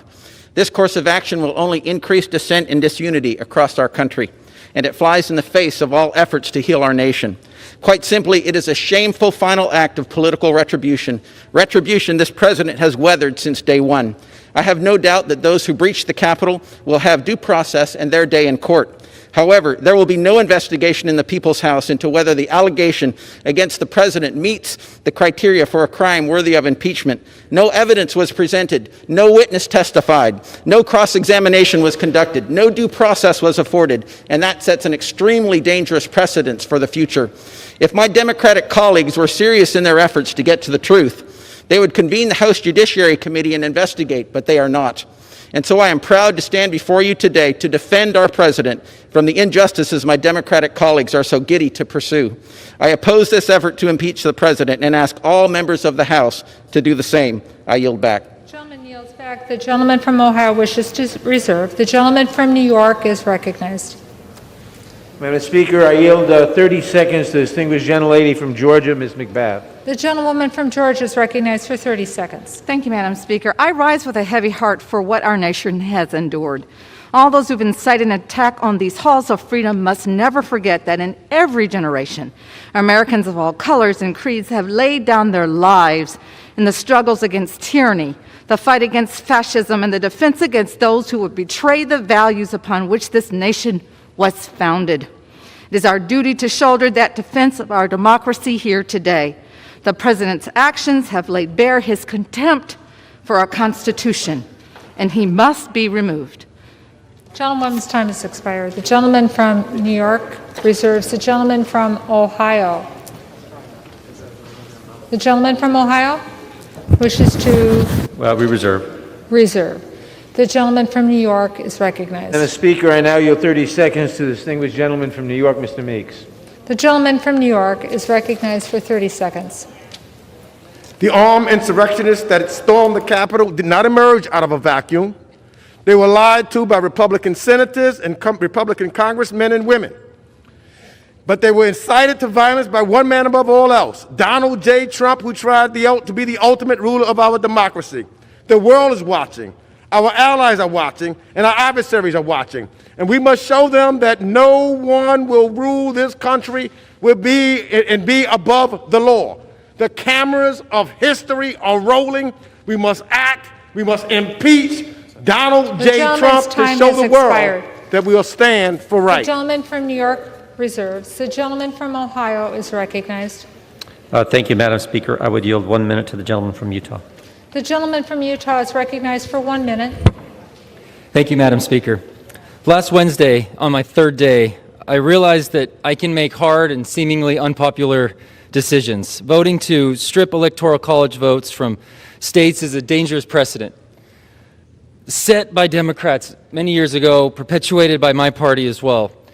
I heard nothing in those debates that justified such a high bar. A rushed impeachment will set a similar precedent. Without a single hearing or investigation, I simply cannot reach the high bar of impeachment.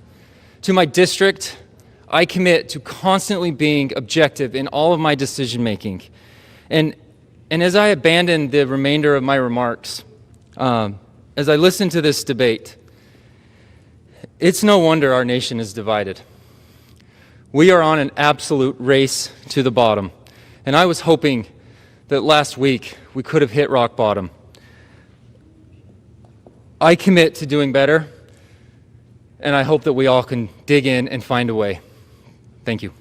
The gentleman yields back his time. The gentleman from Ohio reserves. The gentleman from New York is recognized. Madam Speaker, I now yield 30 seconds to the gentlelady from Ohio, Ms. Beatty. The gentlewoman from New York is recognized for 30 seconds.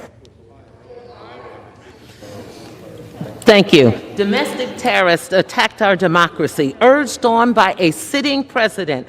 These insurrectionists believe Donald Trump's lies about the stolen election. They obeyed his call to attack. They literally carried his banner while storming the Capitol. Last week's insurrection was shocking and tragic. It was a culmination of 4 years of assaults on our democracy. We must impeach this president, and the Congressional Black Caucus stands ready to join in a bipartisan message to the likes of Donald Trump. Expired.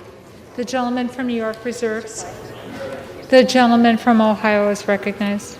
Madam Speaker, we reserve. The gentleman from Ohio reserves. The gentleman from New York. Madam Speaker, I now yield 30 seconds to the gentlelady from Wisconsin, Ms. Moore. The gentlewoman from Wisconsin is recognized for 30 seconds.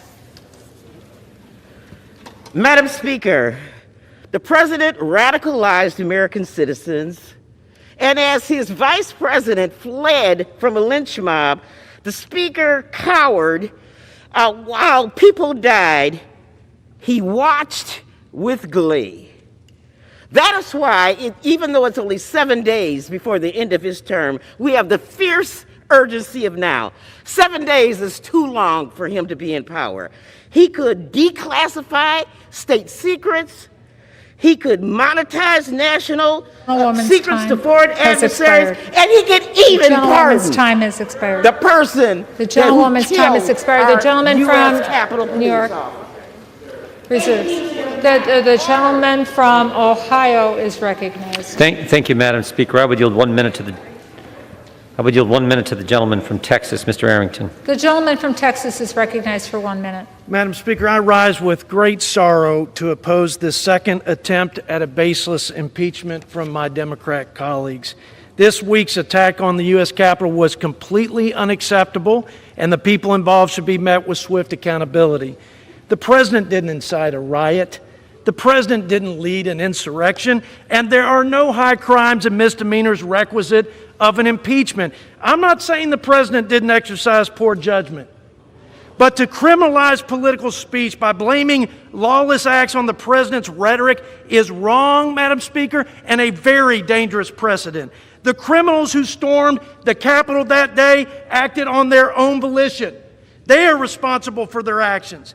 This is an important moment, Madam Speaker, for our nation. We have the opportunity to come together and do what's right for our country. The votes are certified. President Trump has conceded. Let's focus on the future and get back to the people's business. I yield back. Gentleman yields back. The gentleman from Ohio reserves. Yes. The gentleman from New York is recognized. Madam Speaker, I now yield 30 seconds to the distinguished gentlelady from Illinois, Ms. Newman. The gentlewoman from Illinois is recognized for 30 seconds. Thank you, Madam Speaker. It's an honor to speak today. So today I stand with this body to impeach this president. I agree with my Democratic colleagues. I also agree with my Republican colleagues. Let's unite. Let's unite to address this pandemic and start by simply wearing a mask. Let's unite to bring back the economy and start by putting $2,000 checks in people's pockets. And let's unite to hold these domestic terrorists accountable and impeach this president. Thank you, Madam Speaker, and I yield back. The gentlewoman yields back. The gentleman from New York reserves. The gentleman from Ohio is recognized. The gentleman from Ohio reserves. The gentleman from New York is recognized. Madam Speaker, how much time do I have, please? The gentleman from New York has 18 and 1/4 minute, and the gentleman from Ohio, 17 minutes remaining. Thank you very much. I now yield 30 seconds to the distinguished gentleman from New Jersey, Mr. Norcross. The gentleman from New Jersey is recognized for 30 seconds. Thank you, Madam Speaker. I rise today at a time of historical concern. Last week on this very House floor, an attack on democracy, that symbol. But it was an attack from within.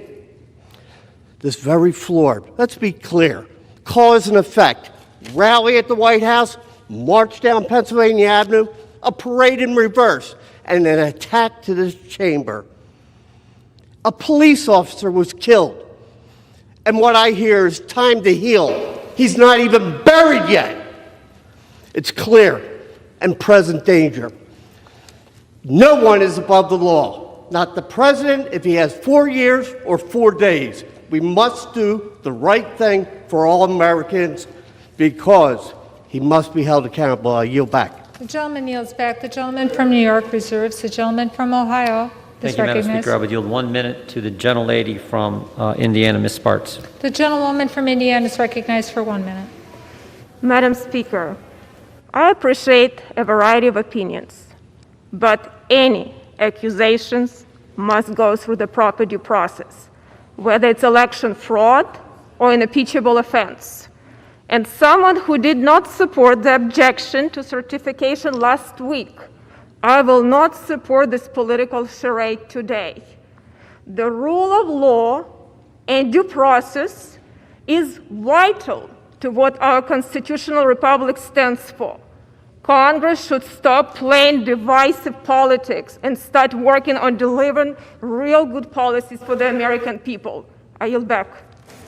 The gentlewoman yields back. The gentleman from Ohio reserves his time. The gentleman from New York is recognized. Madam Speaker, I now yield 30 seconds to the distinguished gentleman from California, Mr. The gentleman Panetta. from California is recognized for 30 seconds. A week ago was the culmination of carnage caused to our country by this president. 4 years ago, he said he would stop such devastation. Instead, the president has continued to debase our democracy with assaults on our elections and incitement at the ellipse and the battery at our Capitol. American exceptionalism is not guaranteed. We must always work to grow it, and that includes our work today to hold President Trump accountable. American carnage started with this president. A vote for impeachment will stop it for our posterity. I yield The back. gentleman yields back. The gentleman from New York reserves. The gentleman from Ohio is recognized. We reserve. The gentleman from Ohio reserves. The gentleman from New York. Madam Speaker, I now yield 30 seconds to the distinguished gentleman from Wisconsin, Mr. Pocan. The gentleman from Wisconsin is recognized for 30 seconds. Thank you, Madam Chairman. The U.S. Capitol has not been breached for over 200 years since the War of 1812. That is, until last week, when it wasn't another country that attacked us, but our own president. President Donald Trump asked his supporters to march on the Capitol, inciting domestic terrorism that cost 5 lives, including a Capitol police officer.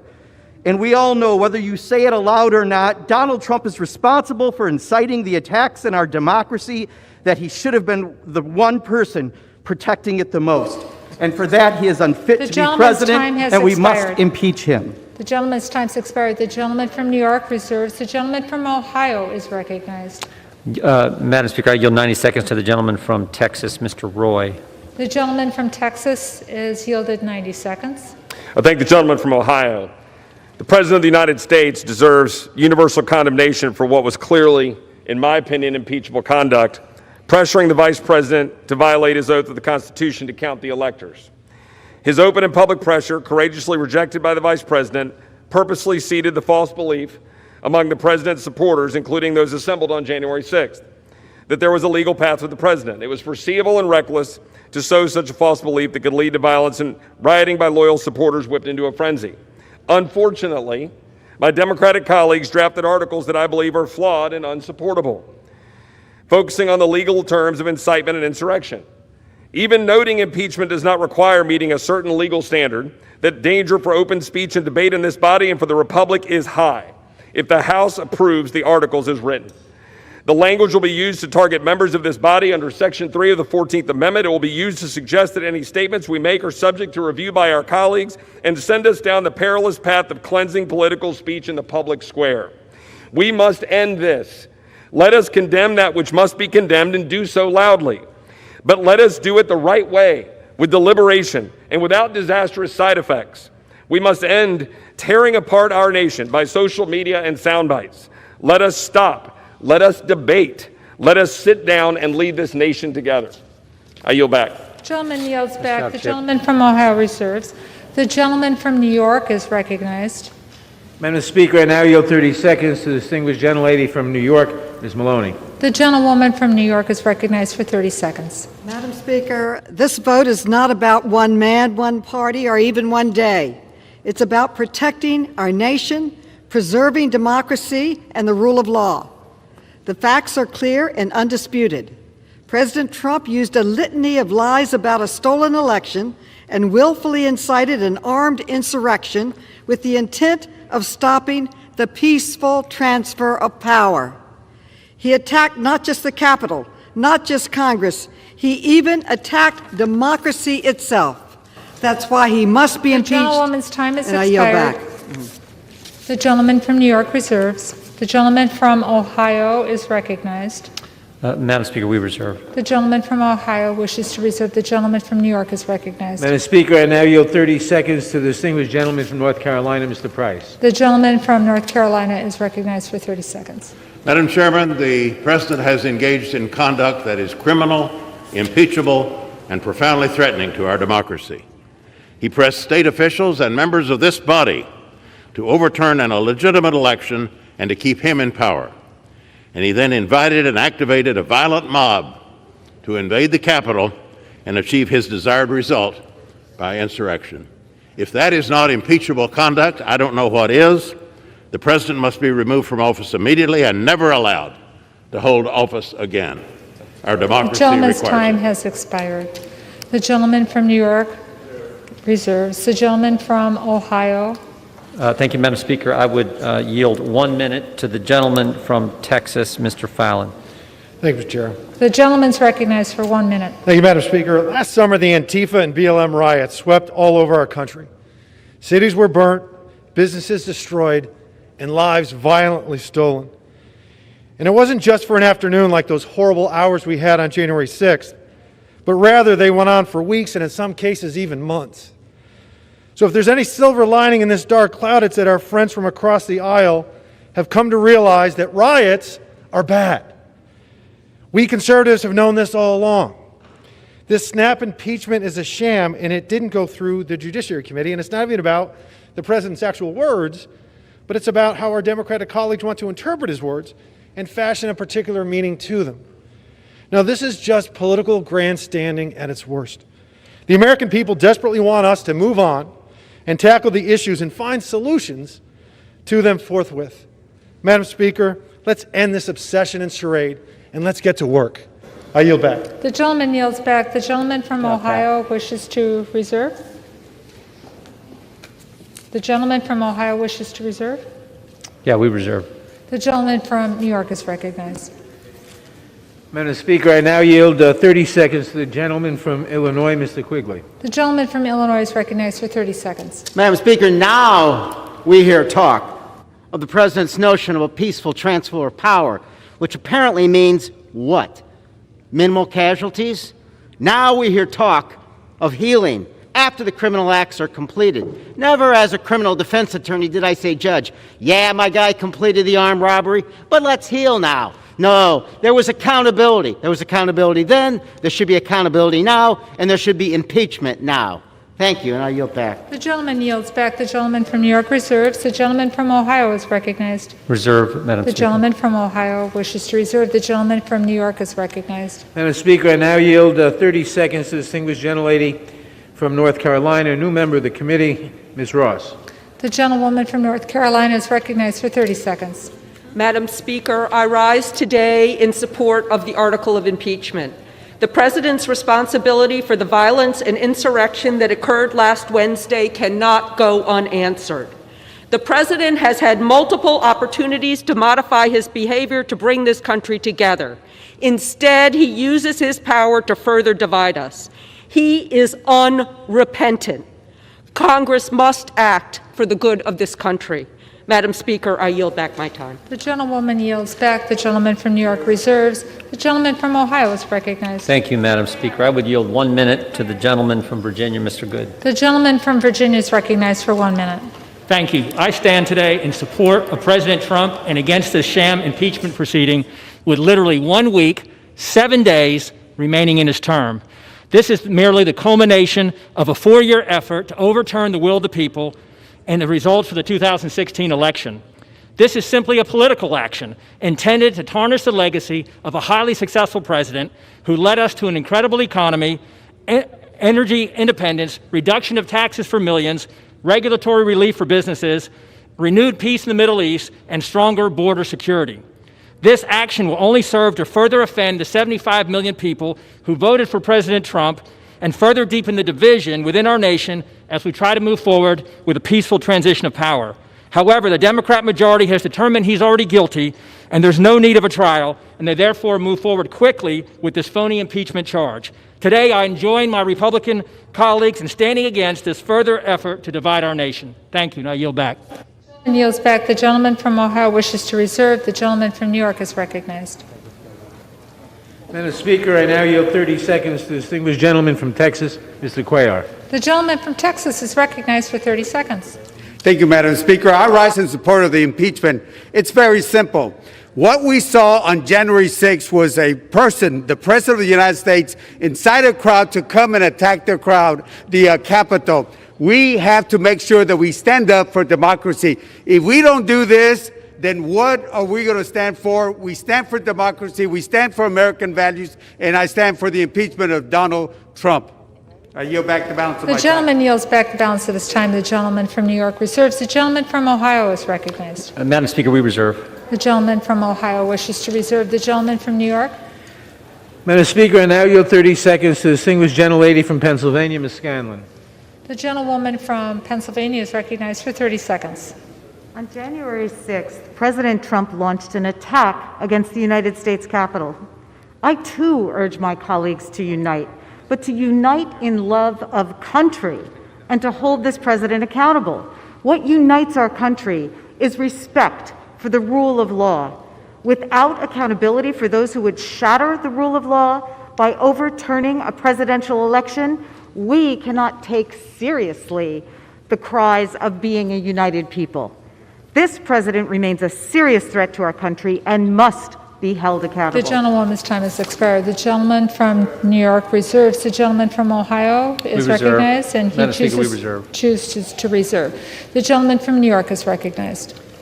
Madam Speaker, I now yield 30 seconds to the distinguished gentleman from Georgia, Mr. Scott. The gentleman from Georgia is recognized for 30 seconds. Thank you, Madam Speaker. Madam Speaker, let me make everybody aware that on those just sun-bleached bones of history of many great nations are written those pathetic words, too late. They moved too late to save their great nations. Let us not this day move too late to save our great nation. Gentleman's time's expired. The gentleman from New York wishes to reserve. The gentleman from Ohio is recognized. Thank you, Madam Speaker. I would yield 1 minute to the gentleman from South Carolina, Mr. Norman. The gentleman from South Carolina is recognized for 1 minute. Mr. Speaker, I rise today for two reasons. One, to voice my strong opposition for the impeachment of this president with 7 days left. I also want to voice my support for the strong police department. Many of you want to defund. Where was your cries to defund when you were leaving this office, this very room, last on the 6th? Height of hypocrisy.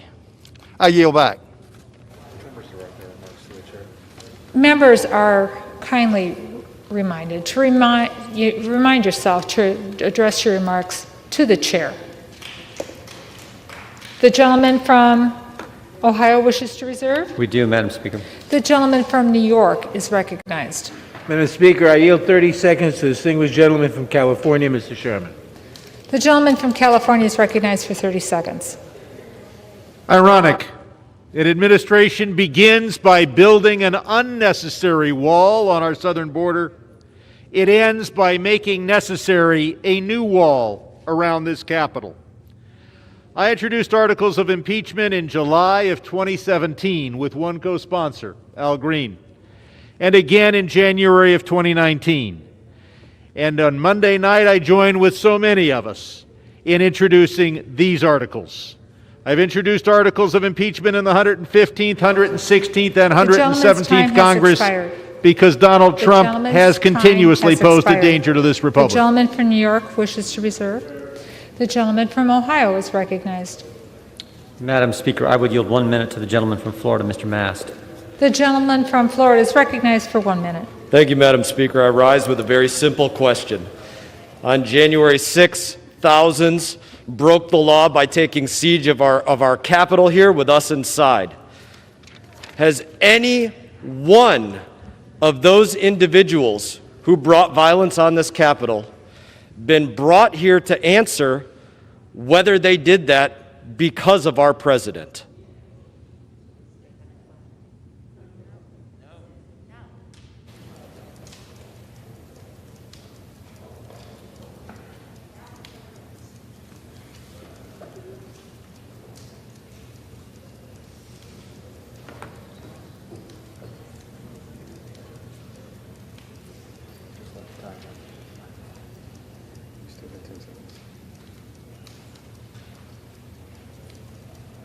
It appears I will receive no answer.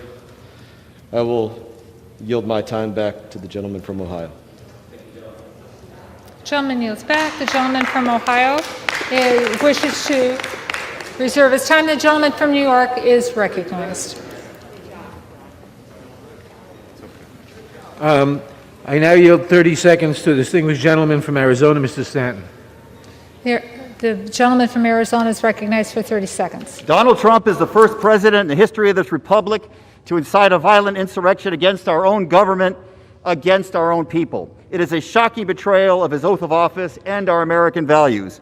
We don't know yet if the president will face criminal charges, but we do know he must be held to account. Each one of us in this House took an oath to protect and defend our Constitution against all enemies, foreign and domestic, even if that enemy is the president. We must move forward as a nation from these darkest days, but we can't move forward without accountability. We must impeach this president. I yield back. The gentleman from New York reserves, and the gentleman from Ohio is recognized. Madam Chair, we reserve. The gentleman from Ohio reserves. The gentleman from New York is recognized. Madam Speaker, I now yield 30 seconds to the distinguished gentlelady from Michigan, Ms. Stevens. The gentlewoman from Michigan is recognized for 30 seconds. Insurrection, a violent mob. A week ago today, 5 people were killed, many injured, and everyone in this building forced to hide for their very life. The president was called for help, but he did not answer our call while our government was being taken over. He failed to lead and therefore proved himself incapable of doing so. Some may say impeachment is political. Some may cry it is divisive. But, Madam Speaker, our obligation to our Constitution is anything The time's but. expired. The gentleman from New York reserves. The gentleman from Ohio. Madam Speaker, we reserve. The gentleman from Ohio reserves. The gentleman from New York is recognized. Madam Speaker, I yield 30 seconds to the gentleman from California, Mr. Takano. The gentleman from California is recognized for 30 seconds. Madam Speaker, I rise today in support of the impeachment of President Donald Trump. The gravity of the moment demands it, and the fate of our republic depends on it. He committed an impeachable offense by inciting a violent and deadly insurrection at the U.S. Capitol. For this, Congress must hold him accountable to preserve our democracy, our Constitution, and the rule of law. He should serve not 1 minute more and be barred forever from public office. He is toxic to our republic and toxic to our democracy. I yield back. The gentleman yields back. The gentleman from New York wishes to reserve.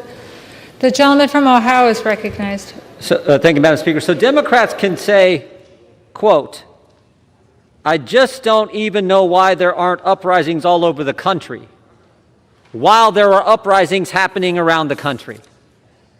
But they impeached the President of the United States for saying peacefully and patriotically, make your voices heard. Democrats can say, quote, you know, there needs to be unrest in the streets, while there is unrest in the streets. But they're going to impeach the president for saying peacefully and patriotically, make your voices heard. Let's be consistent, all of us.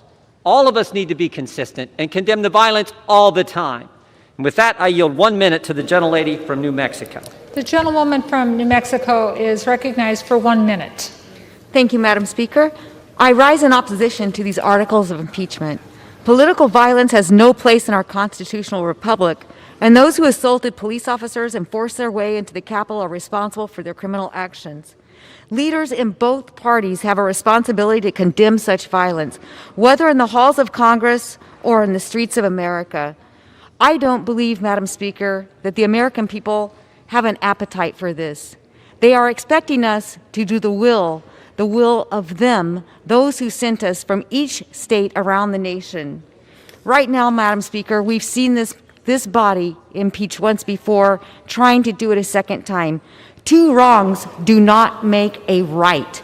We have got to stand for the American people because we will not get a second chance to get this right the first time. Madam Speaker, I yield back. The gentlewoman yields back. The gentleman from Ohio wishes to reserve. We do. Thank you, Madam Speaker. The gentleman from New York is recognized. Madam Speaker, I now yield 30 seconds to a new member, the distinguished gentleman from New York, Mr. Torres. Gentleman from New York is recognized for 30 seconds.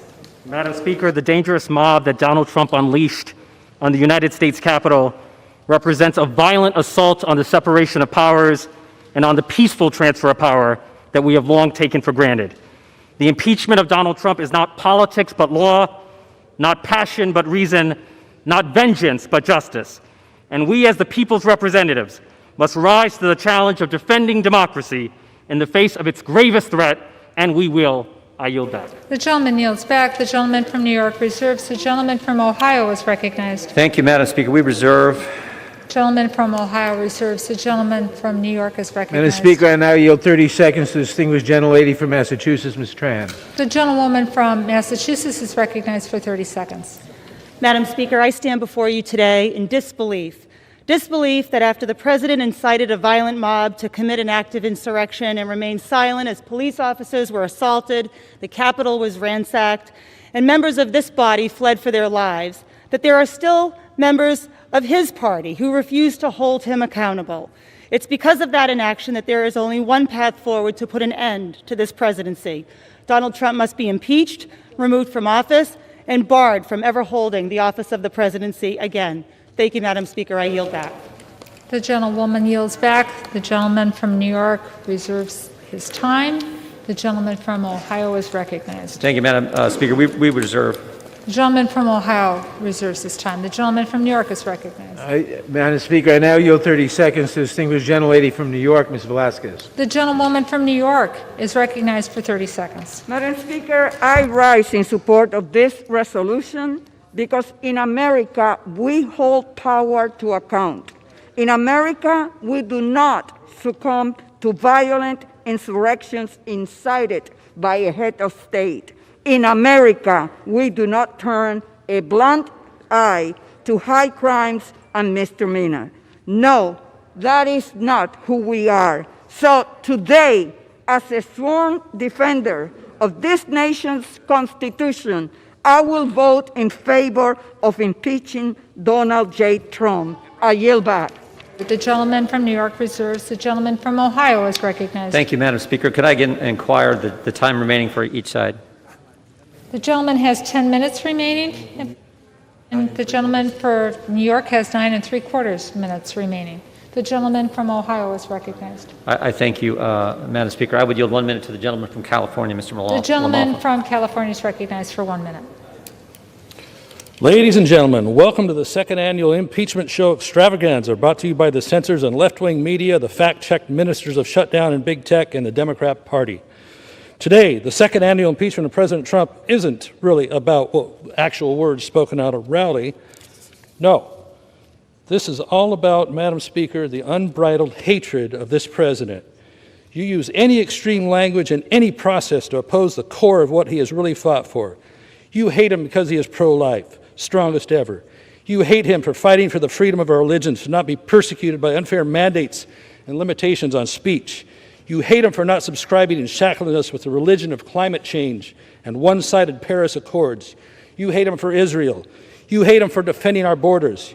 You hate him for letting families and small businesses keep what they earn, for trying to keep the agents of government off their back. You hate him for putting America first, which is what I thought we do when we swear the oath. No, this shabby show isn't about a threat to our republic. This is the impeachment and muting of at least half of the American people.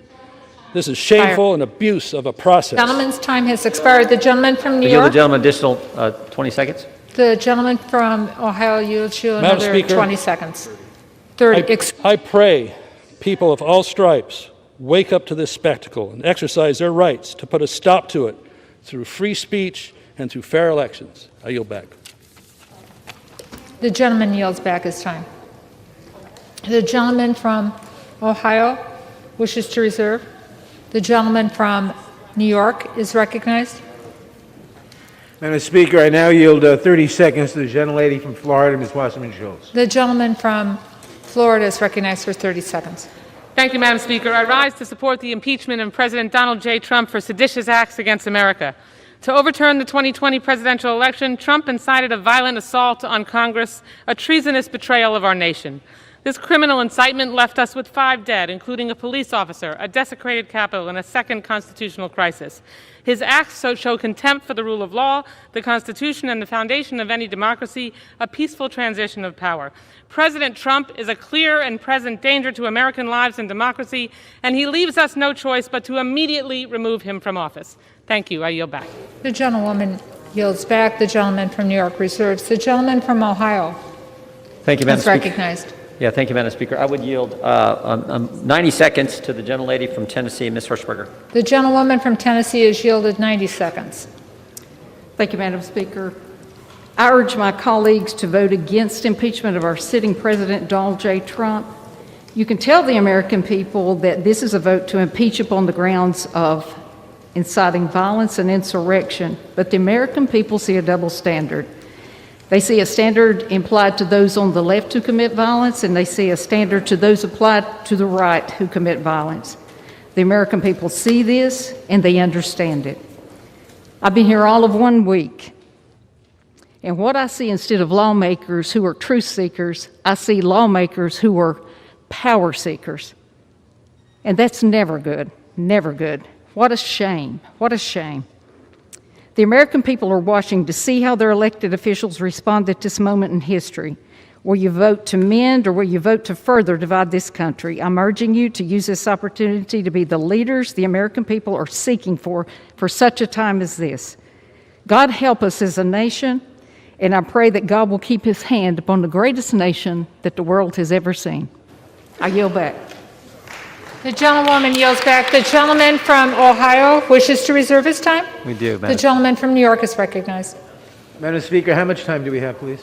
The gentleman from New York has 9 1/4 minutes. And Ohio has 8 minutes. The gentleman from Ohio, 8 minutes. Thank you. Gentleman from New York. Thank you.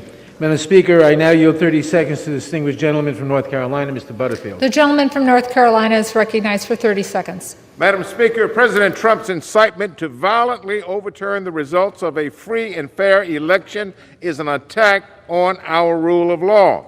Any president, any member of Congress who obstructs the Electoral College or attacks judges and the court system where there's no evidence to support their contentions undermines the public's trust and confidence in the judicial process. How do my Republican colleagues expect ordinary citizens to respect and trust the courts in civil and criminal matters all across this country? Think about that as you make this decision. Vote The yes. gentleman's on time the has article of expired. The impeachment. gentleman from New York wishes to reserve. The gentleman from Ohio is recognized. Madam Speaker, we reserve. The gentleman from Ohio reserves. The gentleman from New York Madam is Speaker, I yield recognized. 30 seconds to the distinguished gentlelady from California, Ms. Roybal Allard.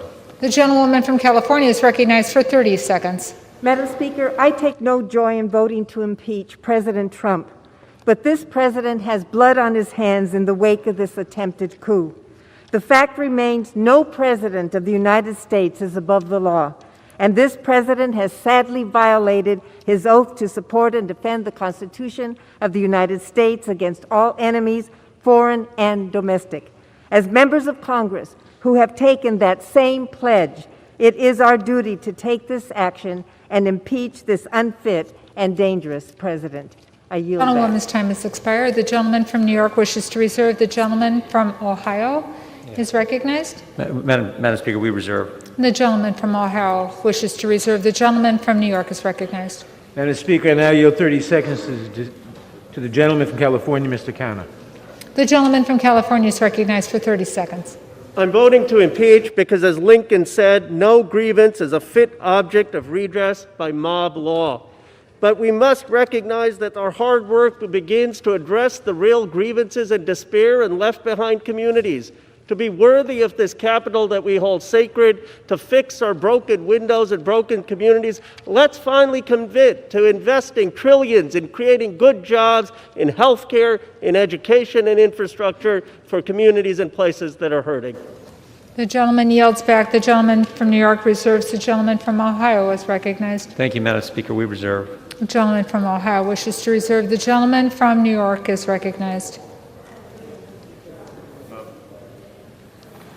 Madam Speaker, I now yield 30 seconds to the distinguished gentlelady from Alabama, Ms. Sewell. The gentlewoman, Ms. Sewell, is recognized for 30 seconds. Madam Speaker, I rise today to support impeachment. I do so with a heavy heart and a lasting and searing memory of being in this gallery, the People's House, right up there, fearing for my life. And why? Because the President of the United States incited others to be violent, a mob of insurgencies in this House. It's unacceptable. It led to the killing of 5 Americans. Blood is on this House. We must do something about it. I ask that we move from stopping the steal to healing, but healing requires accountability, and everyone must be accountable. Who is there? Gentlewoman's time has expired. The gentleman from New York wishes to reserve. The gentleman from New York wishes to reserve. The gentleman from Ohio is recognized. Madam Speaker, I would yield 1 minute to the gentleman from Alabama, Mr. Moore. The gentleman from Alabama is recognized for 1 minute. Madam Speaker, I'm fairly new here. Actually, this is my first floor speech. But I rise to oppose this impeachment. You know, I asked my staff this morning, I said, how many times in our nation's history have we impeached a president? Well, they said up until this president, only 2 times in our nation's history. So here we are, 7 days left in his first term, and we're going to impeach a president for what reasons? For what reasons? There have been no hearings. There have been no committees. We must defend the right and protect the process of impeachment. If we pursue this, from now on, from this day forward, impeachment will always be a political process. I ask my friends across the aisle, they always talk about healing. Healing. How do we come together as a nation? Since 2016, there has been hashtags going around in our nation that said, not our president. Resist, resist. Members across the aisle have said things in public to have supporters of this president attacked and demeaned. Thank you, Madam Speaker. The gentleman from Ohio wishes to reserve. The gentleman from New York is recognized. Madam Speaker, I now yield 30 seconds to the distinguished gentlelady from Illinois, Ms. Schakowsky. The gentlewoman from Illinois is recognized for 30 seconds. Last Friday, I sent a letter to my constituents telling the story about the violent attack on our Capitol building, which is really like the temple of our democracy. I have now taken the oath of office, the same oath of office that the President of the United States has taken, that all of us here have taken, and he has been the orchestrator of this attack. It is time to hold this president accountable. It is time, and history demands that we impeach The gentlewoman's time has expired. The gentleman from New York wishes to reserve. The gentleman from Ohio is recognized. Thank you, Madam Speaker. We would reserve. The gentleman from Ohio reserves. The gentleman from New York is recognized. Madam Speaker, I yield 30 seconds to the gentleman from Connecticut, Mr. Himes. The gentleman from Connecticut is recognized for 30 seconds. The words have almost all been said. Search your soul, consider your oath. And I add 4 more words. Reflect on your legacy. My friends, which way is history flowing right now? Will Donald Trump join the pantheon of Washington, Lincoln, Roosevelt, and Reagan? Or will his 33% approval ratings and the condemnation of principled Republicans consign him to the heap of reviled demagogues with Joseph McCarthy and Andrew Johnson? Where he goes in history, you go in history, unless today you make a stand. I yield back. Yields back. I would like to remind members to please direct their remarks to the chair. The gentleman from New York reserves. The gentleman from Ohio is recognized. Thank you, Madam Speaker. We reserve. The gentleman reserves. The gentleman from New York is recognized.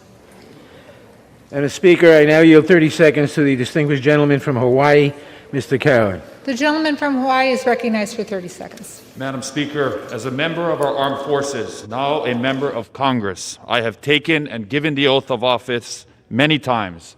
I will support and defend the Constitution against all enemies, foreign and domestic. On January 6th, the President violated this oath, inciting violent and deadly insurrection.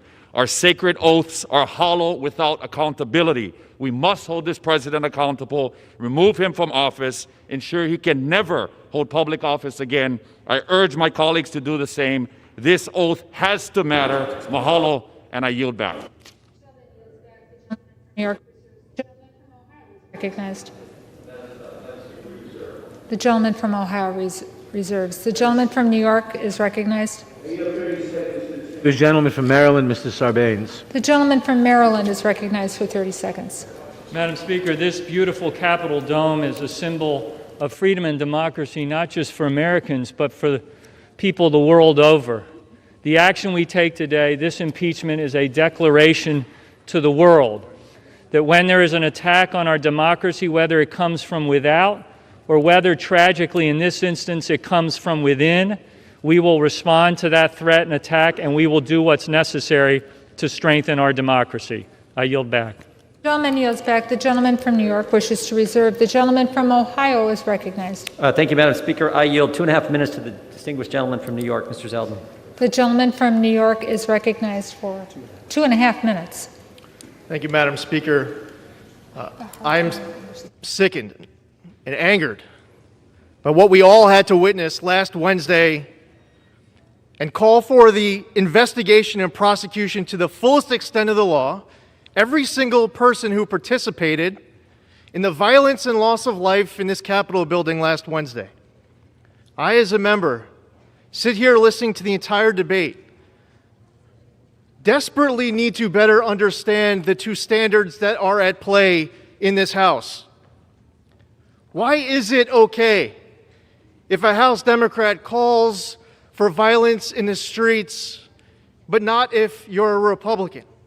Why can a House Democrat be rewarded with a gavel and a chairmanship if they're calling for physical confrontation of a Trump administration official, but they will be punished if they're a Republican?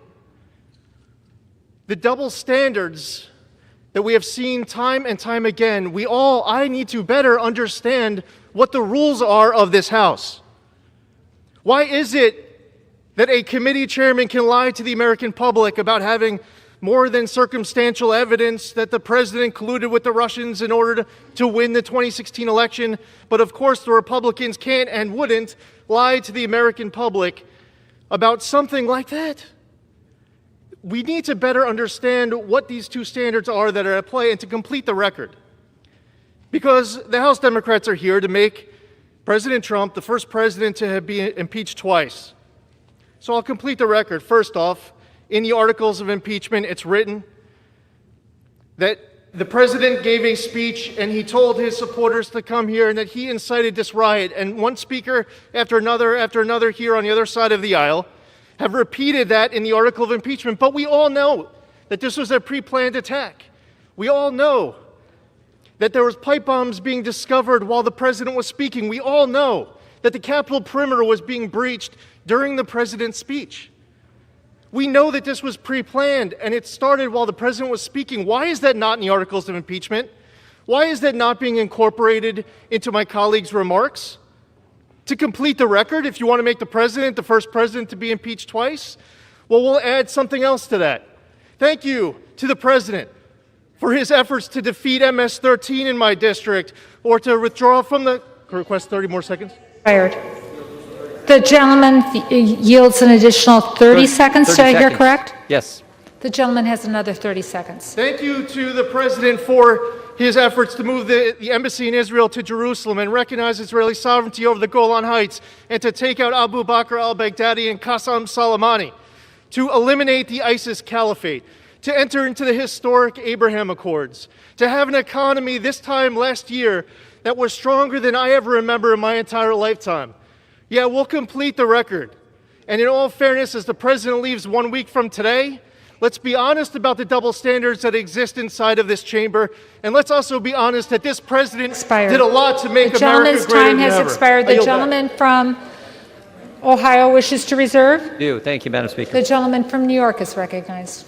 Thank you, Madam Speaker. I now yield 1 minute to the distinguished I now yield 30 seconds to the distinguished gentleman from Illinois, Mr. Caston. What happens The gentleman's recognized for 30 seconds. What happens if we get this wrong is written in Lincoln's second inaugural, when one party would make war rather than let the nation survive. On December 7th, on September 11th, we came together against an enemy from without, but on January 6th, we were attacked by an enemy from within, the president who would make war with malice for all and charity for none. We must come together in unity today against that domestic threat to our Constitution.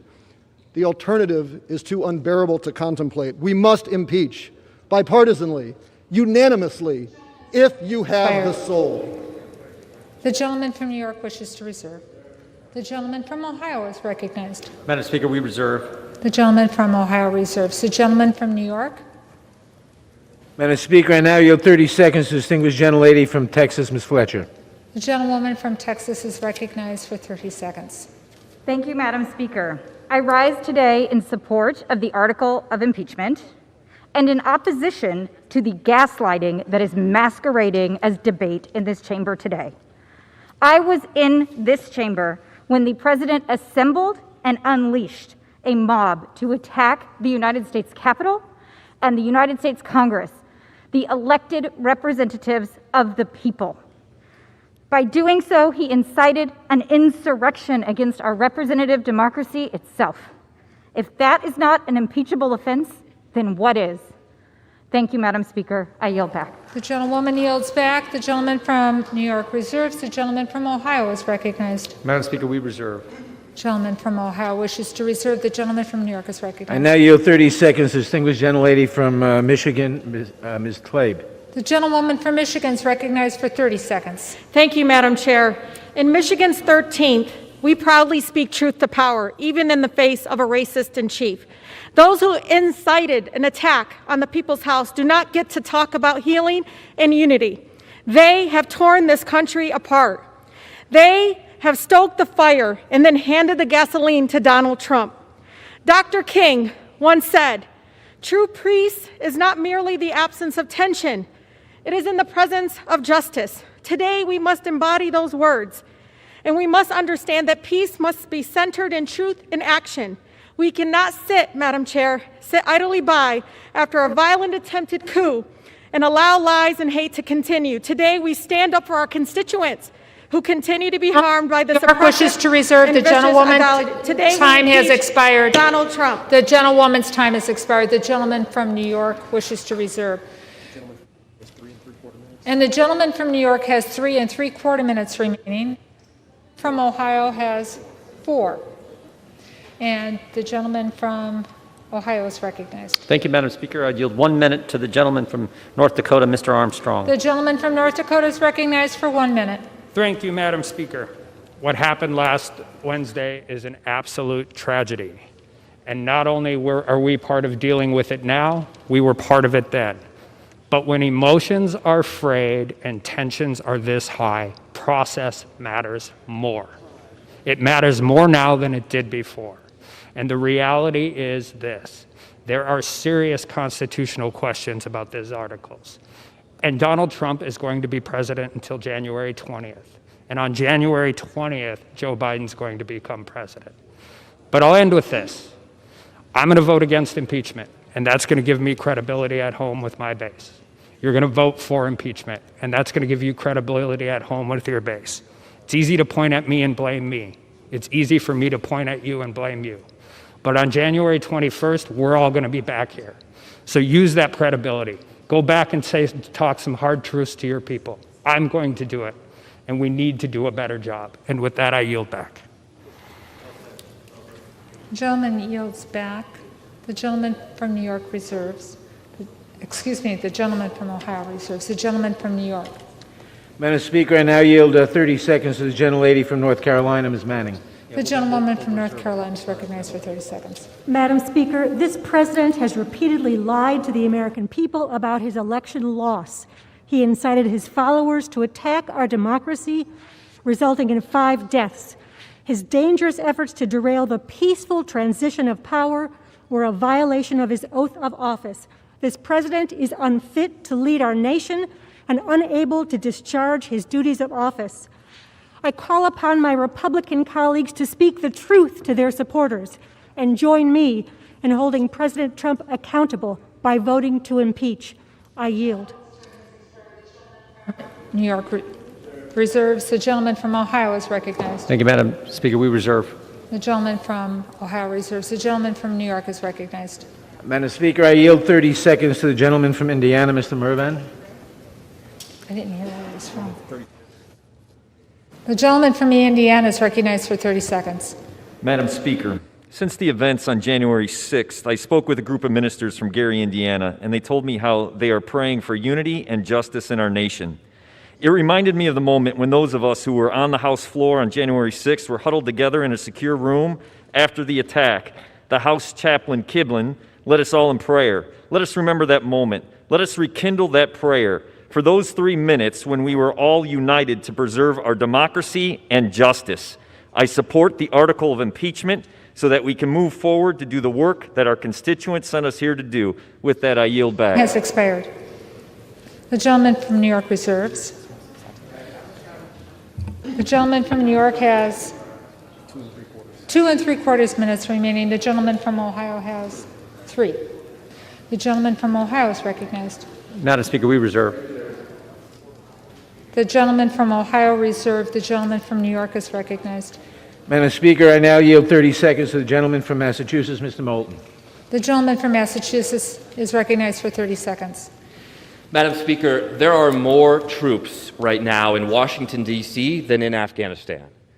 And they are here to defend us against the Commander-in-Chief, the President of the United States, and his mob. I would ask my colleagues to look at the faces of those young Americans defending democracy, defending us, and find an ounce of their courage to do the right thing, as several Republicans have, and take a tough vote for the future of democracy, for the future of our country. The gentleman's time has expired. The gentleman from New York wishes to reserve. The gentleman from Ohio is recognized. Madam Speaker, we reserve. The gentleman from Ohio wishes to reserve. The gentleman from New York is recognized. Madam Speaker, I yield 30 seconds to the gentleman from Texas, Mr. Vesey. The gentleman from Texas is recognized for 30 seconds. Madam Speaker, let's be clear about one thing. If we were on the eve of a Republican president being sworn in, and his Democratic predecessor had said the same thing that this president said, and incited his followers, his mob, to descend up on the Capitol, we will be joining them, not making comparisons, because guess what? I don't care about no base. I care about this democracy and this country. And what happened the other day should never happen again. And we need to stand up and say and do the right thing. The gentleman's time has expired. The gentleman from New York reserves. The gentleman from Ohio is recognized. Madam Speaker, the Republican whip is prepared to close for us whenever that is appropriate, so we'll reserve until that's time. The gentleman reserves. Madam Speaker, the gentleman from New York. I now yield 30 seconds to the gentlelady from Texas, Ms. Jackson Lee. The gentlewoman from Texas is recognized for 30 seconds.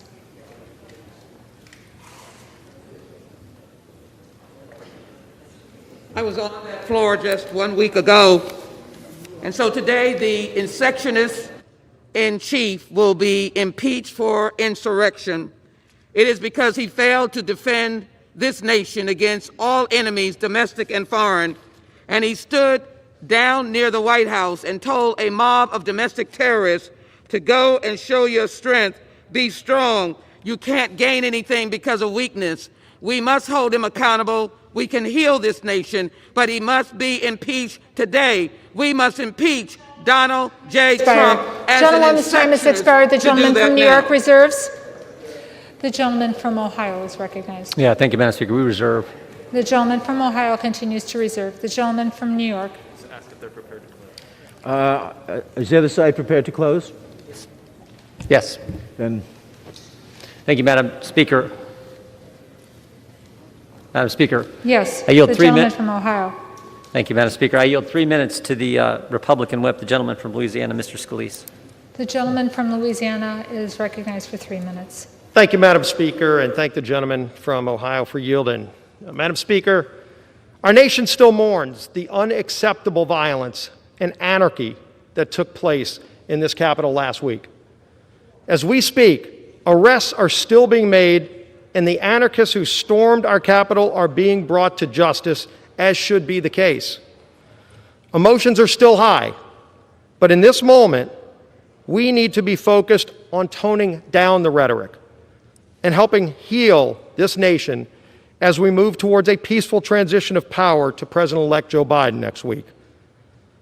My prayers, Madam Speaker, are still with Capitol Police Officer Sieknick and Liebengood, who we lost, as well as all of the Capitol Police officers who risked their lives to keep us safe. They are true heroes, and they deserve all of our applause today.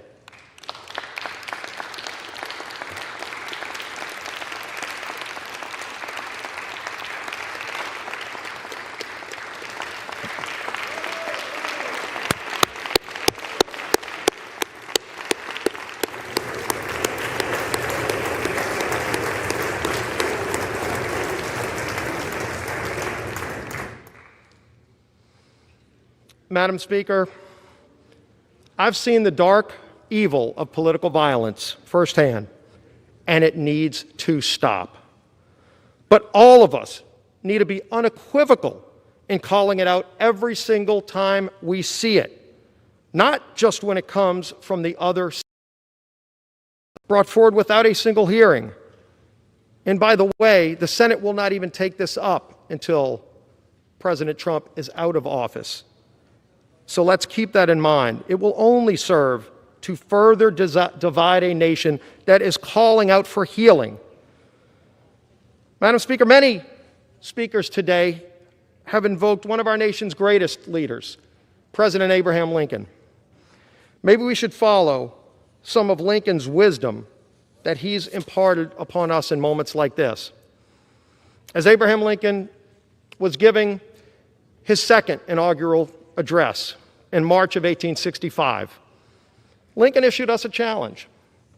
This is what he said: "With malice toward none, with charity for all, with firmness in the right, as God gives us to see the right, let us strive on to finish the work we are in, to bind up the nation's wounds, to care for him who shall have borne the battle and for his widow and his orphan, to do all which may achieve and cherish a just and lasting peace among ourselves and with all our nations." Madam Speaker, in times like these, let us not reach out to our darkest demons, but instead, like Lincoln, seek the higher ground. May God bless this great United States of America. I yield back. The gentleman from New York is recognized. Madam Speaker, we can have all this, but we have accountability too. I now yield our remaining time, 1 minute, to the distinguished Majority Leader of the House, Mr. Hoyer. The majority of the leaders recognized for 1 minute. I thank the chairman for yielding. This is a troubled time, a sad time. It is a time where all of us have stood almost to a person and lamented the violence and the assault on this Capitol and the assault on democracy itself.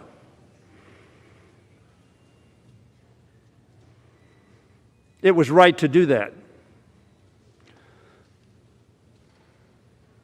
But this impeachment ought to be put in the perspective of what the Republican chair of the Republican conference said it was.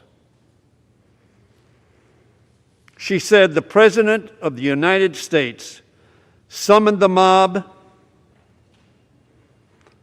assembled the mob, and lit the flame of that attack. There has never been, she said, a greater betrayal by a President of the United States of this office, of his office, and his oath to the Constitution. That is why we are here today. That is why we are here today, just a week before that president, at the request of the American people, will leave office.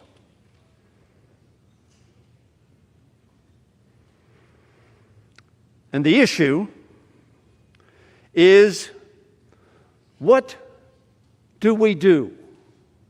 The 433 of us, I believe, who are here, do on behalf of the American people to respond to what Representative Cheney described happened on the 6th of January.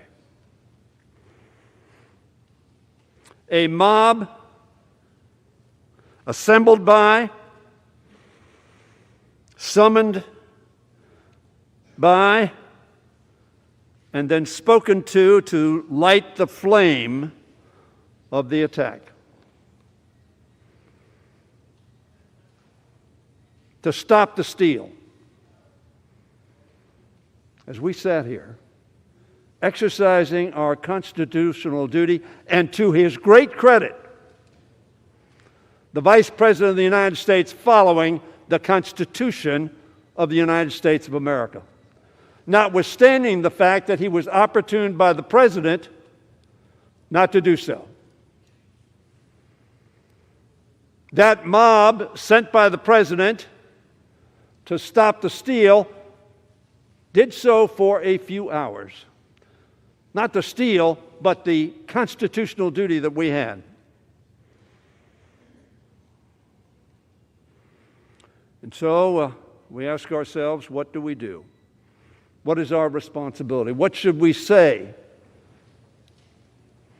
in light of only the Civil War has an analogy? That doesn't mean there haven't been demonstrations in Washington before and demonstrations throughout this country before. But it is the first and only physical presence other than the 9/11 attack on this nation, which came from abroad and had a plane aimed at our Capitol dome. This attack was not from abroad. It was, as Liz Cheney said, summoned, assembled, and inflamed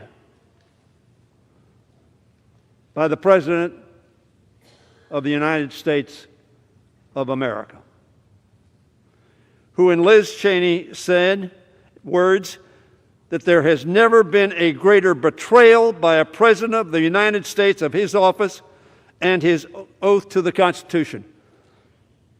I pride myself as a member of this Congress who for 40 years has worked in a bipartisan fashion with many of your leaders, and do to this day. But are we to remain silent in the face of Liz Cheney's saying this was the greatest betrayal of the duty of the President of the United States in history? Are we to stand silent? Will we stand silent? Will we not stand up and say, this is not acceptable? Madam Speaker, for 4 years, Donald Trump has made no effort to hide his ambitions or his lacking of Republican principles. Not our principles, but the principles that Abraham Lincoln was just quoted as having said. Your president, our president, has never displayed those in the 4 years he's been president of the United States. He has allowed little constraint on his worst inclinations. His desire for autocracy and his glorification of violence have not been tempered, but rationalized by those who sought to profit financially and politically from their proximity to power. Upon the foundations of virtue, reason, and patient wisdom laid down by George Washington as our first president, Donald Trump has constructed a glass palace of lies, fear-mongering, and sedition. Last Wednesday, on January 6th, the nation and the world watched it shatter to pieces. There can be no mistaking any longer the kind of man sitting in the Oval Office or his intentions and capabilities. The curtain has been pulled back. The office to which he was elected could not temper or reform him. Washington's legacy was passed down to us not as written decrees. Mr. Speaker, the House is not in order. The gentleman's correct. The House will be in order. Washington's legacy was passed down to us not as written decrees, but understood norms. How we ought to act, how we ought to conduct ourselves.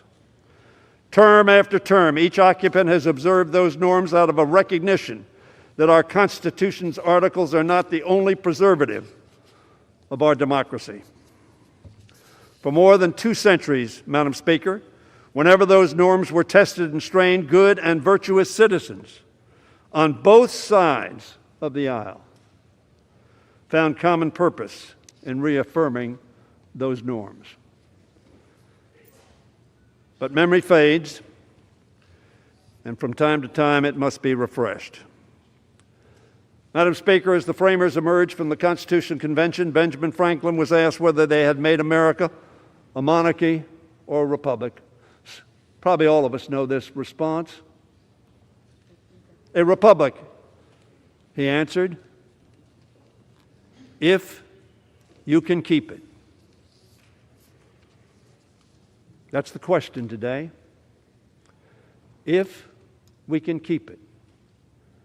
And the way we keep it is to say no to actions and words that do not promote the keeping of that republic. For millennia, people have understood that a republic is only as stable and lasting as the citizens and leaders who commit themselves to its upkeep. This president has shown us he's not committed to that project. His tweets every day have shown he is not committed to that project. Indeed, he openly disdains it and appears to prefer the alternative. But what of the rest of us? Those who have the honor and the great privilege and the weighty responsibility to represent the views of 750,000 of our fellow citizens. We in this Congress have an opportunity, no, a duty, to demonstrate our commitment, both as leaders and as citizens, to keeping America a republic. A republic that resolves its differences not through being ordered to come to the Capitol to prevent them from stealing the election, which was an absurd assertion from the very first day it was made. We cannot erase the last 4 years, Madam Speaker. We cannot turn back the clock, but we can look to the ideals and principles inherited from great presidents like Washington, like Jefferson, and yes, certainly like Abraham Lincoln and Franklin Roosevelt, and from outstanding Americans like Frederick Douglass, Harriet Tubman, Susan Anthony, Cesar Chavez, Martin Luther King, Thurgood Marshall, our beloved John Lewis, and yes, RBG, Ruth Bader Ginsburg, who taught us a lot about equality and inclusion. It's up to us to restore the vibrancy, Madam Speaker, of our democracy by reaffirming our commitment to the norms they passed on to us and entrusted to our care. But to make that possible, Madam Speaker, we must rise to this moment and not only affirm the virtues we cherish, but reject the vices we abhor. That's what I'm asking my fellow representatives on both sides of the aisle to do today. We all stood and we abhorred the violence that occurred and the threat to the very democracy that we hold so dear and swore an oath to protect and uphold. Reject deceit. Reject fear-mongering. Reject sedition, tyranny, and insurrection. Reject the demand for fealty to one man over fidelity to one's country. When I addressed the House during the debate over the articles of impeachment in December 2019, I said the following: we need not ask who will be the first to show our courage by standing up to President Trump. The question we must ask: who will be the last to find it? Senator McConnell, Representative Cheney, a number of other representatives who have spoken on this floor with great courage, Madam Speaker, because there is much fear of Donald Trump. There's much fear of Donald Trump's tweets. There's much fear of Donald Trump's retribution for opposition. In my view, Donald Trump demands absolute loyalty and gives none in return. I hope others will join Liz Cheney. I hope others will be honest with themselves and with their constituents. As Liz Cheney was saying, there has never been a greater betrayal by a President of the United States of his office and his oath to the Constitution. Don't dismiss that. She's the daughter of a Vice President of the United States who was the whip when I came to Congress.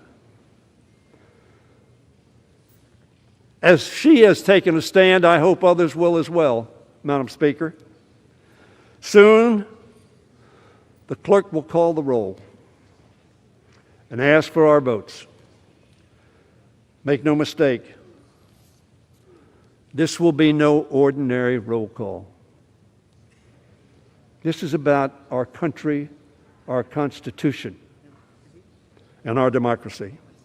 These votes will be inscribed on the roll of history, a record of courage and of our commitment to country and Constitution, of our commitment to the rule of law and renewal of that which we inherited and hope to pass on, unbroken, unshattered. With just 7 days left in the President's term, this vote is not about timing. It is about principle and fidelity to our Constitution. It concerns the clear and present danger facing our country, not only in these final days of the Trump administration, but in the weeks, months, and years that will follow.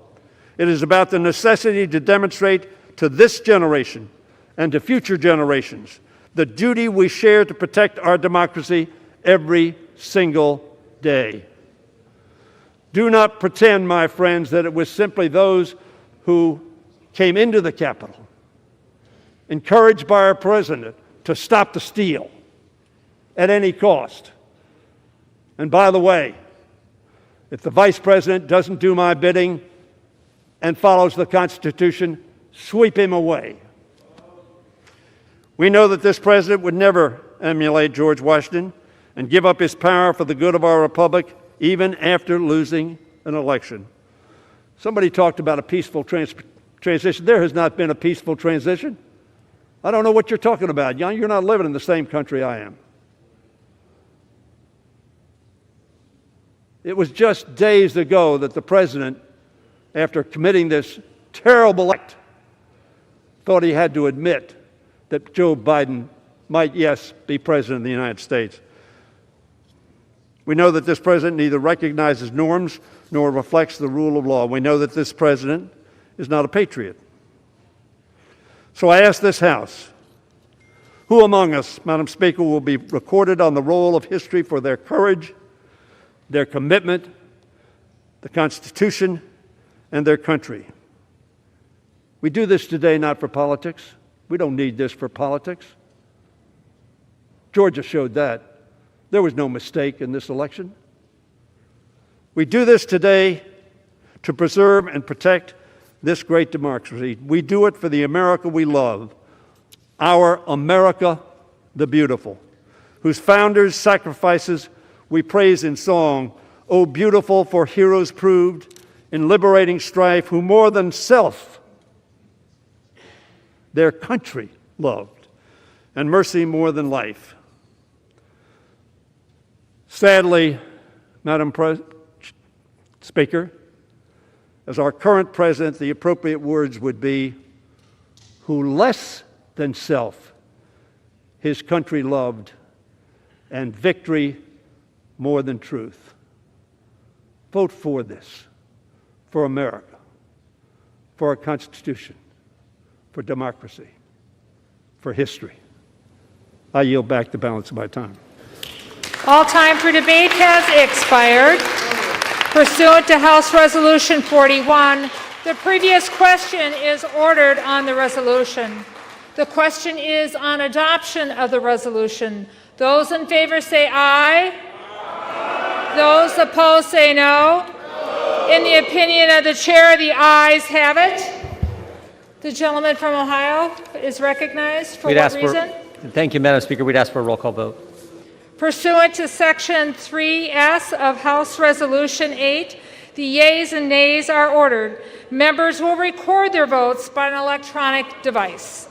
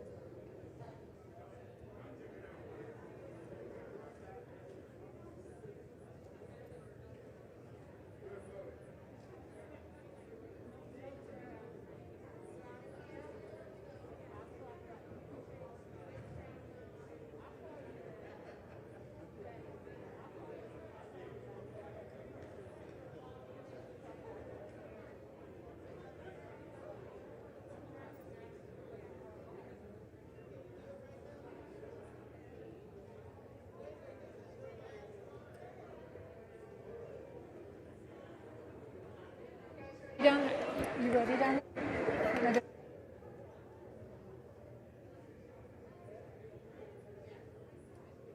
What purpose does the gentleman from Washington seek recognition? Thank you, Madam Speaker. As the member designated by Ms. Strickland of Washington pursuant to H-Res 8, I inform the House that Ms. Strickland will vote yes on H-Res 24. The gentleman from California seek recognition.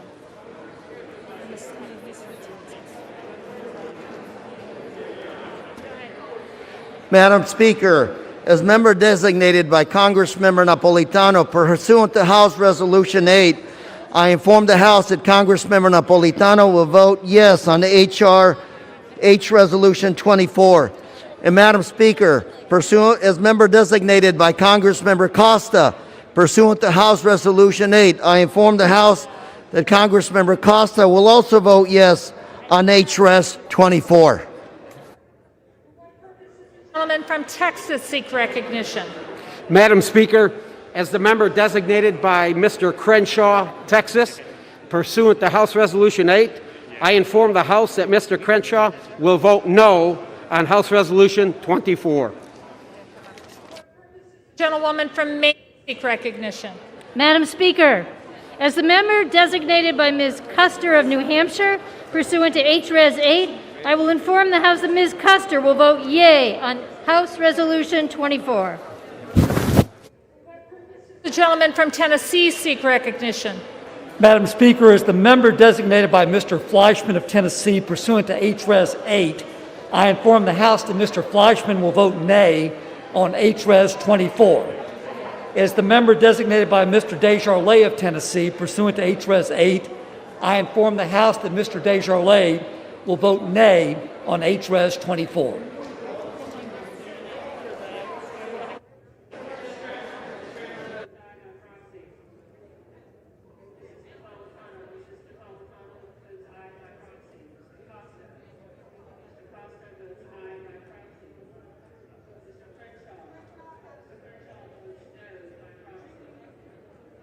For what purpose does the gentleman from New Jersey seek recognition? Madam Speaker, as the member designated by Ms. Bonnie Watson Coleman pursuant to H-Res 8, I inform the House that Ms. Watson Coleman will vote yes on H-Res 24. And as the member designated by Mr. Albio Series pursuant to H-Res 8, I inform the House that Mr. Series will vote yes on H-Res 24. And finally, as the member designated by Mr. Paul Tonko pursuant to H-Res 8, I inform the House that Mr. Tonko will vote yes on H-Res 24. For what purpose does the gentleman from Kansas seek recognition?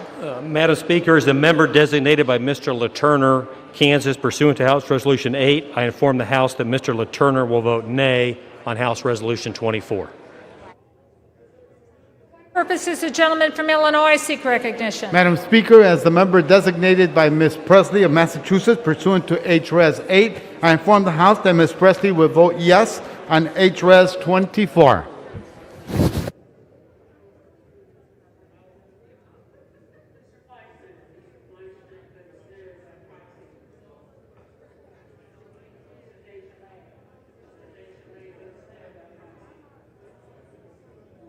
Does the gentleman from Connecticut seek recognition? Thank you, Madam Speaker. Madam Speaker, as the member designated by Mr. Adam Smith of Washington State, pursuant to House Resolution 8, I inform the House that Mr. Smith will vote yes on H-Res 24.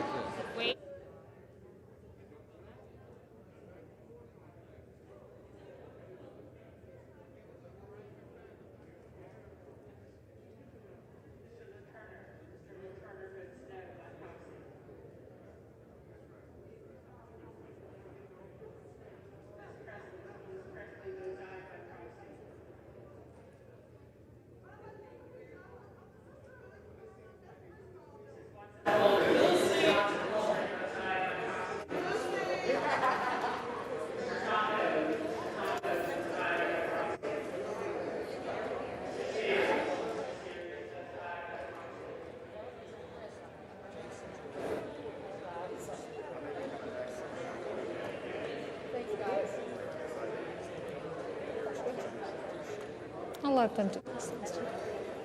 Okay, you good? For what purpose does the gentlewoman from Illinois seek recognition?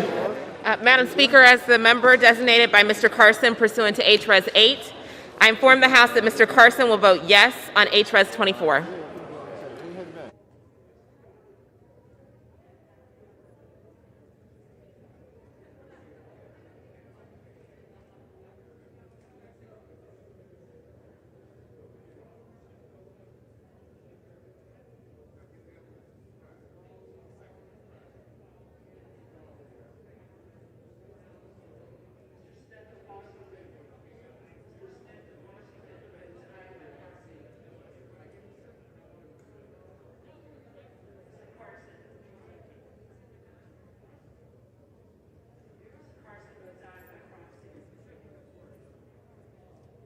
What purpose does the gentleman from New York seek recognition? As the member designated by Chairwoman Eddie Bernice Johnson pursuant to H-Res 8, I inform the House that Chairwoman Johnson will vote yea on H-Res 24.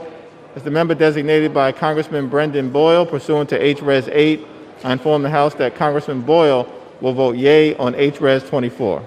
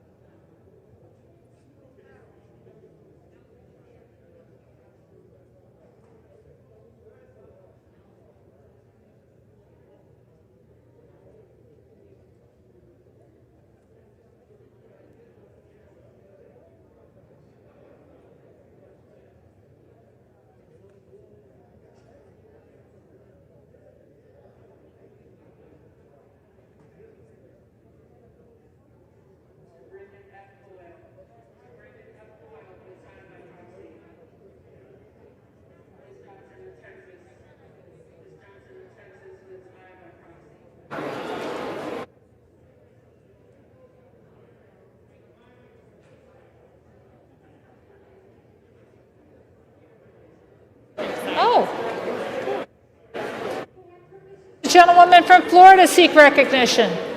Thank you, Madam Speaker. As the member designated by Dr. Dunn of the state of Florida pursuant to H-Res 8, I inform the House that Dr. Dunn will vote nay on H-Res 24.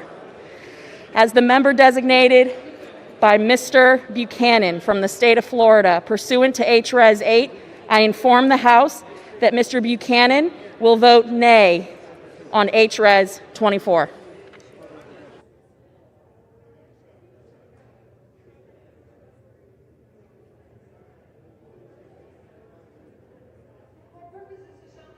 Pennsylvania seek recognition.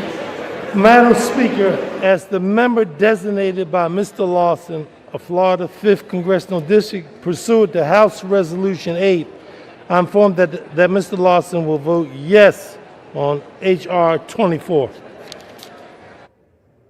This is the gentleman from California seek recognition. Madam Speaker, as the member designated by Representative Michelle Steele, pursuant to House Resolution 8, I inform the House that Representative Michelle Steele will vote no on House Resolution 24.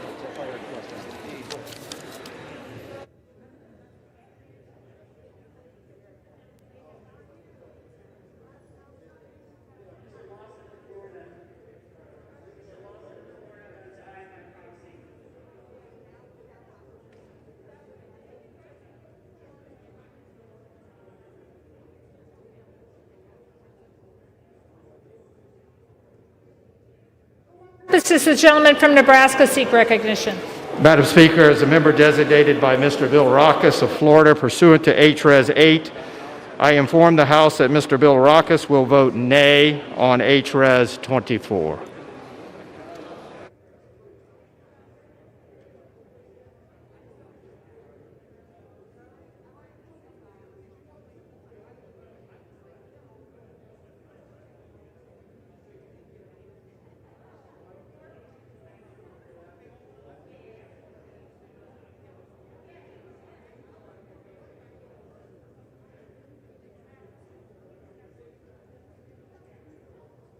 For what purposes the gentleman from Arizona seek recognition?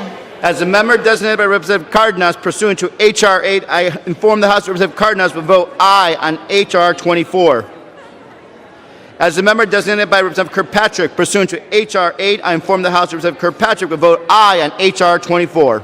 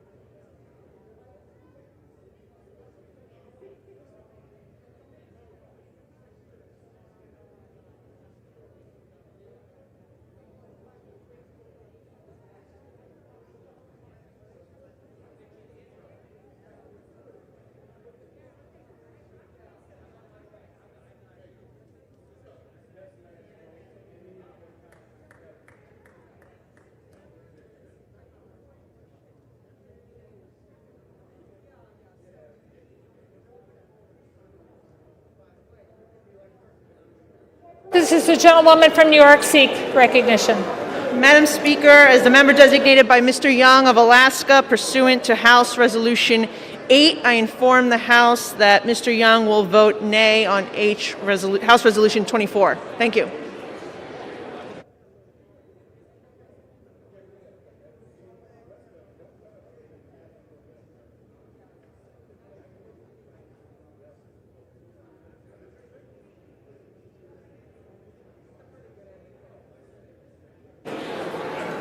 For what purpose does the gentleman from Indiana seek recognition?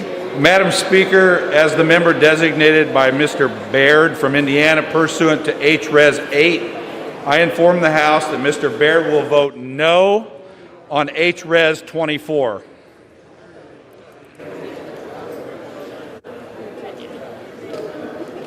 This is the gentlewoman for Virginia seek recognition. Thank you, Madam Speaker. As the member designated by Mr. McEachin pursuant to House Resolution 8, I inform the House that Mr. McEachin will vote yes on House Resolution 24. And as the member designated by Ms. Porter pursuant to HRes 8, I inform the House that Ms. Porter will vote yes on HRes 24.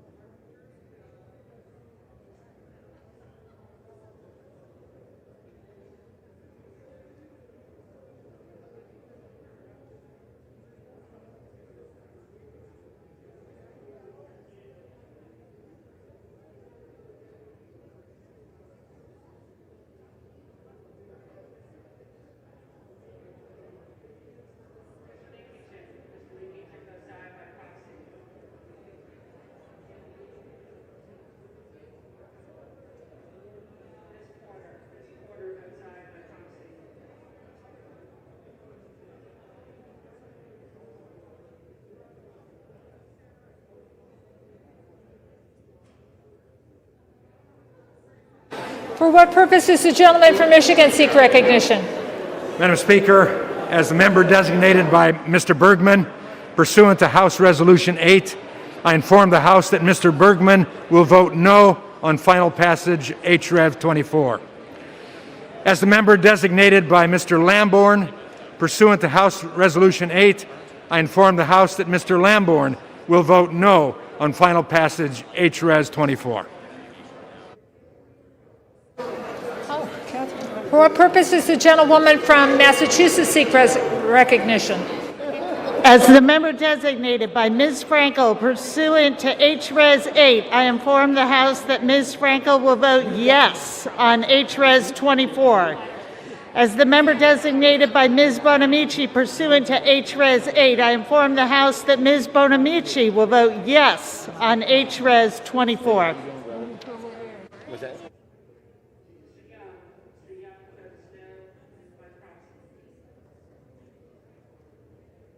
This is a gentleman from Maryland seek recognition. Madam Speaker, as the member designated by Ms. Alma Adams of North Carolina pursuant to HRes 8, I inform the House that Ms. Adams will vote yes on HRes 24.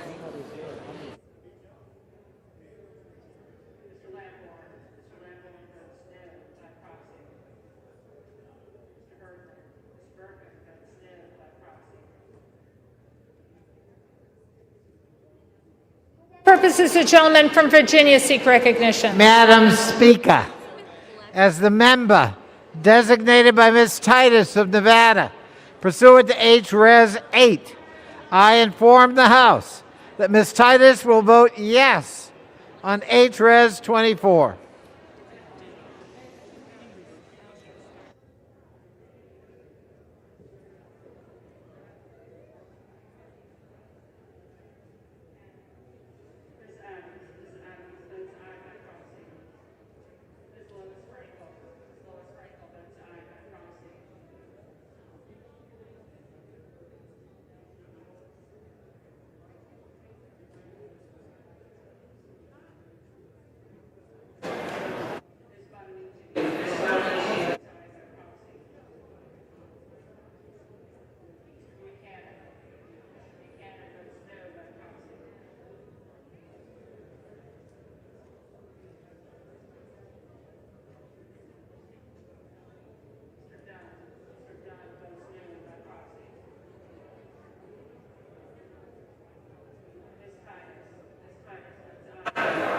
For what purpose does the gentlewoman from Madam Speaker, as a member designated by Mr. Desaulniers pursuant to H.Res. 8, I inform the House that Mr. Desaulniers will vote yes on H.Res. 24.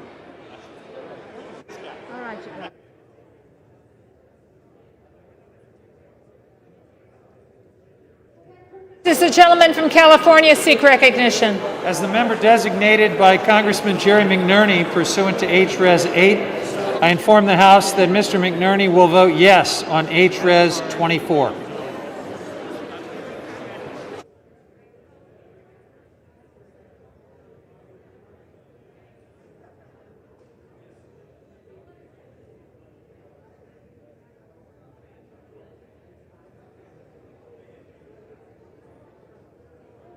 Does the gentleman from Pennsylvania seek recognition?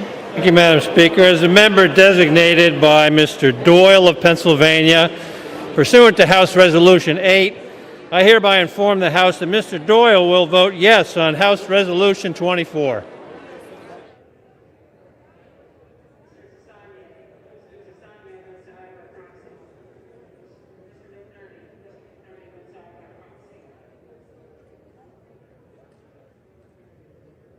For what purpose does the gentleman from California seek recognition? As a member designated by Mr. Vella pursuant to H.Res. 8, I inform the House that Mr. Vella will vote aye on H.Res. 24. Gentlewoman from Michigan seek recognition. As the member designated by Ms. Ocasio-Cortez pursuant to House Res. 8, I inform the House that Ms. Ocasio-Cortez will vote yes on House Res. 24.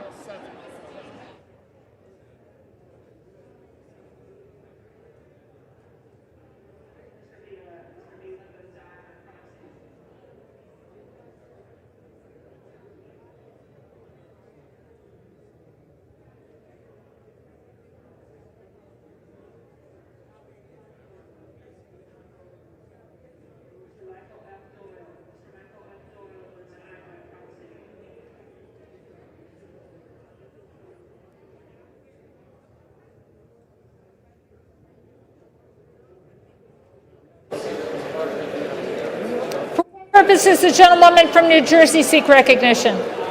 Madam Speaker, as the member designated by Mr. Schneider pursuant to H.Res. 8, I inform the House that Mr. Schneider will vote yes on H.Res. 24.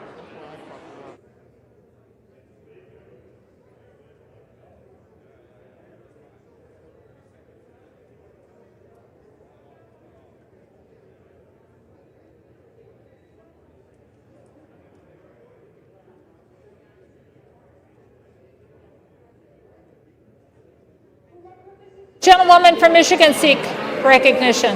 As the member designated by Ms. Lee of Nevada pursuant to H.Res. 8, I inform the House that Ms. Lee will vote yea on H.Res. 24. As the member designated by Ms. Axney pursuant to H.Res. 8, I inform the House that Ms. Axney will vote yes on H.Res. 24.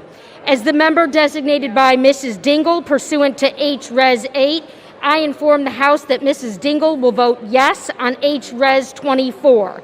As the member designated by Ms. Capter pursuant to H.Res. 8, I inform the House that Ms. Capter will vote yes on H.Res. 24.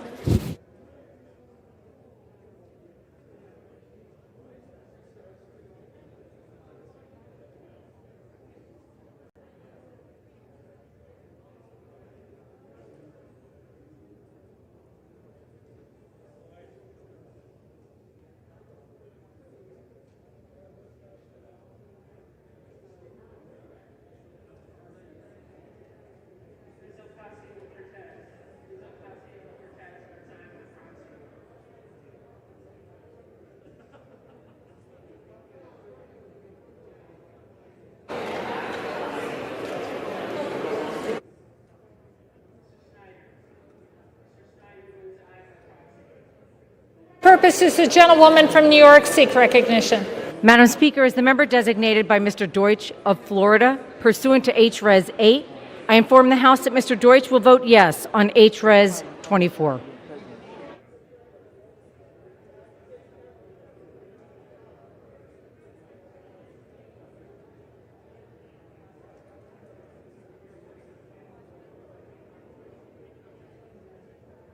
For what purpose does the gentlewoman from Florida seek recognition?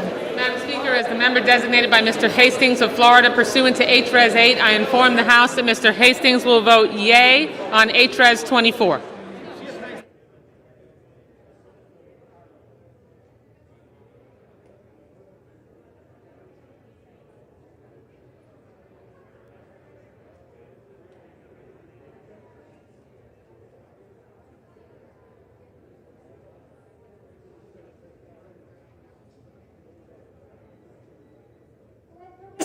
Gentleman from Indiana seek recognition. Madam Speaker, as a member designated by Ms. Walorski pursuant to HRes 8, I inform the House that Ms. Walorski will vote nay on HRes 24.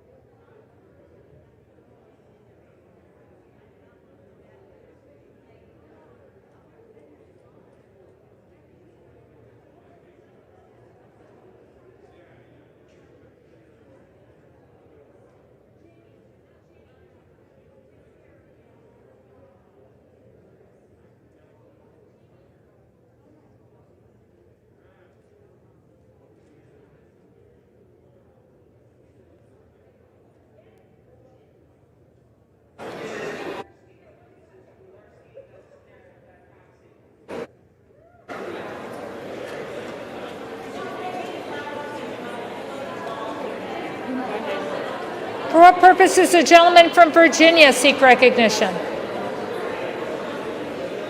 Madam Speaker, as a member designated by Mr. Blumenauer, pursuant to HRes 8, I inform the House that Mr. Blumenauer will vote yes on HRes 24.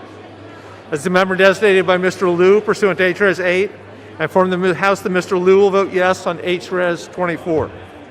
As the member designated by Mr. Lowenthal, pursuant to HRes 8, I inform the House that Mr. Lowenthal will vote yes on HRes 24. As the member designated by Mr. Peters, pursuant to HRes 8, I inform the House that Mr. Peters will vote yes on HRes 24.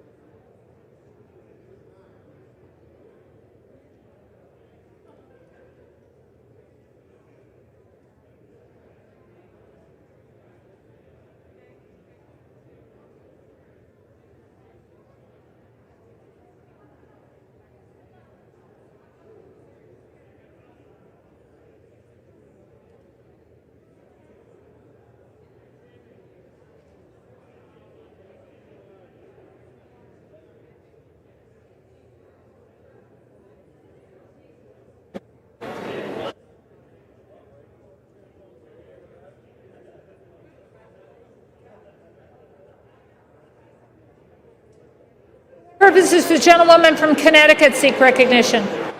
As the member designated by Ms. Wilson pursuant to H-Res 8, I inform the House that Ms. Wilson will vote yes on H-Res 24.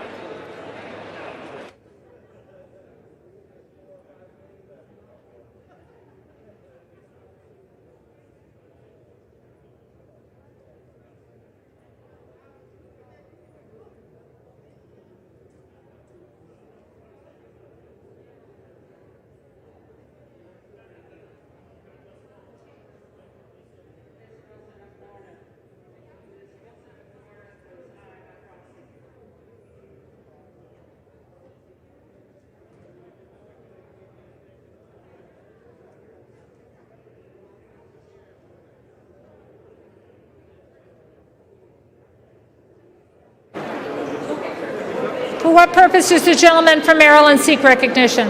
Madam Speaker, as the member designated by Ms. Jayapal pursuant to House Resolution 8, I rise to inform the House that Ms. Jayapal will vote aye on House Resolution 24.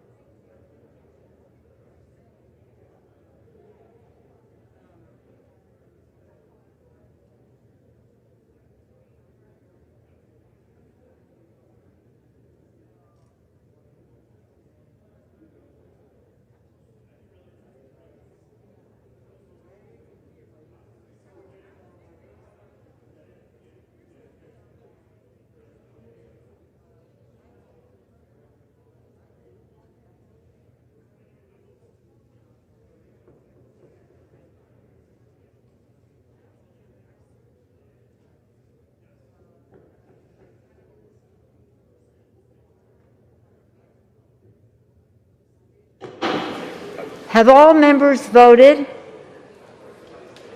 Does any member wish to change a vote?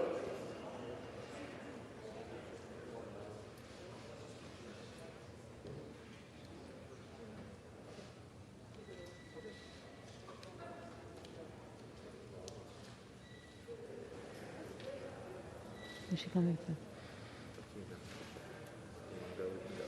No, we can't go.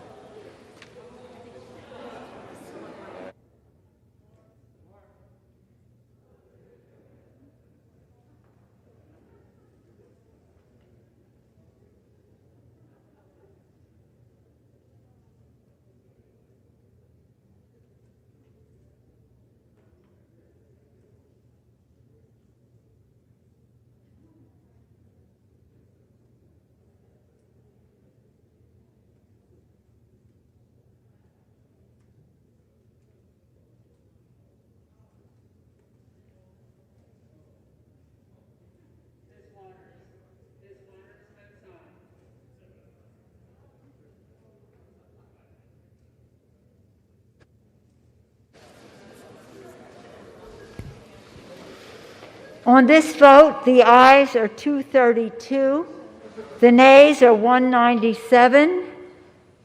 The resolution is adopted. Without objection, the motion to reconsider is laid upon the table. Congratulations. That's it. What now? That's it. It's just being replaced. And now, what?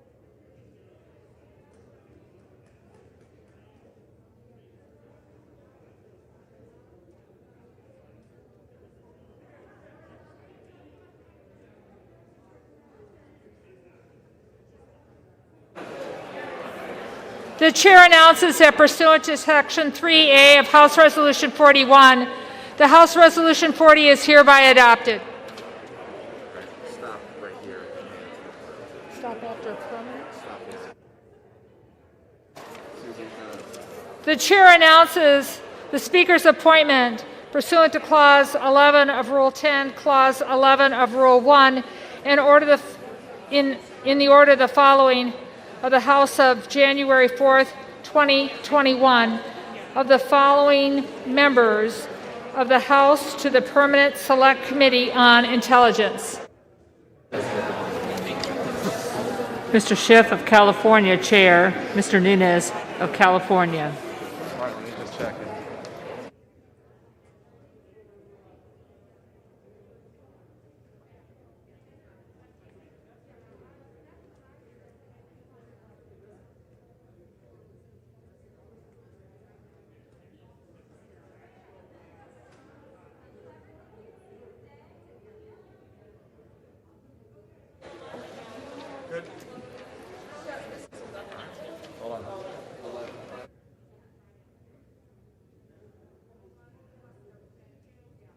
Pursuant to Section 5A 1B of House Resolution 8, the House stands adjourned until 11 a.m. on Friday, January 15th, 2021.